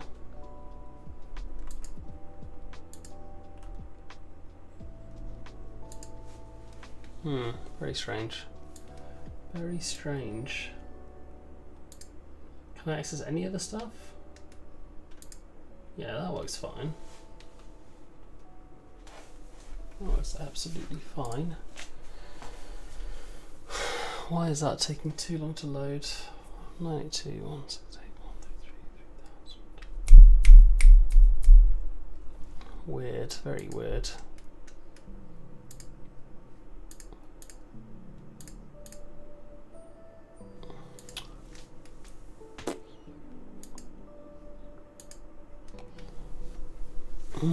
This is annoying. This is annoying.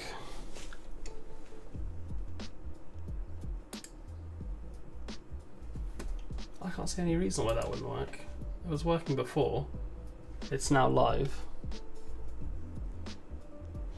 I'm gonna go use the bathroom quickly and then I will return. Hopefully figure out why this isn't working. Also wish I didn't have to do my scripts every time. If I have to go defaults and then change it each time I open it, which is annoying. But anyway, I shall return. It's like, it takes ages as well to work.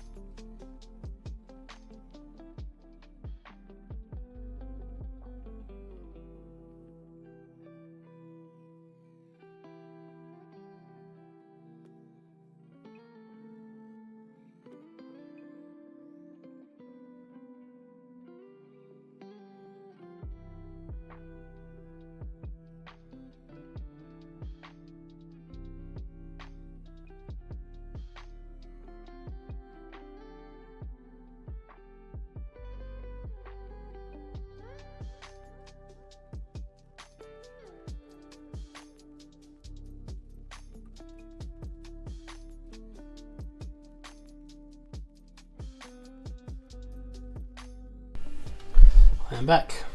I never know how long I go for. Let me stop taking my phone. I can't seem to connect to the Gitty site, which is sad. And there's nothing on the screen because obviously I don't want to put this public.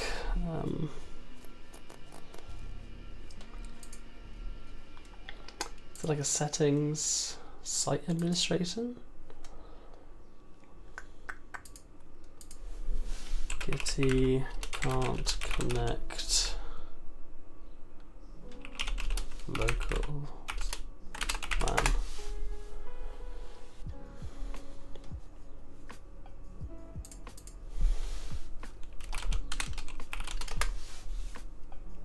I'd have to do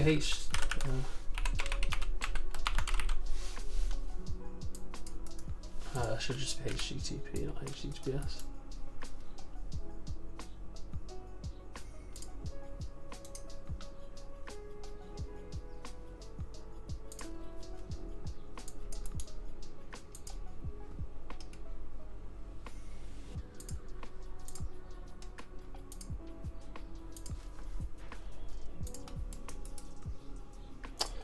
Gitty can only connect localhost.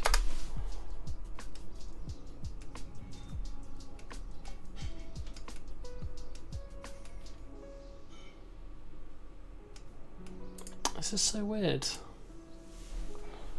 Why is it doing this? Why? Settings. Security? That's 2FA. That's user settings. Site administration.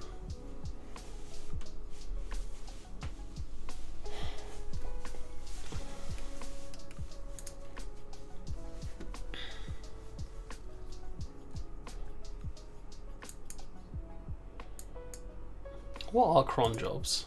I don't think I've ever used them.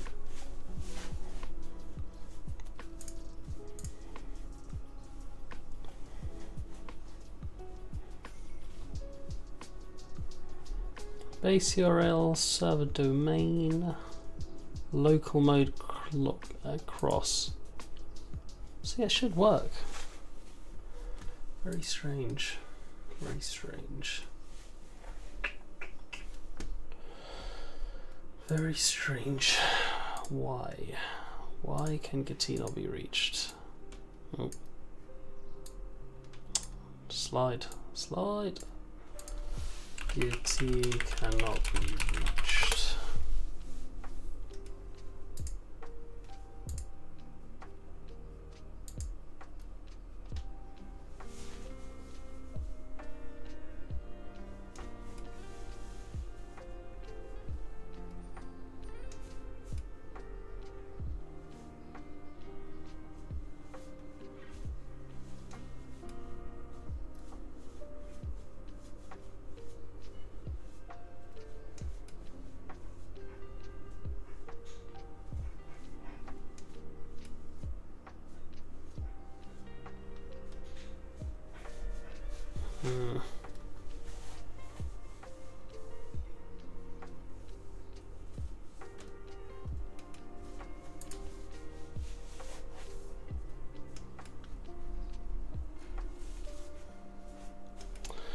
This is a bit annoying.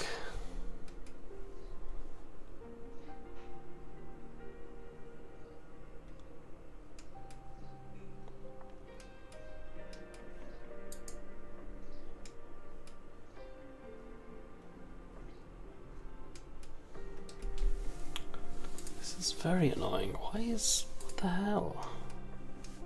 What the hell?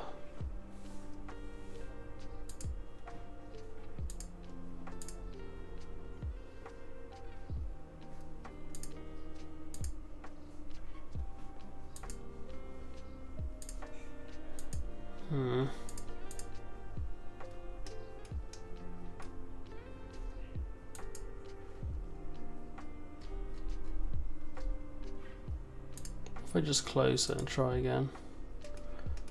Close it and open it. Git log folder is empty. There's the data. Git.exe.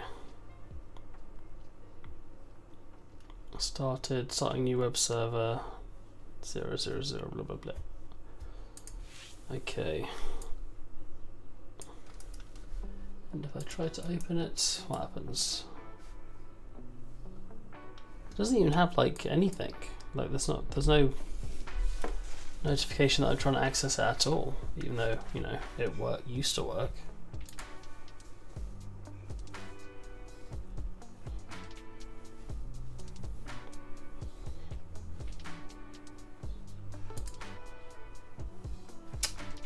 Yeah, nothing.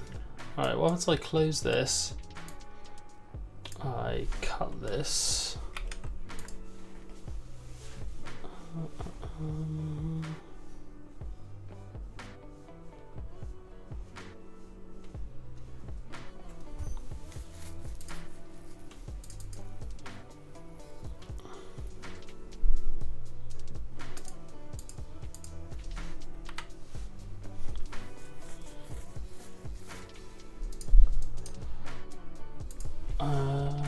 This is a network. Media shared. What if I just copy Git over from there, from my C drive? I'm gonna use the big screen even if I accidentally leak some sort of info. So Git copy. Let me go over to my one touch drive. Say new folder. Git. Paste it there.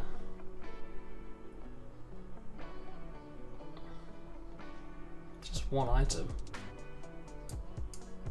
200 megs. Allow. Oh, maybe that's the issue. Maybe I'm not running it as a thing. Let me try that.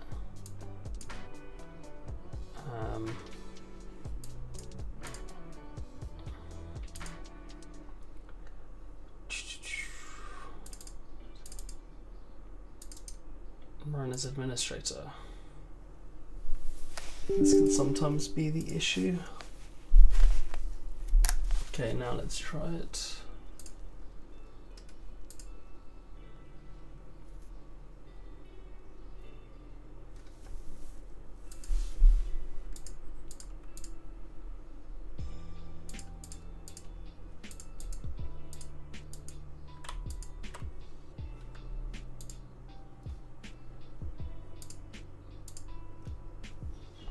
So yeah, it's not that, it's opening there, it's just, yeah, for some reason it's not opening up on my other computer. Very strange, very, very strange. Maybe I just restart it?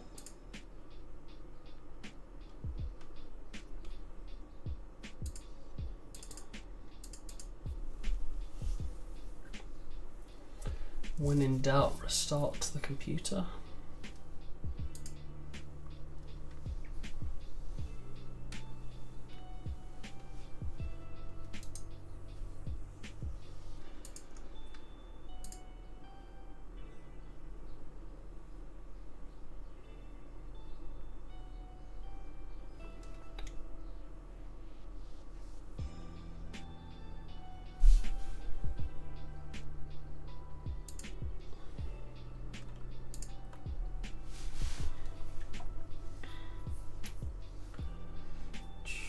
I think I have to put this in.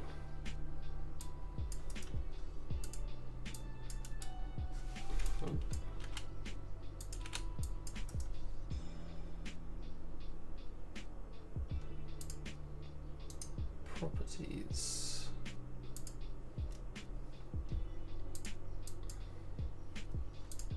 I think I'll choose 3000, right?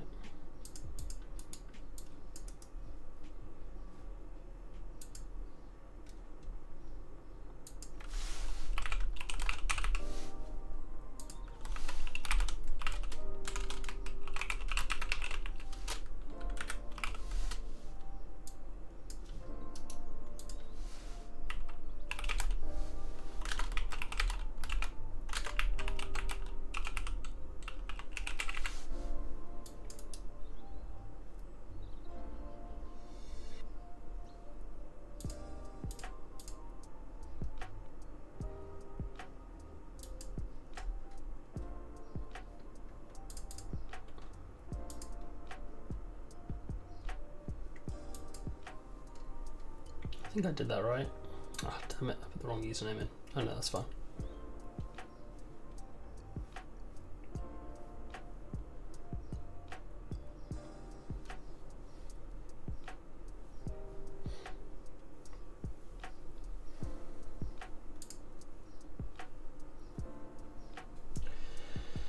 Alright, well that works and hopefully fixes itself. Let's see if I can't mess around over here.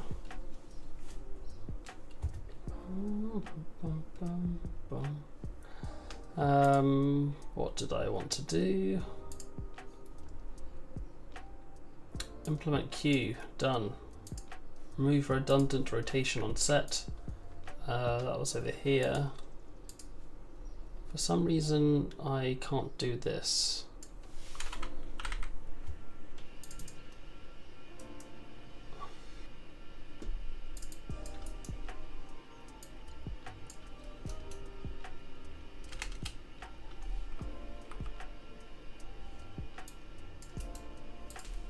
So let's give that a go.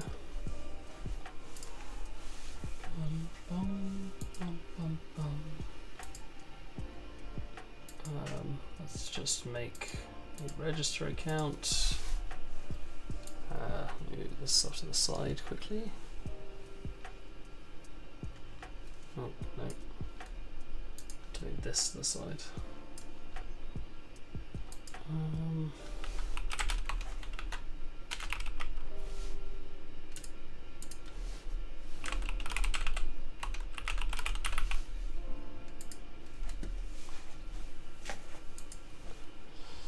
Okay, can I access this finally?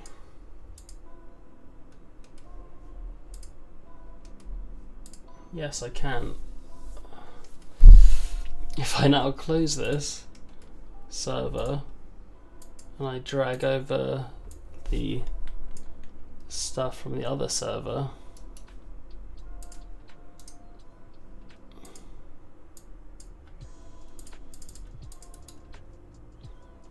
can I grab it?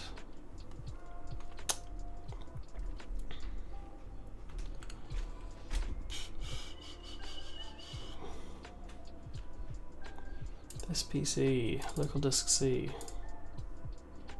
Git E, let me copy the data over. Copy to E, Git E, paste. That will probably take a while. It took like a minute to cut a copy of like 2 gigs, 200 megs, so this might take a little bit.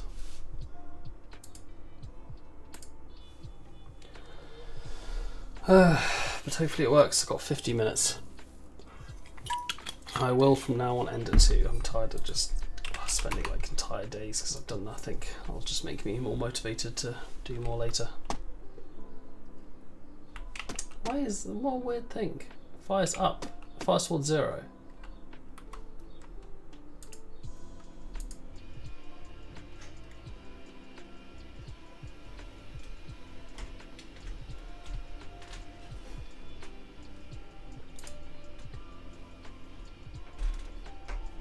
Transformed oppositions there, target locations there. So why should it be 0?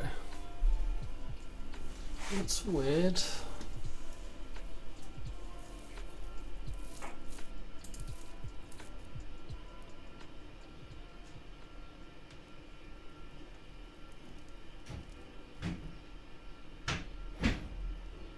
Maybe like transform.location. Oh, no. Transform.rotation.look rotation.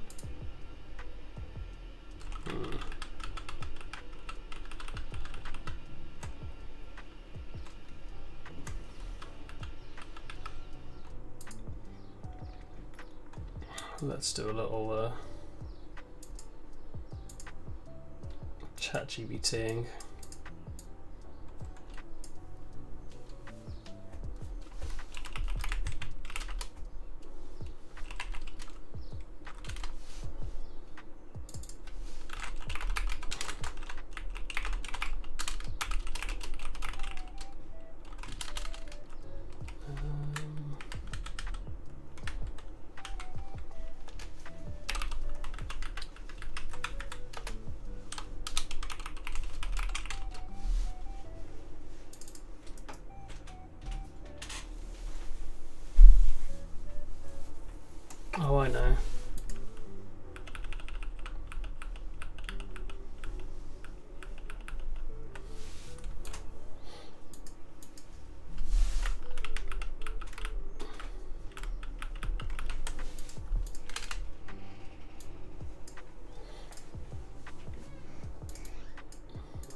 this is the position.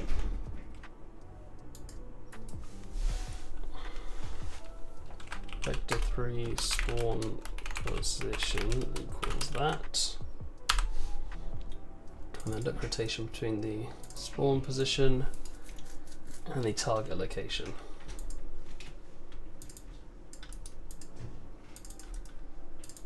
Let's give that a go. Ooh.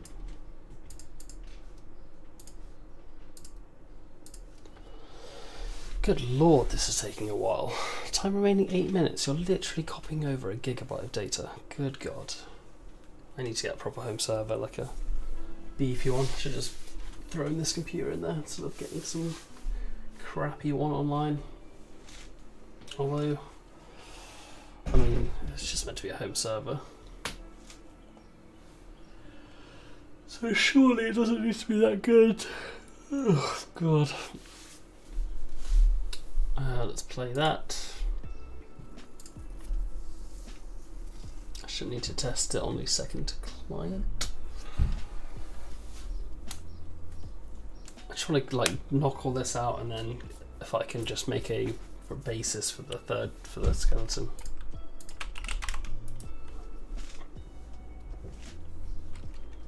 Nice, working as intended. Did I test the actual client for? I don't think I did I? I made sure it was working on this, and I made sure it looked okay on the second one, but I don't think I actually tested the whole hit effects because it was running on the server before. It was require ownership before. Join relay.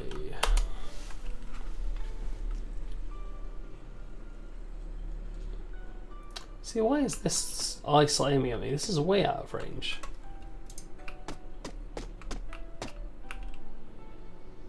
Maybe not.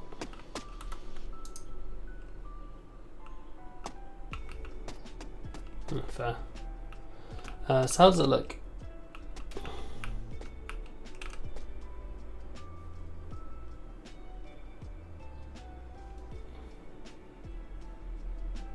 It's not always hitting.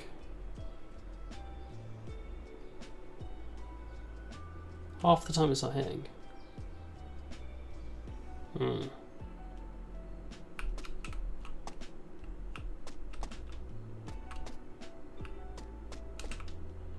But if I'm running away, it's registering the despawn.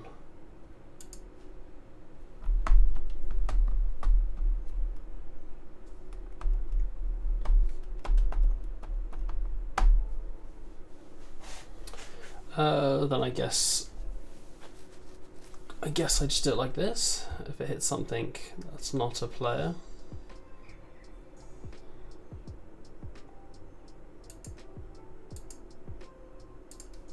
Not a combatant. Projectile. And trigger enter. If it's ignore, ignore. Otherwise, if it's a server,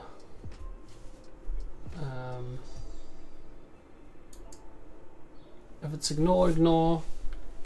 If it's a damageable. If it doesn't hit damageable. If it hits something that's not damageable, release server release.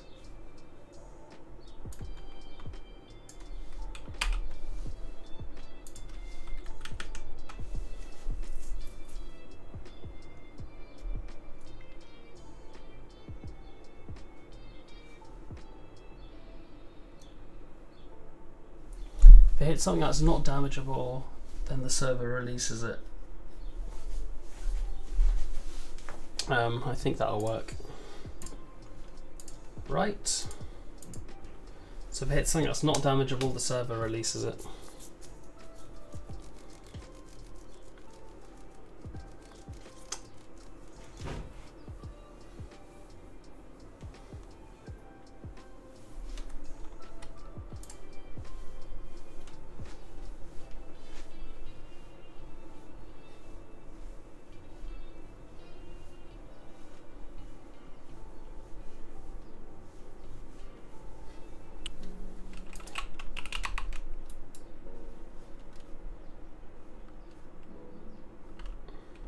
Why is it not hitting me? Oh, I know why. Because it goes to 0 and then it's aggroed and then I'm in aggro range. But right now I'm not in aggro range.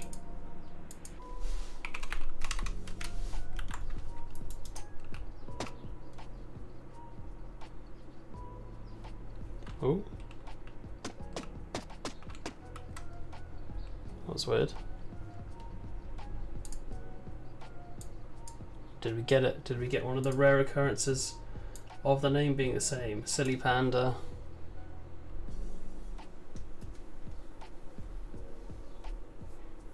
Oh, maybe I just didn't reload the domain properly. Silly crow. No, it wasn't. Can I join again?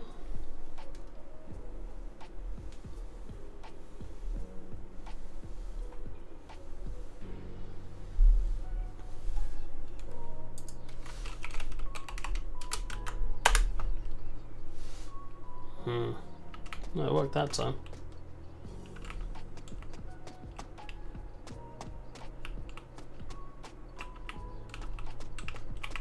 See, now it's handling its own stuff, and other hits are handled by the server. That just missed me. That hits. And that hits. There's a bit of a delay on the actual hit itself, but it's fine. Nice, and now it handles for everyone. Although now it's not a...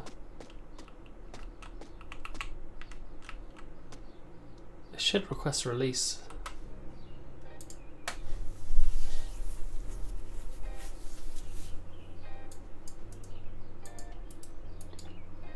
Should request release there as well.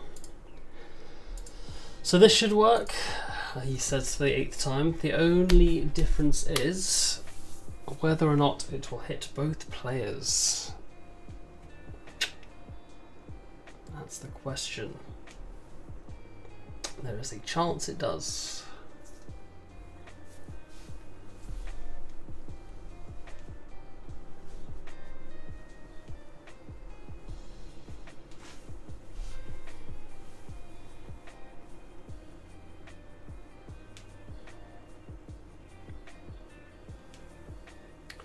I could leave out on this release and just do it all by a server, but I don't think it's a massive deal.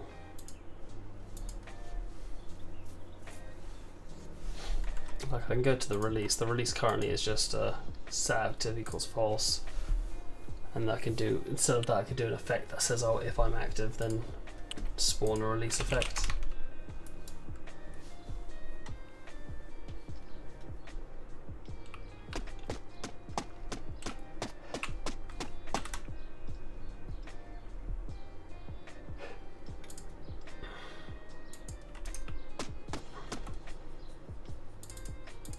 Copy, play. Qt has in fact finished downloading, so we open the server, preparing to run server, starting new server.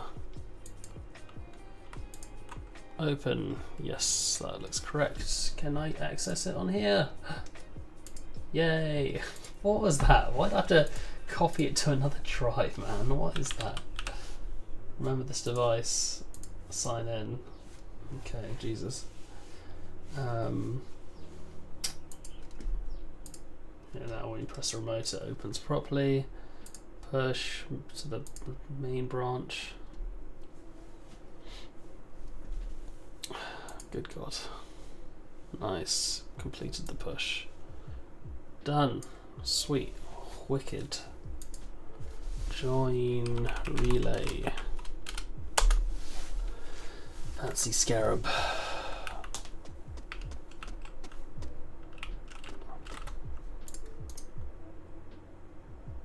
Yeah, see, it lags a bit on his server, but it does hit.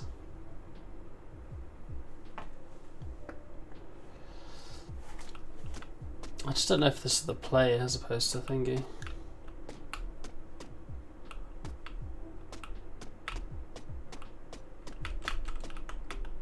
I mean, it's not bad.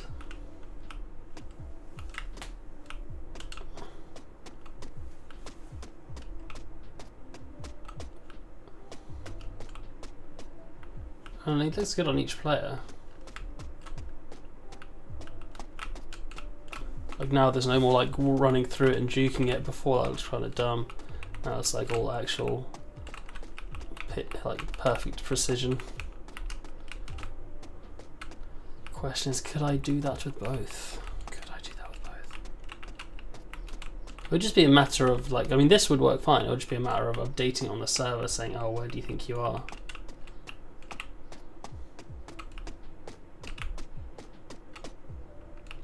So let's try to do this.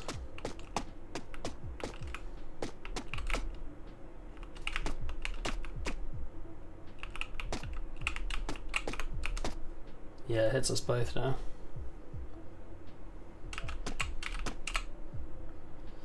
But that's no big deal. Just don't stack up, I guess. Just don't stand right behind him. Does it work this way as well?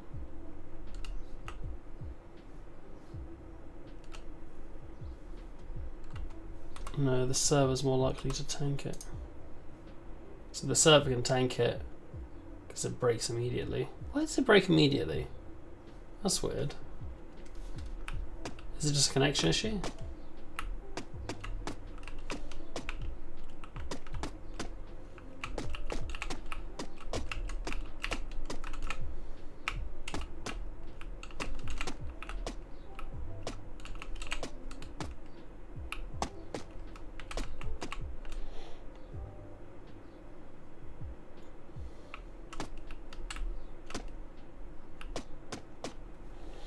Yeah, that's weird.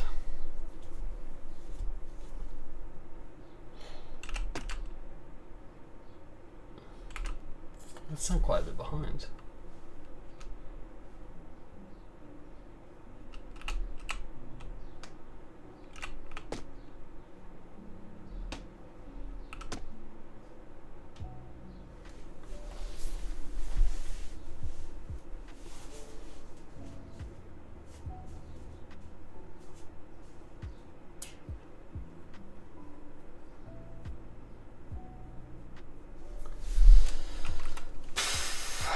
Could do it locally. I could do a combination of the two. So that when it always ignores the ignore tag. I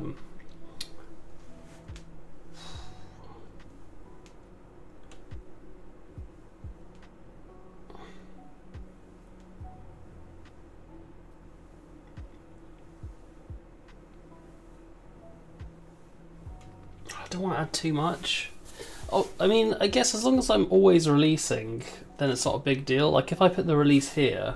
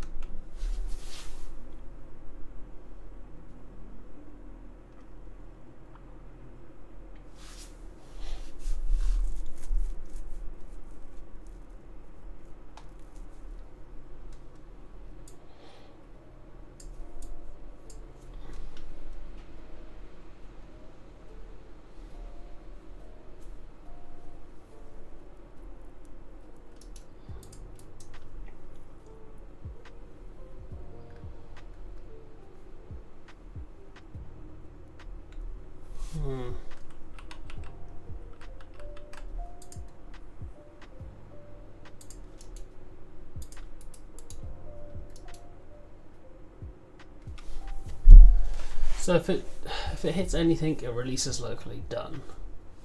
Boom.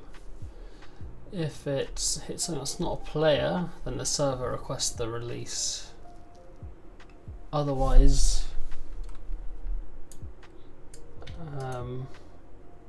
that's it.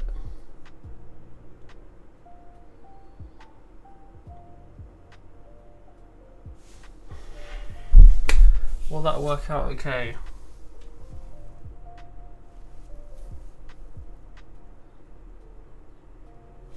I guess so, technically. Everyone just handles their own projectiles. If it hits someone else, it releases. No,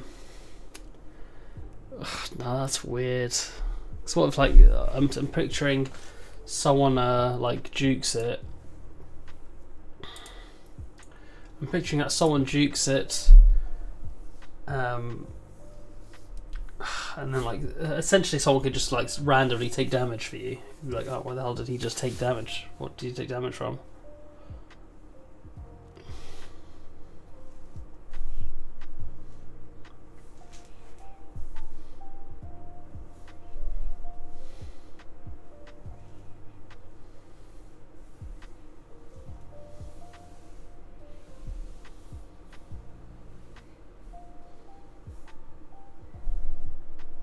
I think that would probably be better than damage through someone. Less damage is better than more damage. You know? And I feel like that's unlikely. Like, oh, on my screen, that guy tanked it. But he didn't actually take damage because he didn't tank it on the server, on his screen or whatever. It looked like he tanked it, but it actually went through him and it hit some random because I'm not going to be like, hey, why'd you take damage there? Nothing hit you. I'm going to be like, yeah, the bullet hit me. I suppose the alternative was like, hey, the bullet hit me. It's like, it would have went through you. Although, I mean, again, not a massive issue. A bullet going through someone. Bullets can just have penetration.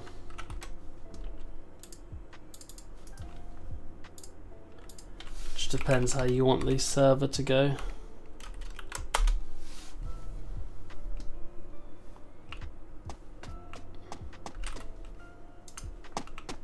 So now if I hit him, he takes no damage, you can tank it for him. Yeah, I prefer this than when I get down. And this, he's like, yeah, he takes no damage. But what if he moves last second? Now no one takes damage.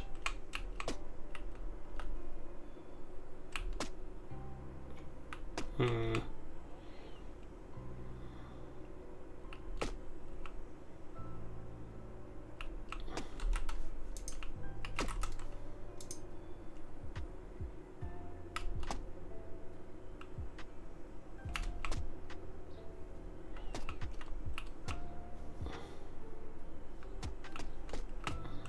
Hmm.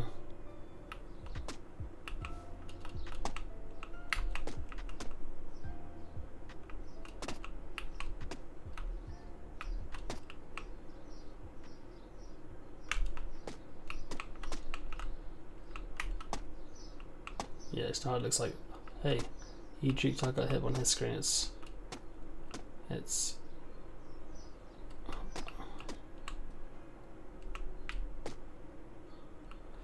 This is either a mix of he juked, he got hit, or I juked in time.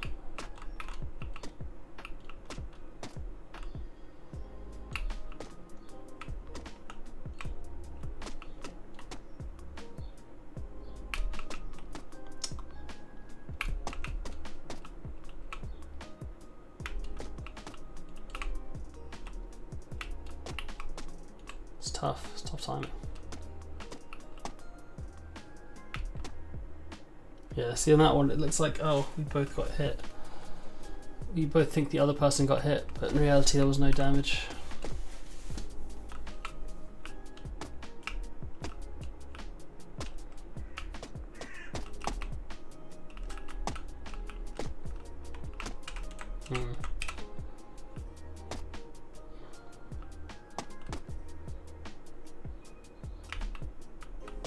Yeah, see, it just looks like neither of us got hit.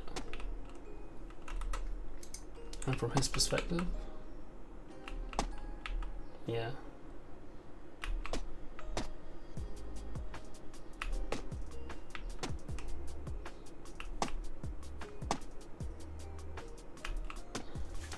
Could do it so it always handles damage. if anyone sees anyone get hit.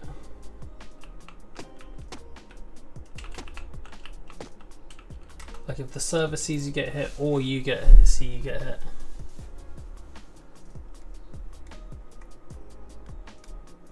That's favourable for the server. I think this is fine, everyone handling their own damage.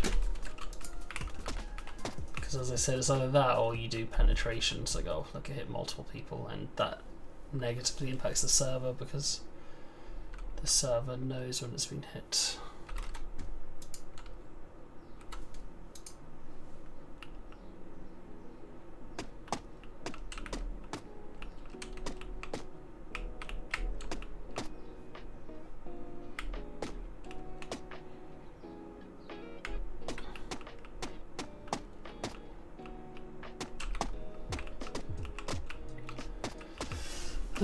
Yeah, it's weird. So, hey, let me tank this for you. Actually, Duke.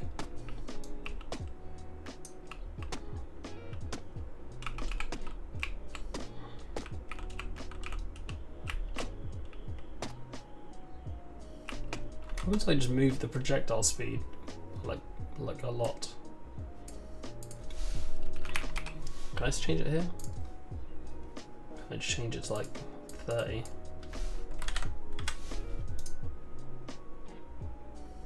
That's 3.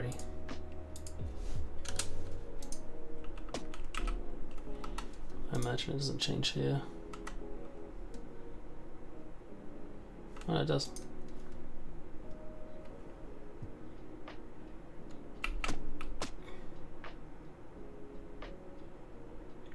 Some of them are really slow. I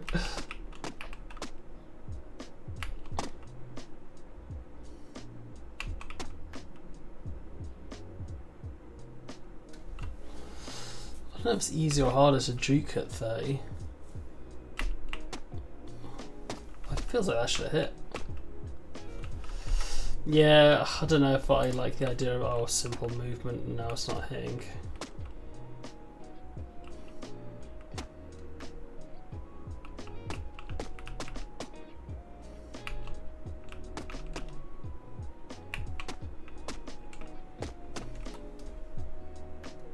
What happens if I do it down to 5? Now it's impossible to juke.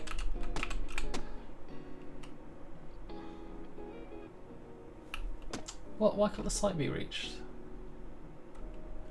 Oh, I think it's the server just being weird.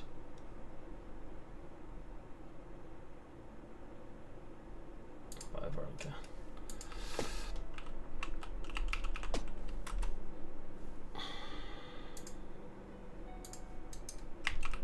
Steady. Oh. What happened there? I feel like, yeah, some of the bullets are different speeds. Yeah, I don't know if, like... I don't know if it's the play.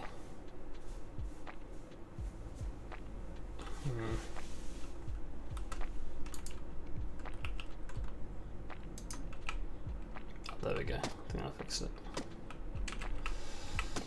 Because surely if it's moving really slowly, then you can't... I guess you can always juke.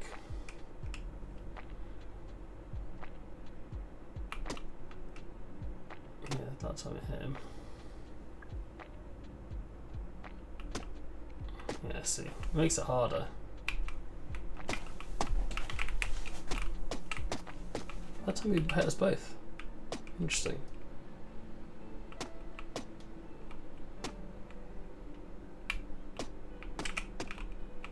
Interesting.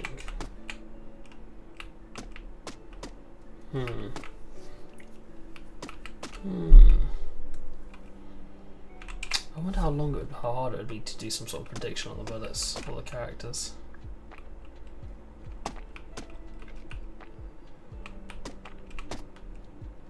Do it all server side logic.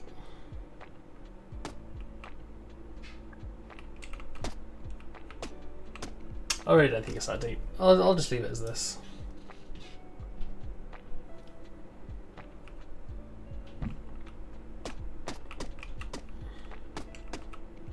Stuff moves slowly, so it's a long time to catch up. And once it's quite hectic, it'll be fine to do that anyway. Won't be hard to avoid, but like, you know, it'll be annoying. You just lower the attack speed, increase the reload speed. I think that's fine. I think that's fine.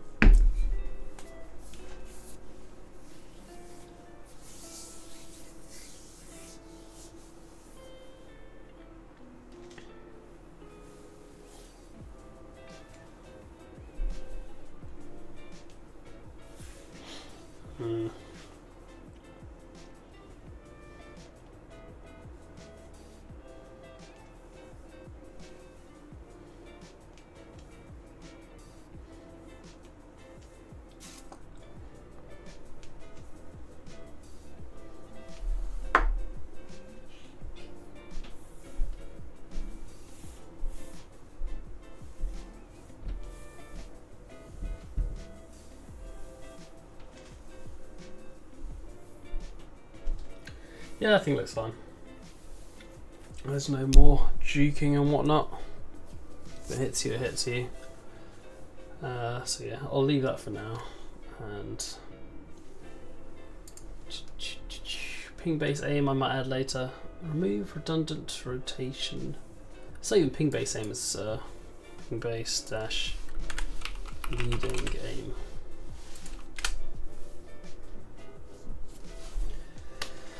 How would I implement something like that? I'm only going to be on for 20 more minutes, as I keep saying.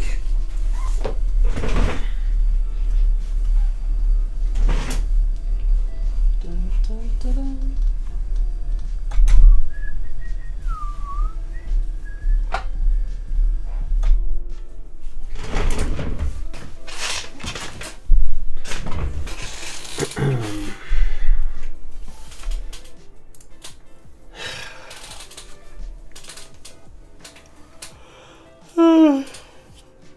Yeah, ping base at leading aim would be cool. Remove redundant rotation, handled hit on each client. Yeah, so I've done those. And I don't know, man. I don't know.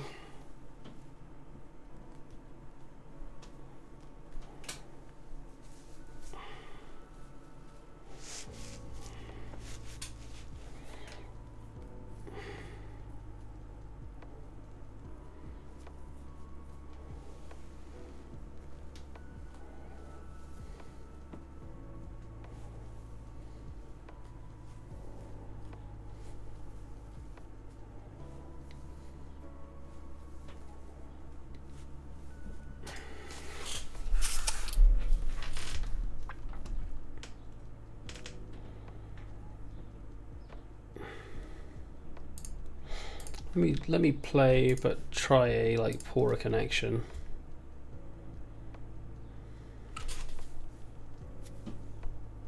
I think I've put on the server manager, game manager, multiplayer manager, server manager, network simulator, mobile.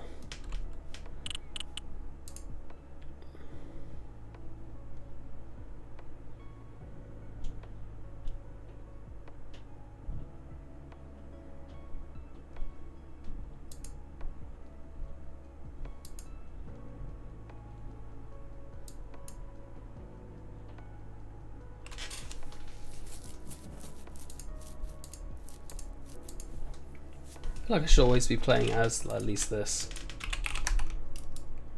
just so I get an understanding what it looks like.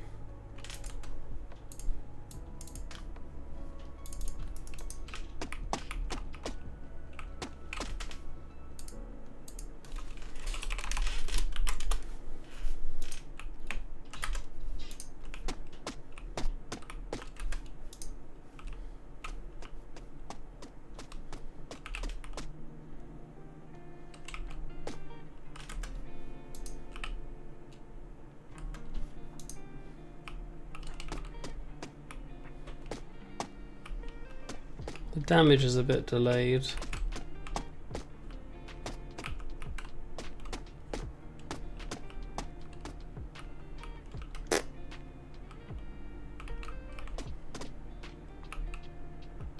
Should all effects be based on thing?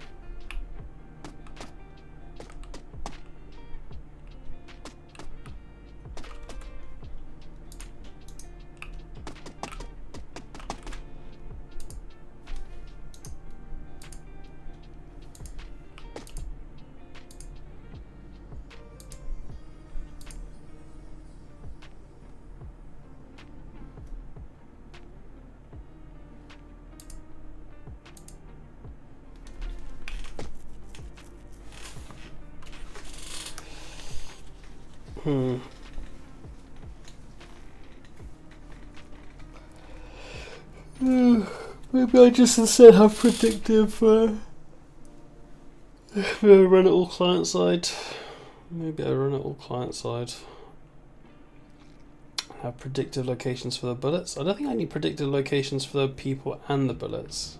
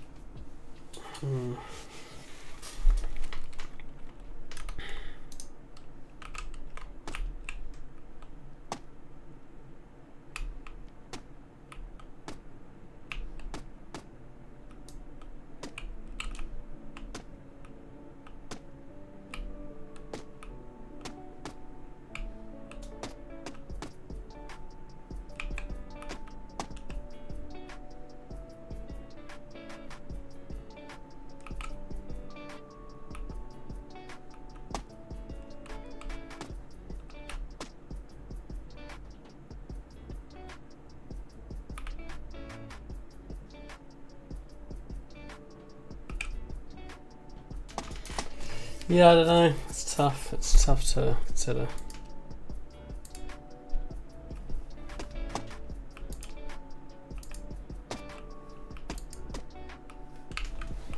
You could always register the hit effect and then register the actual hit change on the client.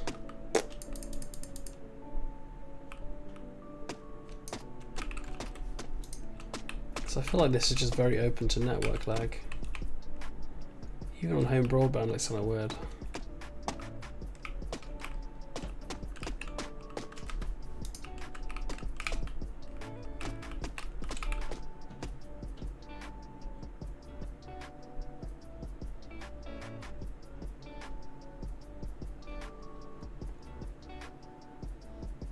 But surely not, right? Because we're not connected locally. So surely this home broadband I think it's nonsense. Setting connection preset to none is what it will look like. This is just if you have some dead internet.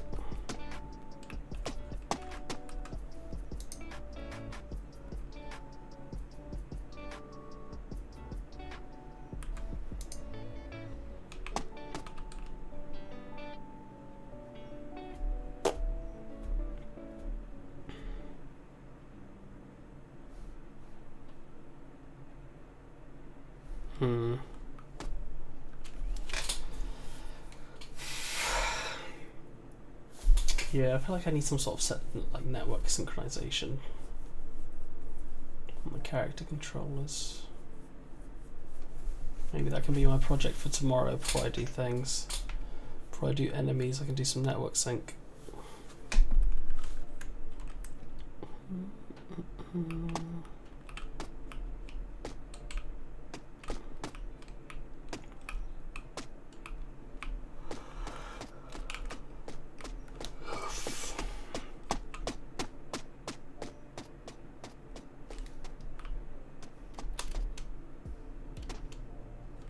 That's just dead connection, though. No, I don't think I can do anything around that.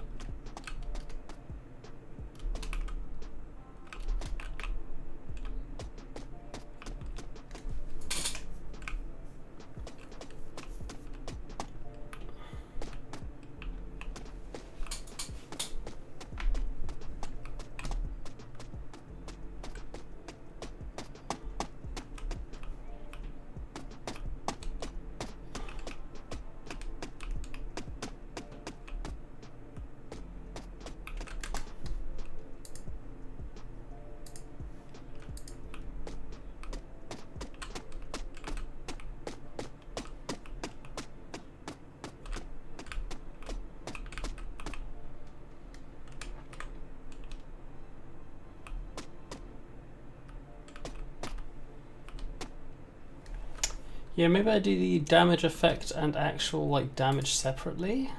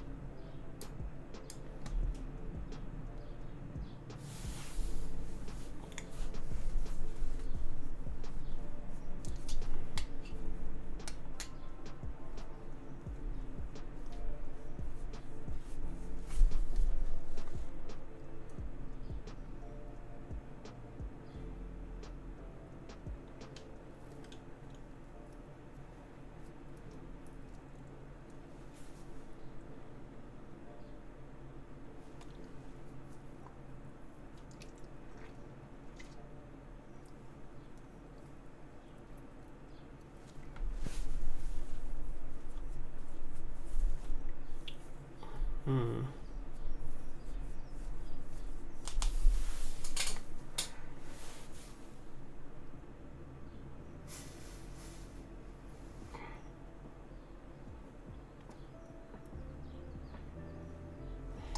Yeah, so we leave this all as is, and then we do a damage effect.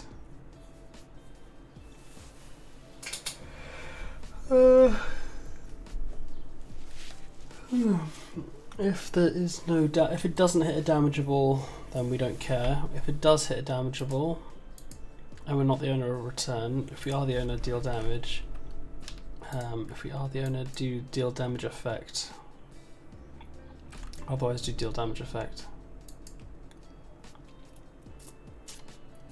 Deal damage. Take damage. Onset health. Combat and death. Onset health. Where's the effect?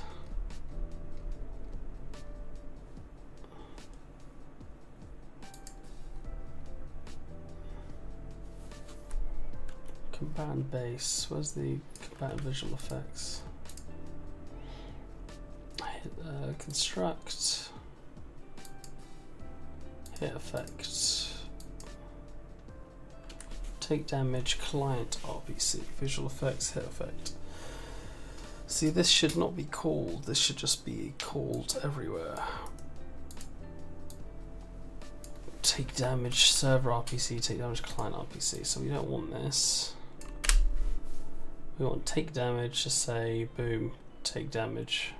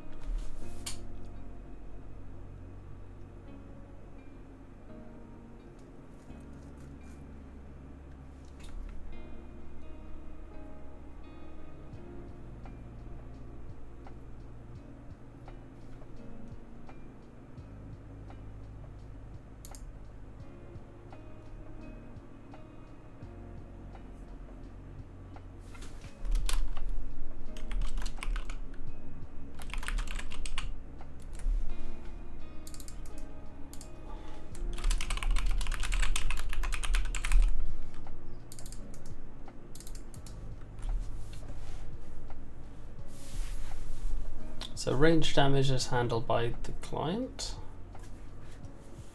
Oh, sure, maybe it's always handled by the person sending it.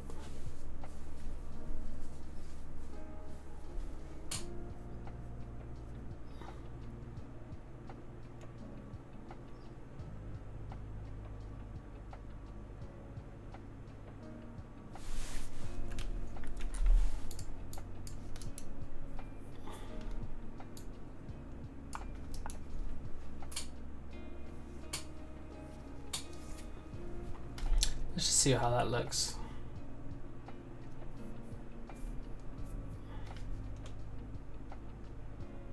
That won't work, will it?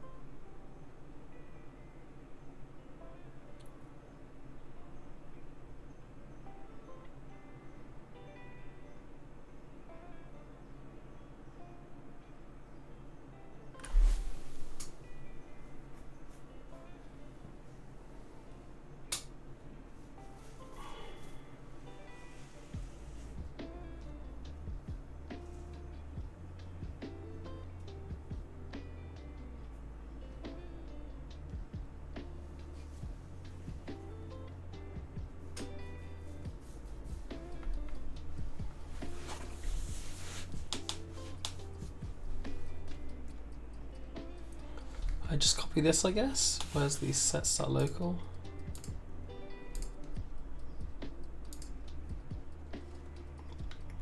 Set start local.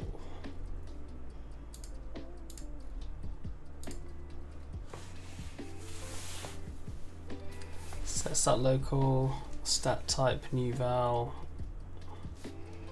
It does it on the client RPC, but it also does it, I believe, on the local RPC.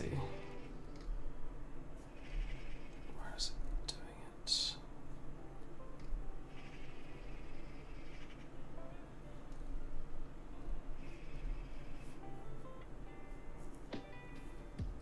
So when you do set stat, it does set stat and does set stat server RPC, which take in a server RPC params and get send accept caller.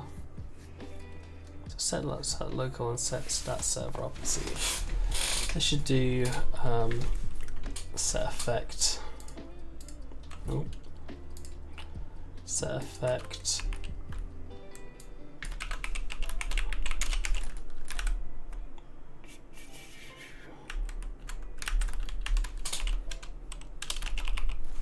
We'll leave it for take damage right now.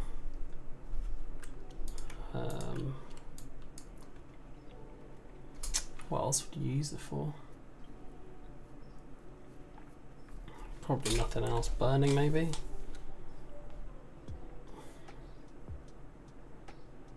I guess so.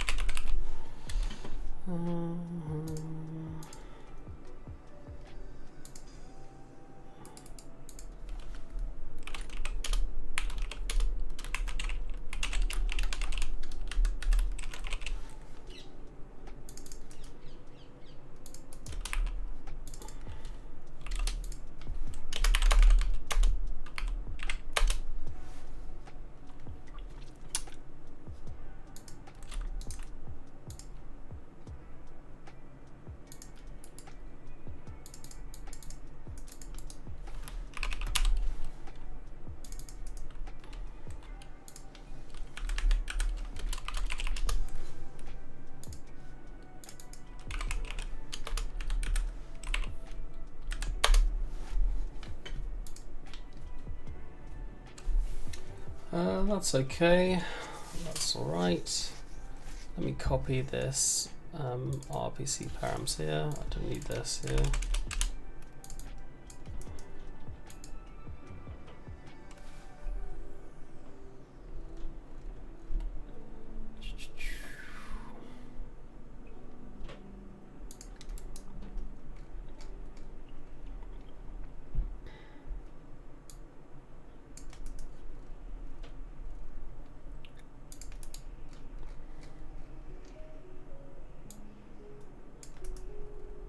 So this should now be filled with server RPC param, so I'll send all to except caller, and this will deal say take damage server RPC as well as where is it? Just calling it locally as well.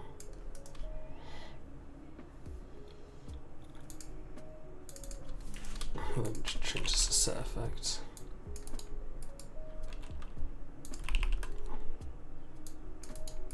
It's going to take an effect type.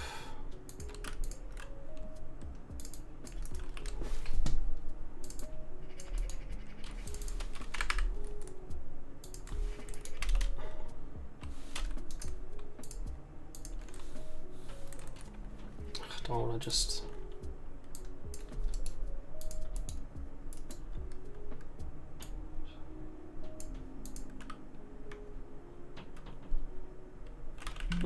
It's fine. I'll leave it inside. Seems a bit neater. Even if it is, it's a lot more wordy, but you know, it's what it is.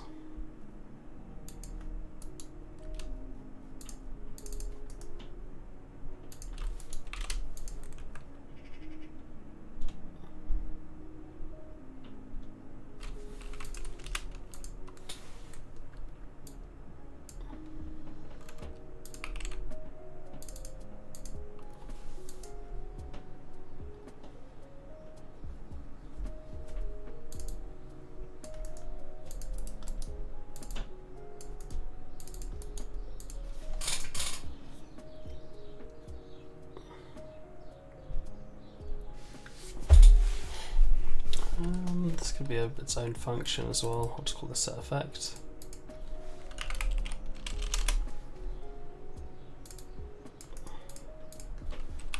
Private void set effect.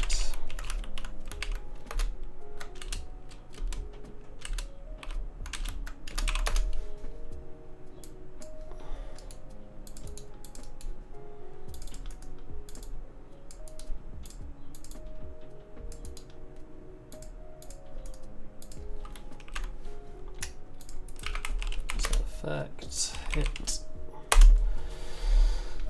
set effect shift stat, same thing. So yeah.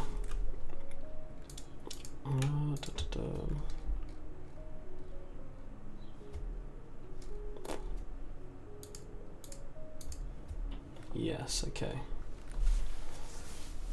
Interesting. So now I have the effects here.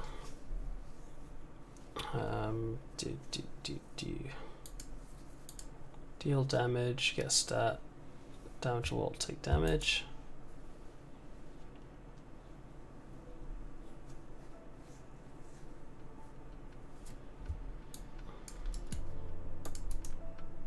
Ooh.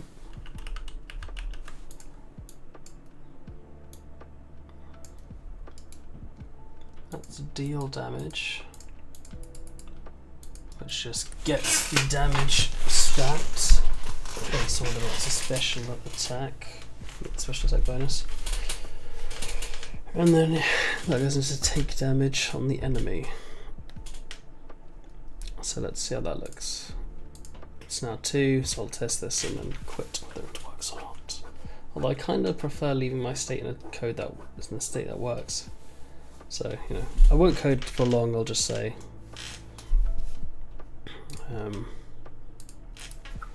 Make damage effect local.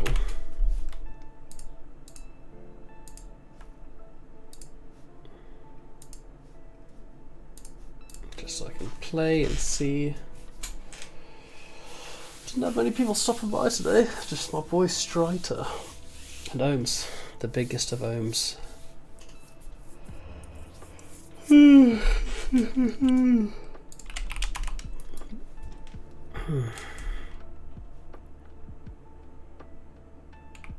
Okay, that looks good. Let's see if it's the same in this.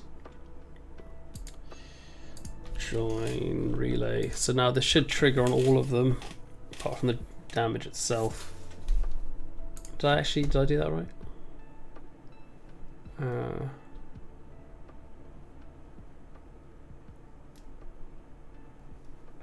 I don't think I did change it, did I? Yeah, it's still not necessarily calling damage on owner.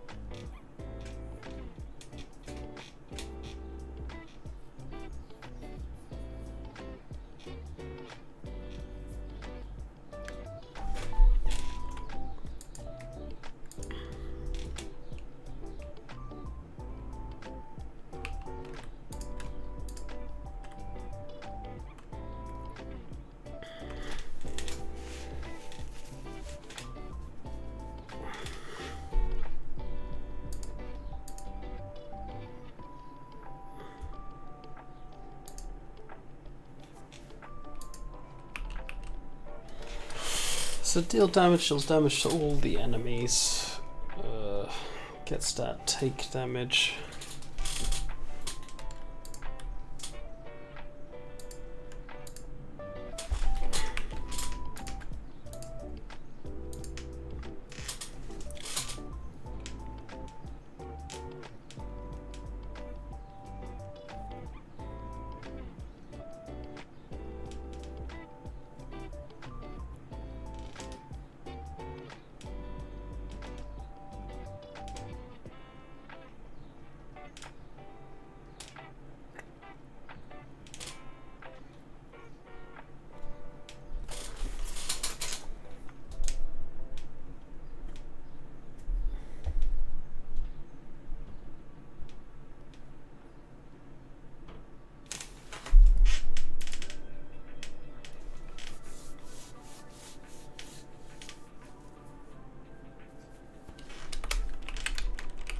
I feel like this is gonna break punching.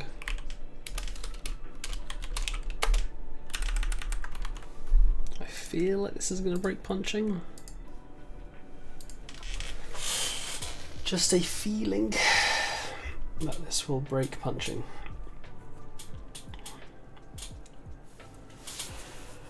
Because I don't think the punch effect is done globally.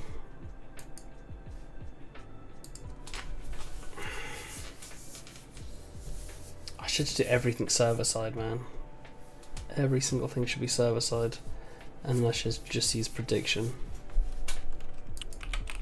Have better prediction on the clients for where the stuff is, better prediction on the server for where it actually is.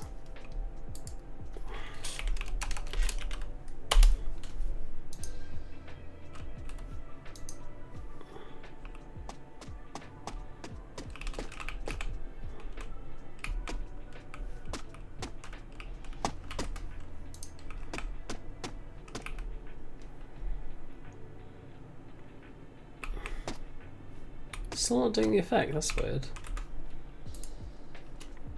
You should have at least done the effect, that was the whole point. Oh, I didn't get rid of this.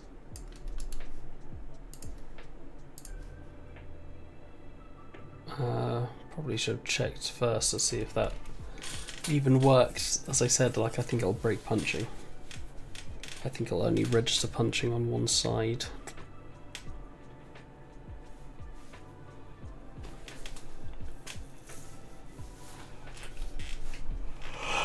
She's not ideal.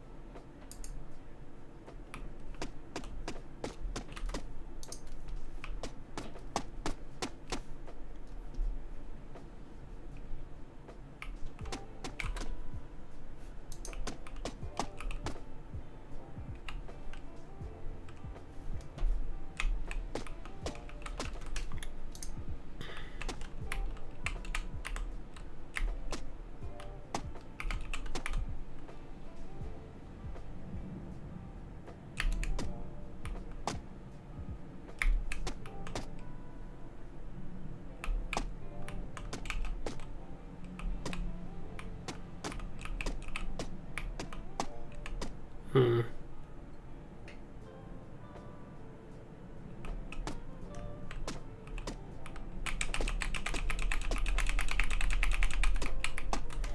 Yeah, I want to do the local hit effect, but not the thing hit effect.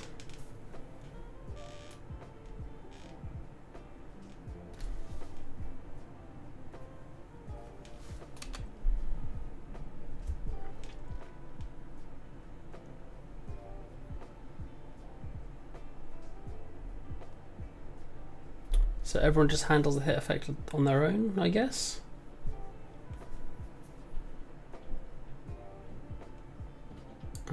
So instead of doing it on enemy hit, let's take damage. Where is take damage? Take damage, take damage, take damage. Oh, but then it won't link up with the thing correctly.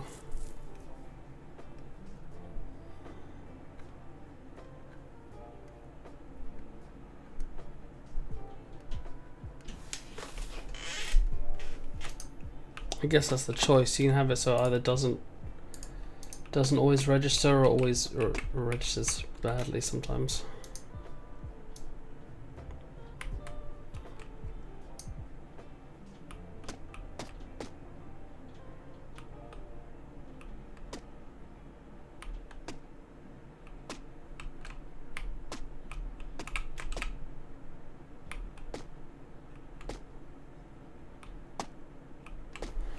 This didn't actually hit me there.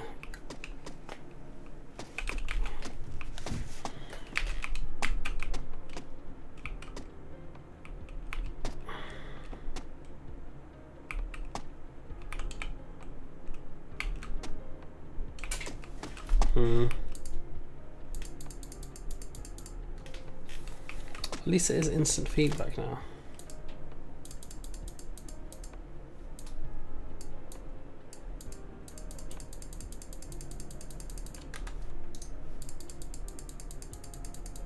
It's always say player 1 has died.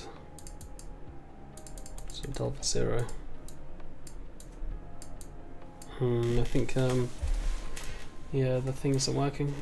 I'm just gonna undo all this. Anything I messed with the combatant base.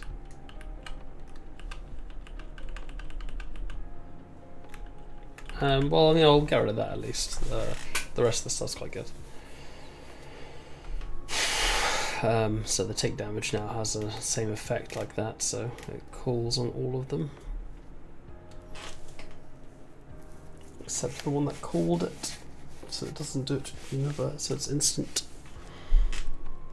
Now the issue is just that the enemy, the projectile, is causing damage. I think I just do a server base, man, honestly.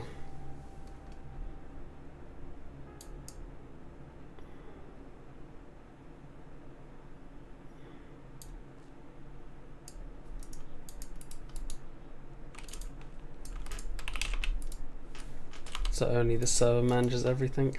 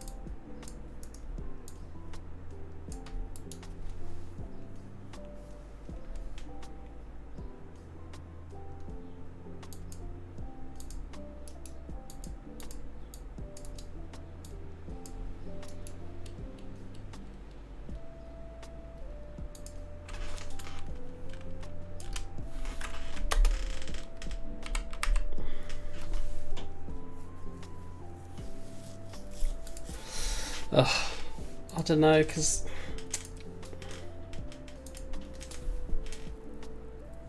I just don't know. I don't know what feels better, you know?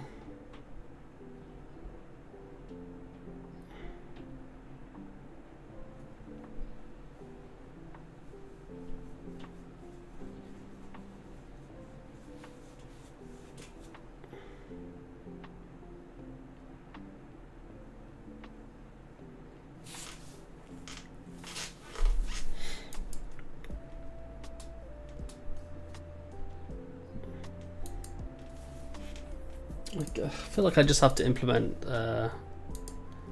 what is it?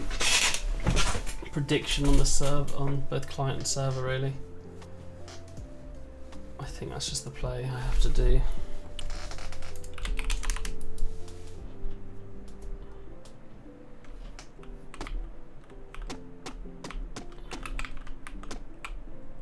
Have I done that wrong? If net manager is not server. If it's not the server or it's not thing, then return. Because like, I don't know, there's too much inconsistency otherwise. Like, they're just workarounds for a system that shouldn't exist, really.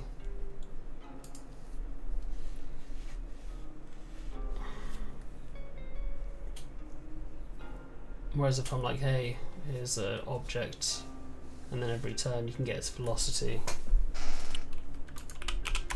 which is simple in terms of thing, each gets move speed.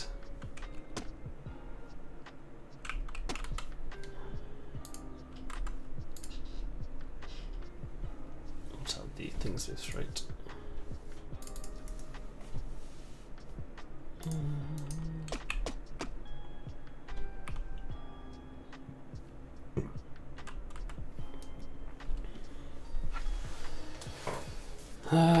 Join relay.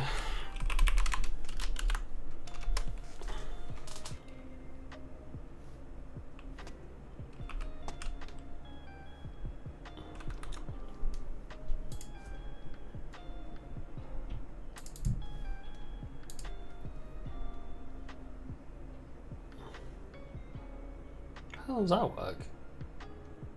Oh, sorry. If index is greater than or equal to that, not the other way around. No, it should be if it's less than. If index is less than the pool count, it shouldn't be equals. Yeah, it should be less than. Because if you try to access it at the index, then it'll fail. If the index is 1 and the count is 0, it'll fail.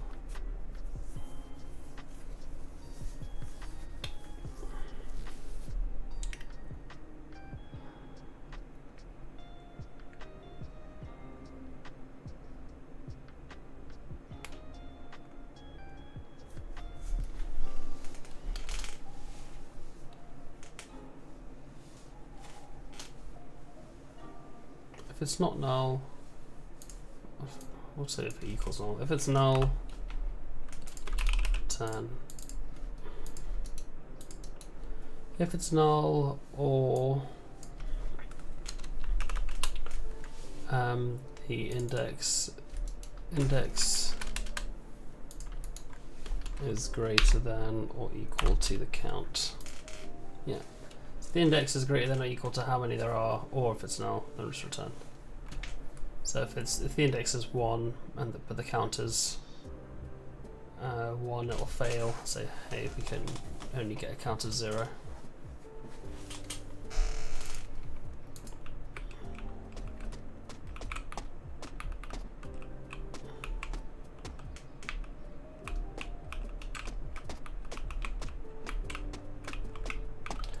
It's a little bit of an issue when it goes through them, but it's not like a huge deal, you know. That's it, that's the only issue.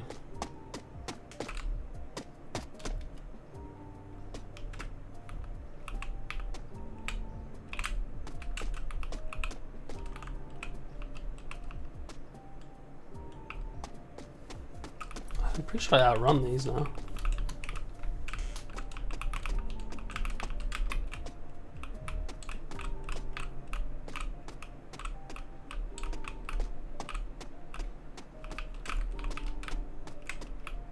That one felt like I should have juked it.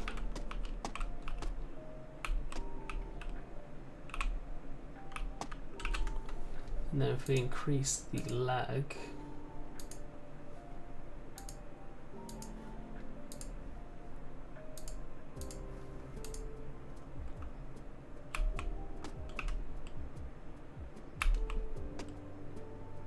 okay, no way that hit.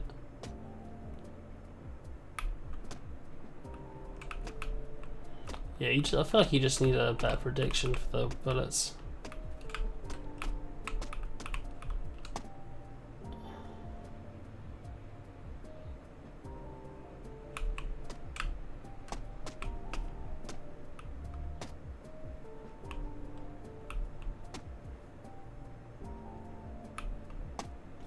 I wonder what it would look like if there were network objects. They could be. It could be network behaviors. And then I could just say, hey, sync time instead of on the update.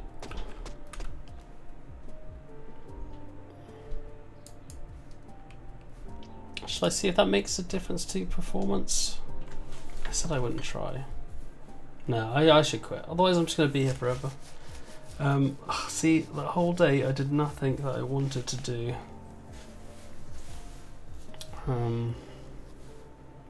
Which is Sag, which is big Sag. Maybe I do that in the next 20 minutes. Enemy floating eye, placeable enemy. Let's copy and paste this guy. I'll call him enemy basic skeleton skeleton walker.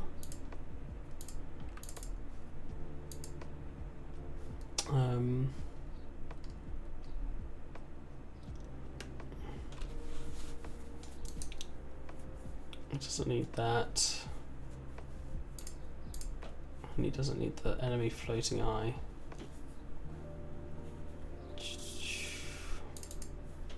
Probably just needs like an enemy, I don't know, enemy skeleton.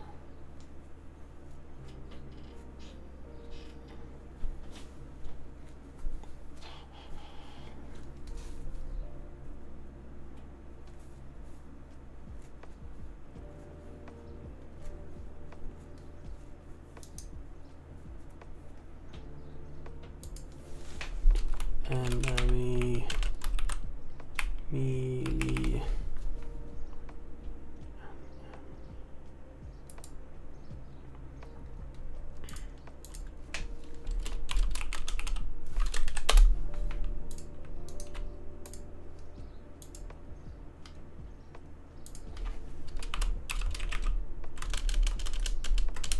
So equals false.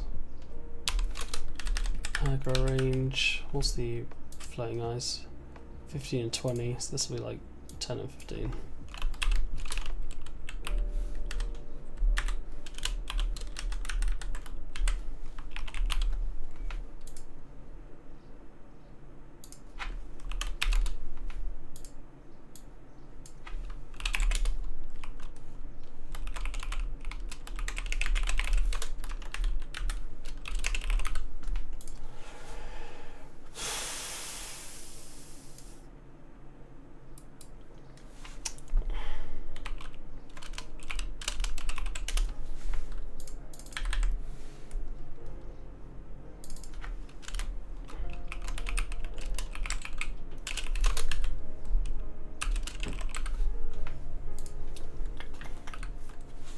Changes, you can't really die over and over again, to be honest, but it's fine. You should turn off your collider and your inputs for death.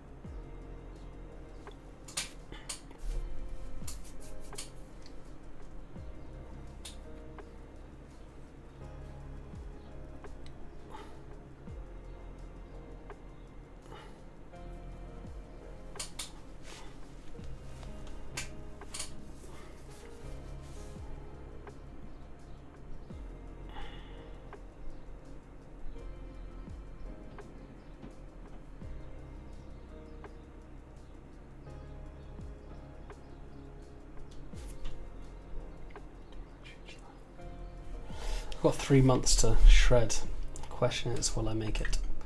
The answer is no. Enemy melee. Enemy floating eye.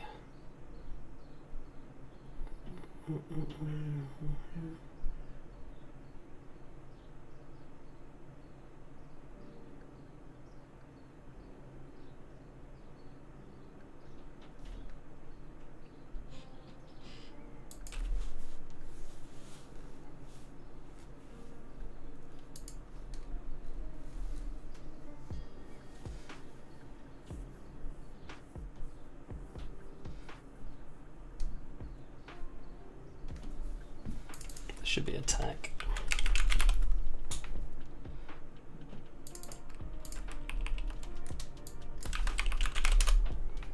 Attack hash. Where is this being used? Set trigger attack.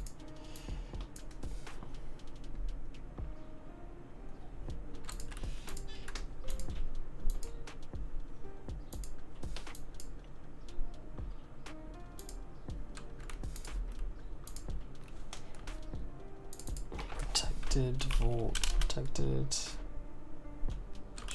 I guess not necessarily a thing. Let's change that back. I was thinking that every thing's gonna have a fire animation or idle animation, but some combatants might just simply be like a wall-mounted, like fire thing where there is no animation. Maybe there should be though.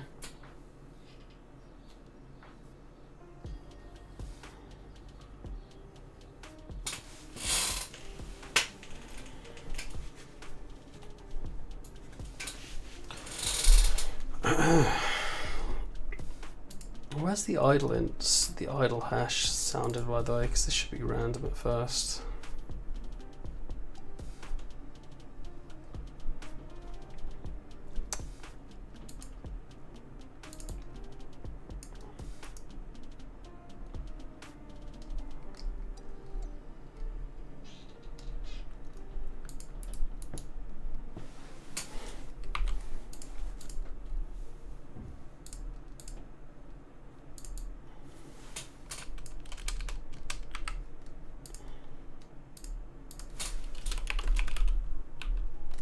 Times random dot range.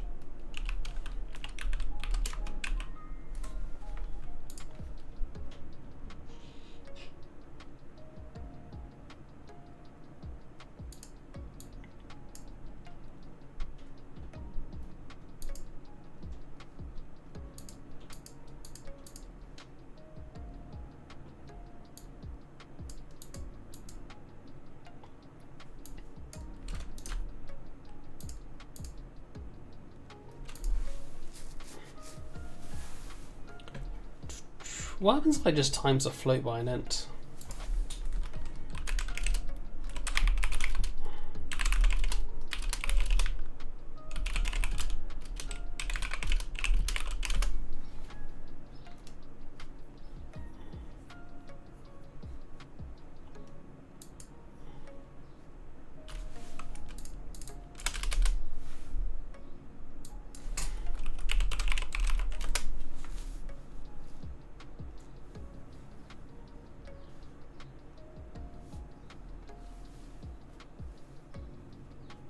Do I need to cast this as a float first?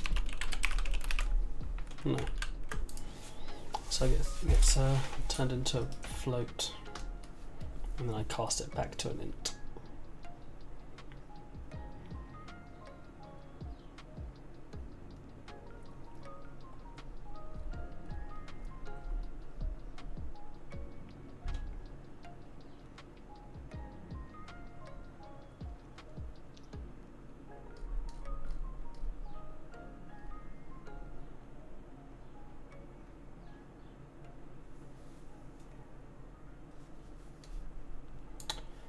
Okay, I'll just make it so they don't all idle animation at the same time, which would be weird.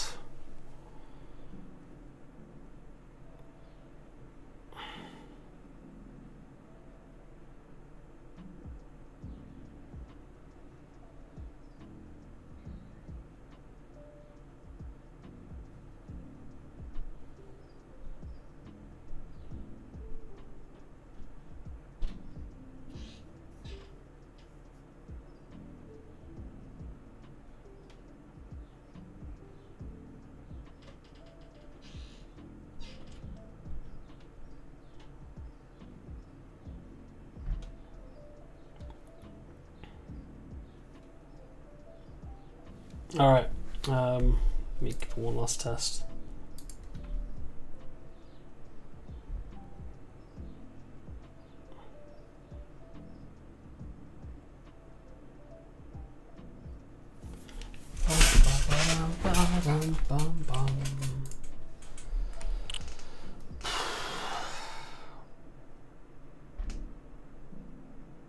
Let's go to clone 1, create relay.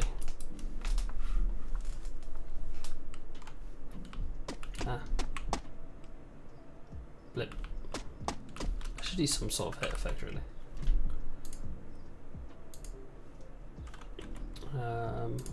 I don't think I need to test anything actually. I was just going to add the skeleton enemy. I don't need this mesh. I need a different mesh. Melee body.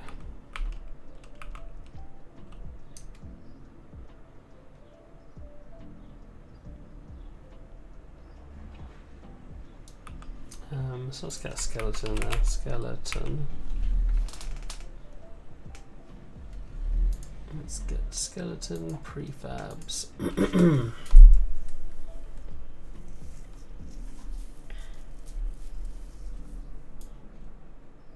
That's like a ranger. That's like a very basic knight. That's a bit more armored. That guy seems very basic. This guy seems a bit meaty.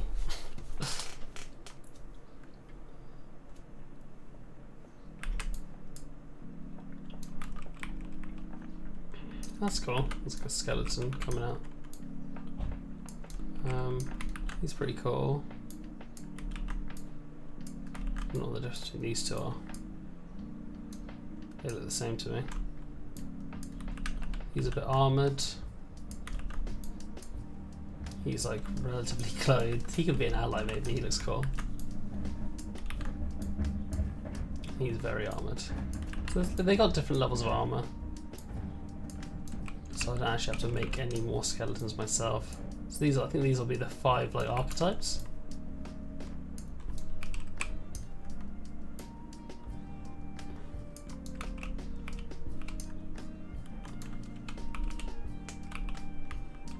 I don't know why one would have glowing eyes.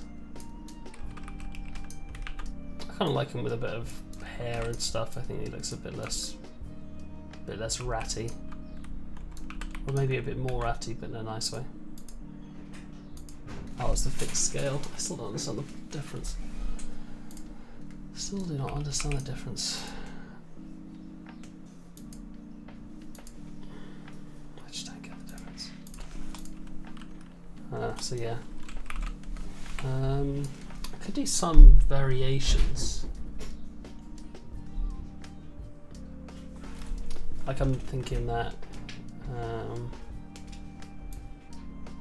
these are like basic skeletons, these are heavy skeletons, and then you get just a default ranger skeleton and a thing skeleton. So like 4 different types, like a nice start. And you know, you can always add modular stuff later, like attachments and whatnot. And effects and glows and yeah, cool stuff. So I should probably have a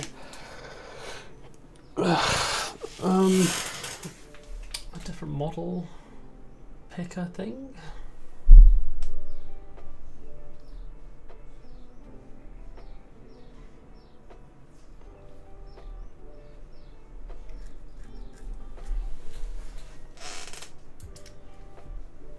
So if I go to the card, oh, no, I don't want you stickies. No one has ever wanted you.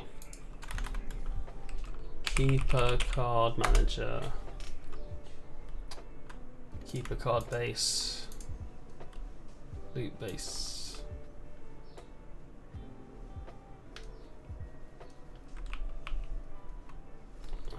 Where's the instantiate?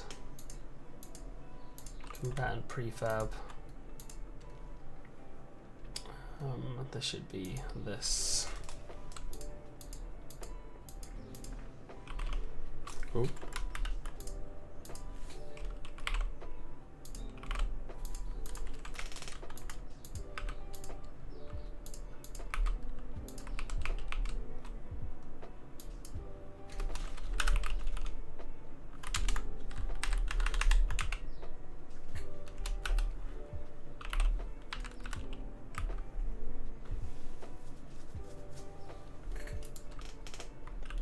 What's the best way to pick a...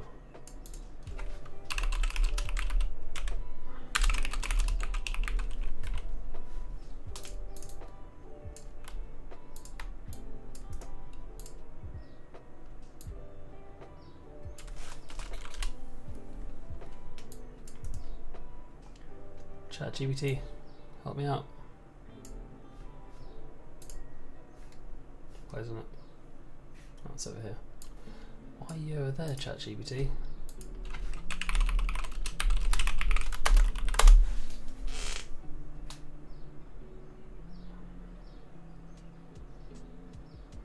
Just want the one line. Like I would love.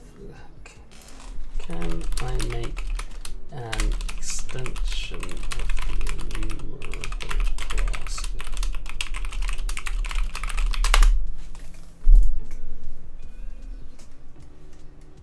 Jesus Christ.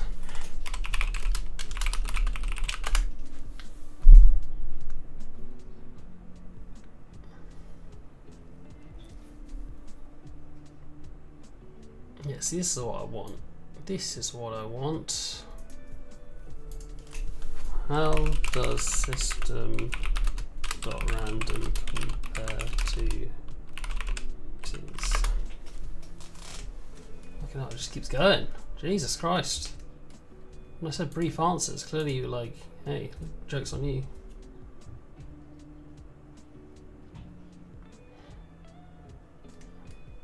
Concurrent.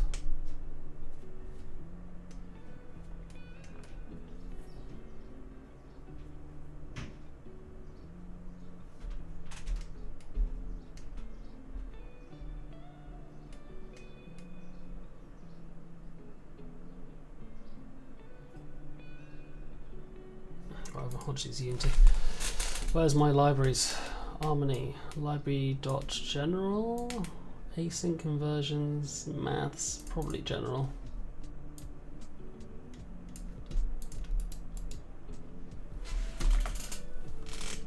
I don't need that.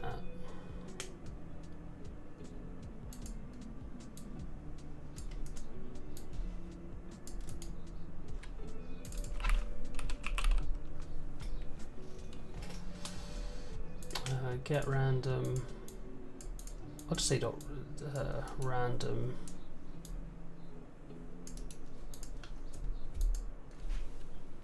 If you log error.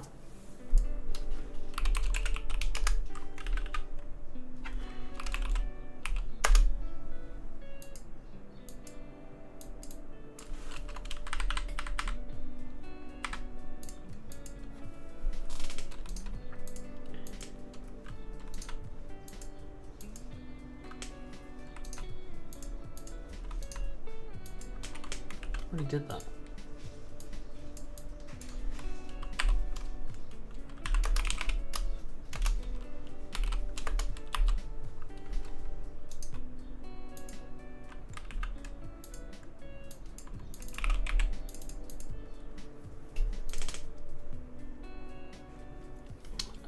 List, new enumerable. If list I can't 0.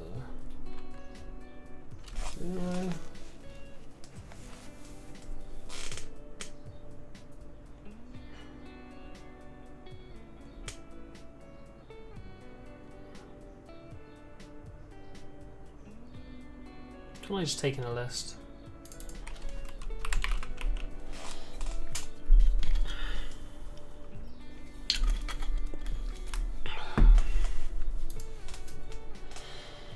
It's not burning. Either I'm having a stroke or this is oh no, stroking.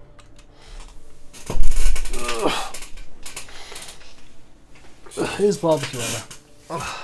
Okay. List.random. This list.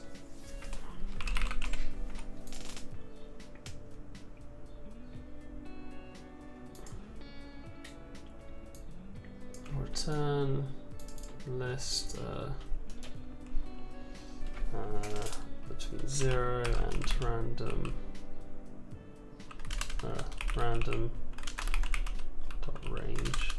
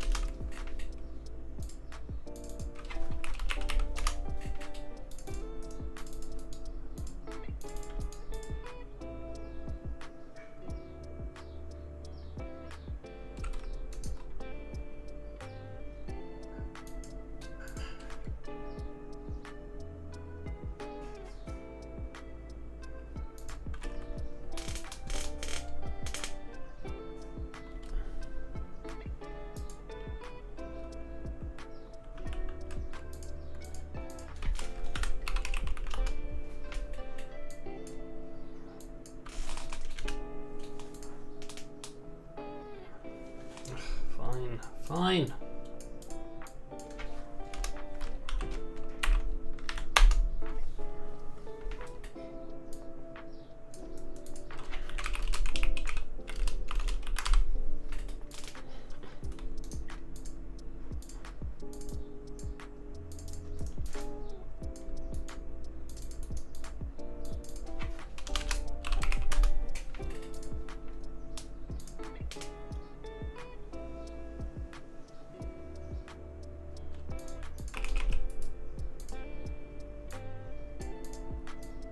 So does this work?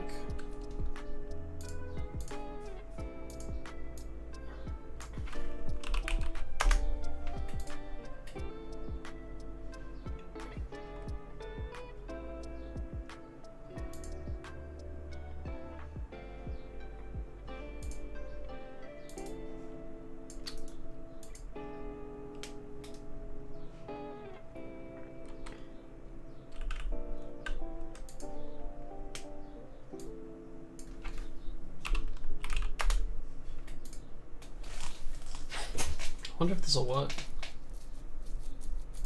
Let's try it with the eye first.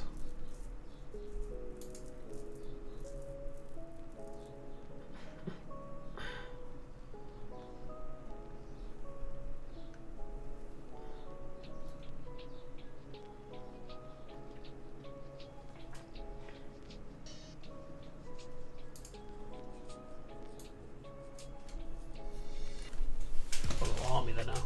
Eye. Floating eye. Display object. Combatant prefabs.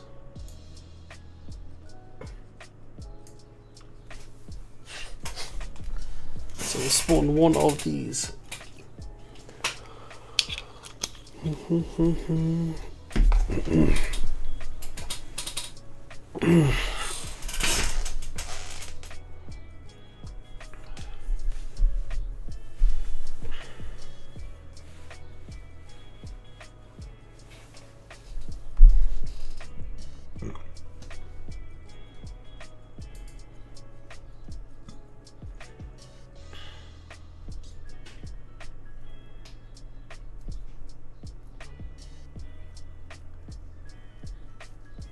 Yeah, I'll deal with the display objects later, but it should be like, hey, spawn the display object for the keeper.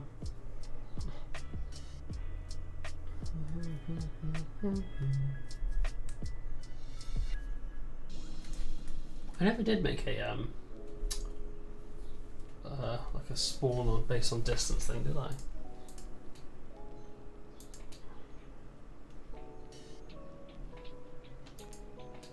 There was never a spawn effect for the eyes. And entry goes straight to the spawn effect, which then goes to idle. Should like rise up from the ground, I think.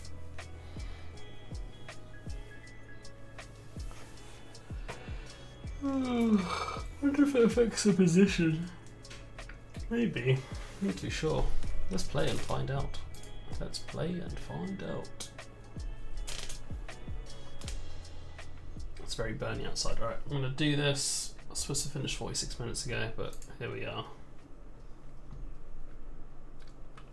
Just a lot of testing and whatnot today. Nothing too creative. Great relay.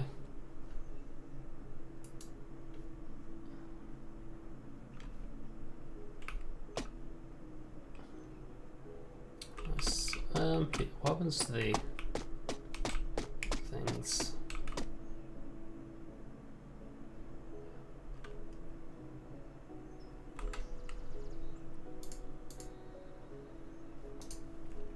Yes, they last about the right time.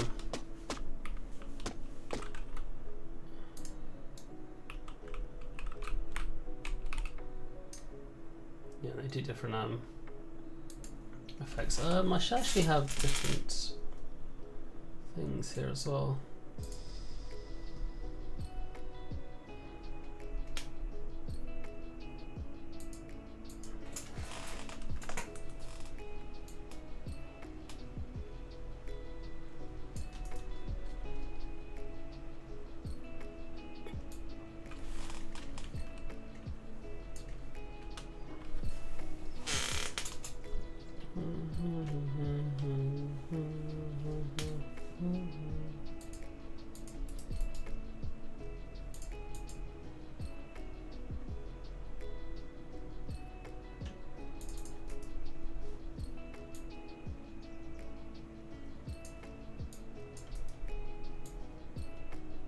I want this to be a random number between 1 and 2, 0 and 2, 0 and 3.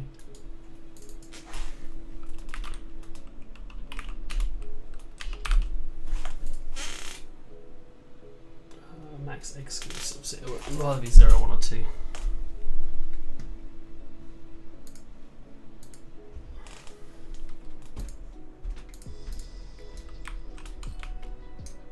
Okay, so the collision doesn't move, but that's fine. It's only going up and down anyway. Might be annoying if you try and hit there and it's like, hey, I definitely hit that. But you could always increase the, what's it called, the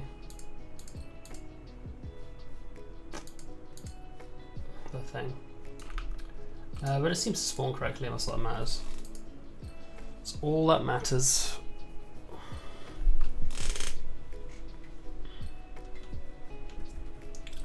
I'll leave the collisions and stuff now. Let me load up Abaro Clone 1. Save this. And I can just close the second one. I'll deal with this all of this off stream. What was that? 7-hour stream. Not terrible. I did not get a lot done. I was a bit tired. It's Monday, man. It is what it is. Tomorrow, no more messing around. I'll actually try to do something. I'll put prediction down here somewhere. What's it called? It was like synchronization prediction dash sync. It had a name.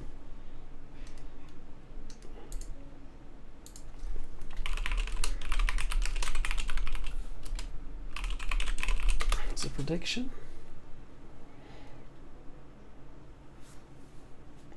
Yeah, I think it's just client prediction. I'll even put this in my little Abaro thing, which says, hey, he's trying to do this is for that.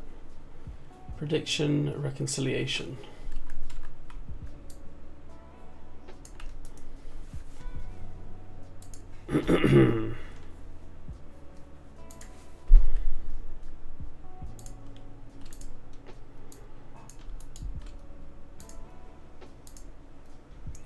Client-side prediction and server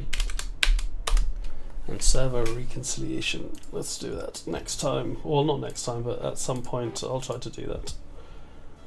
Okay, that's all I've got so far. Thanks a lot for watching. Thanks for stopping by, and have a great day.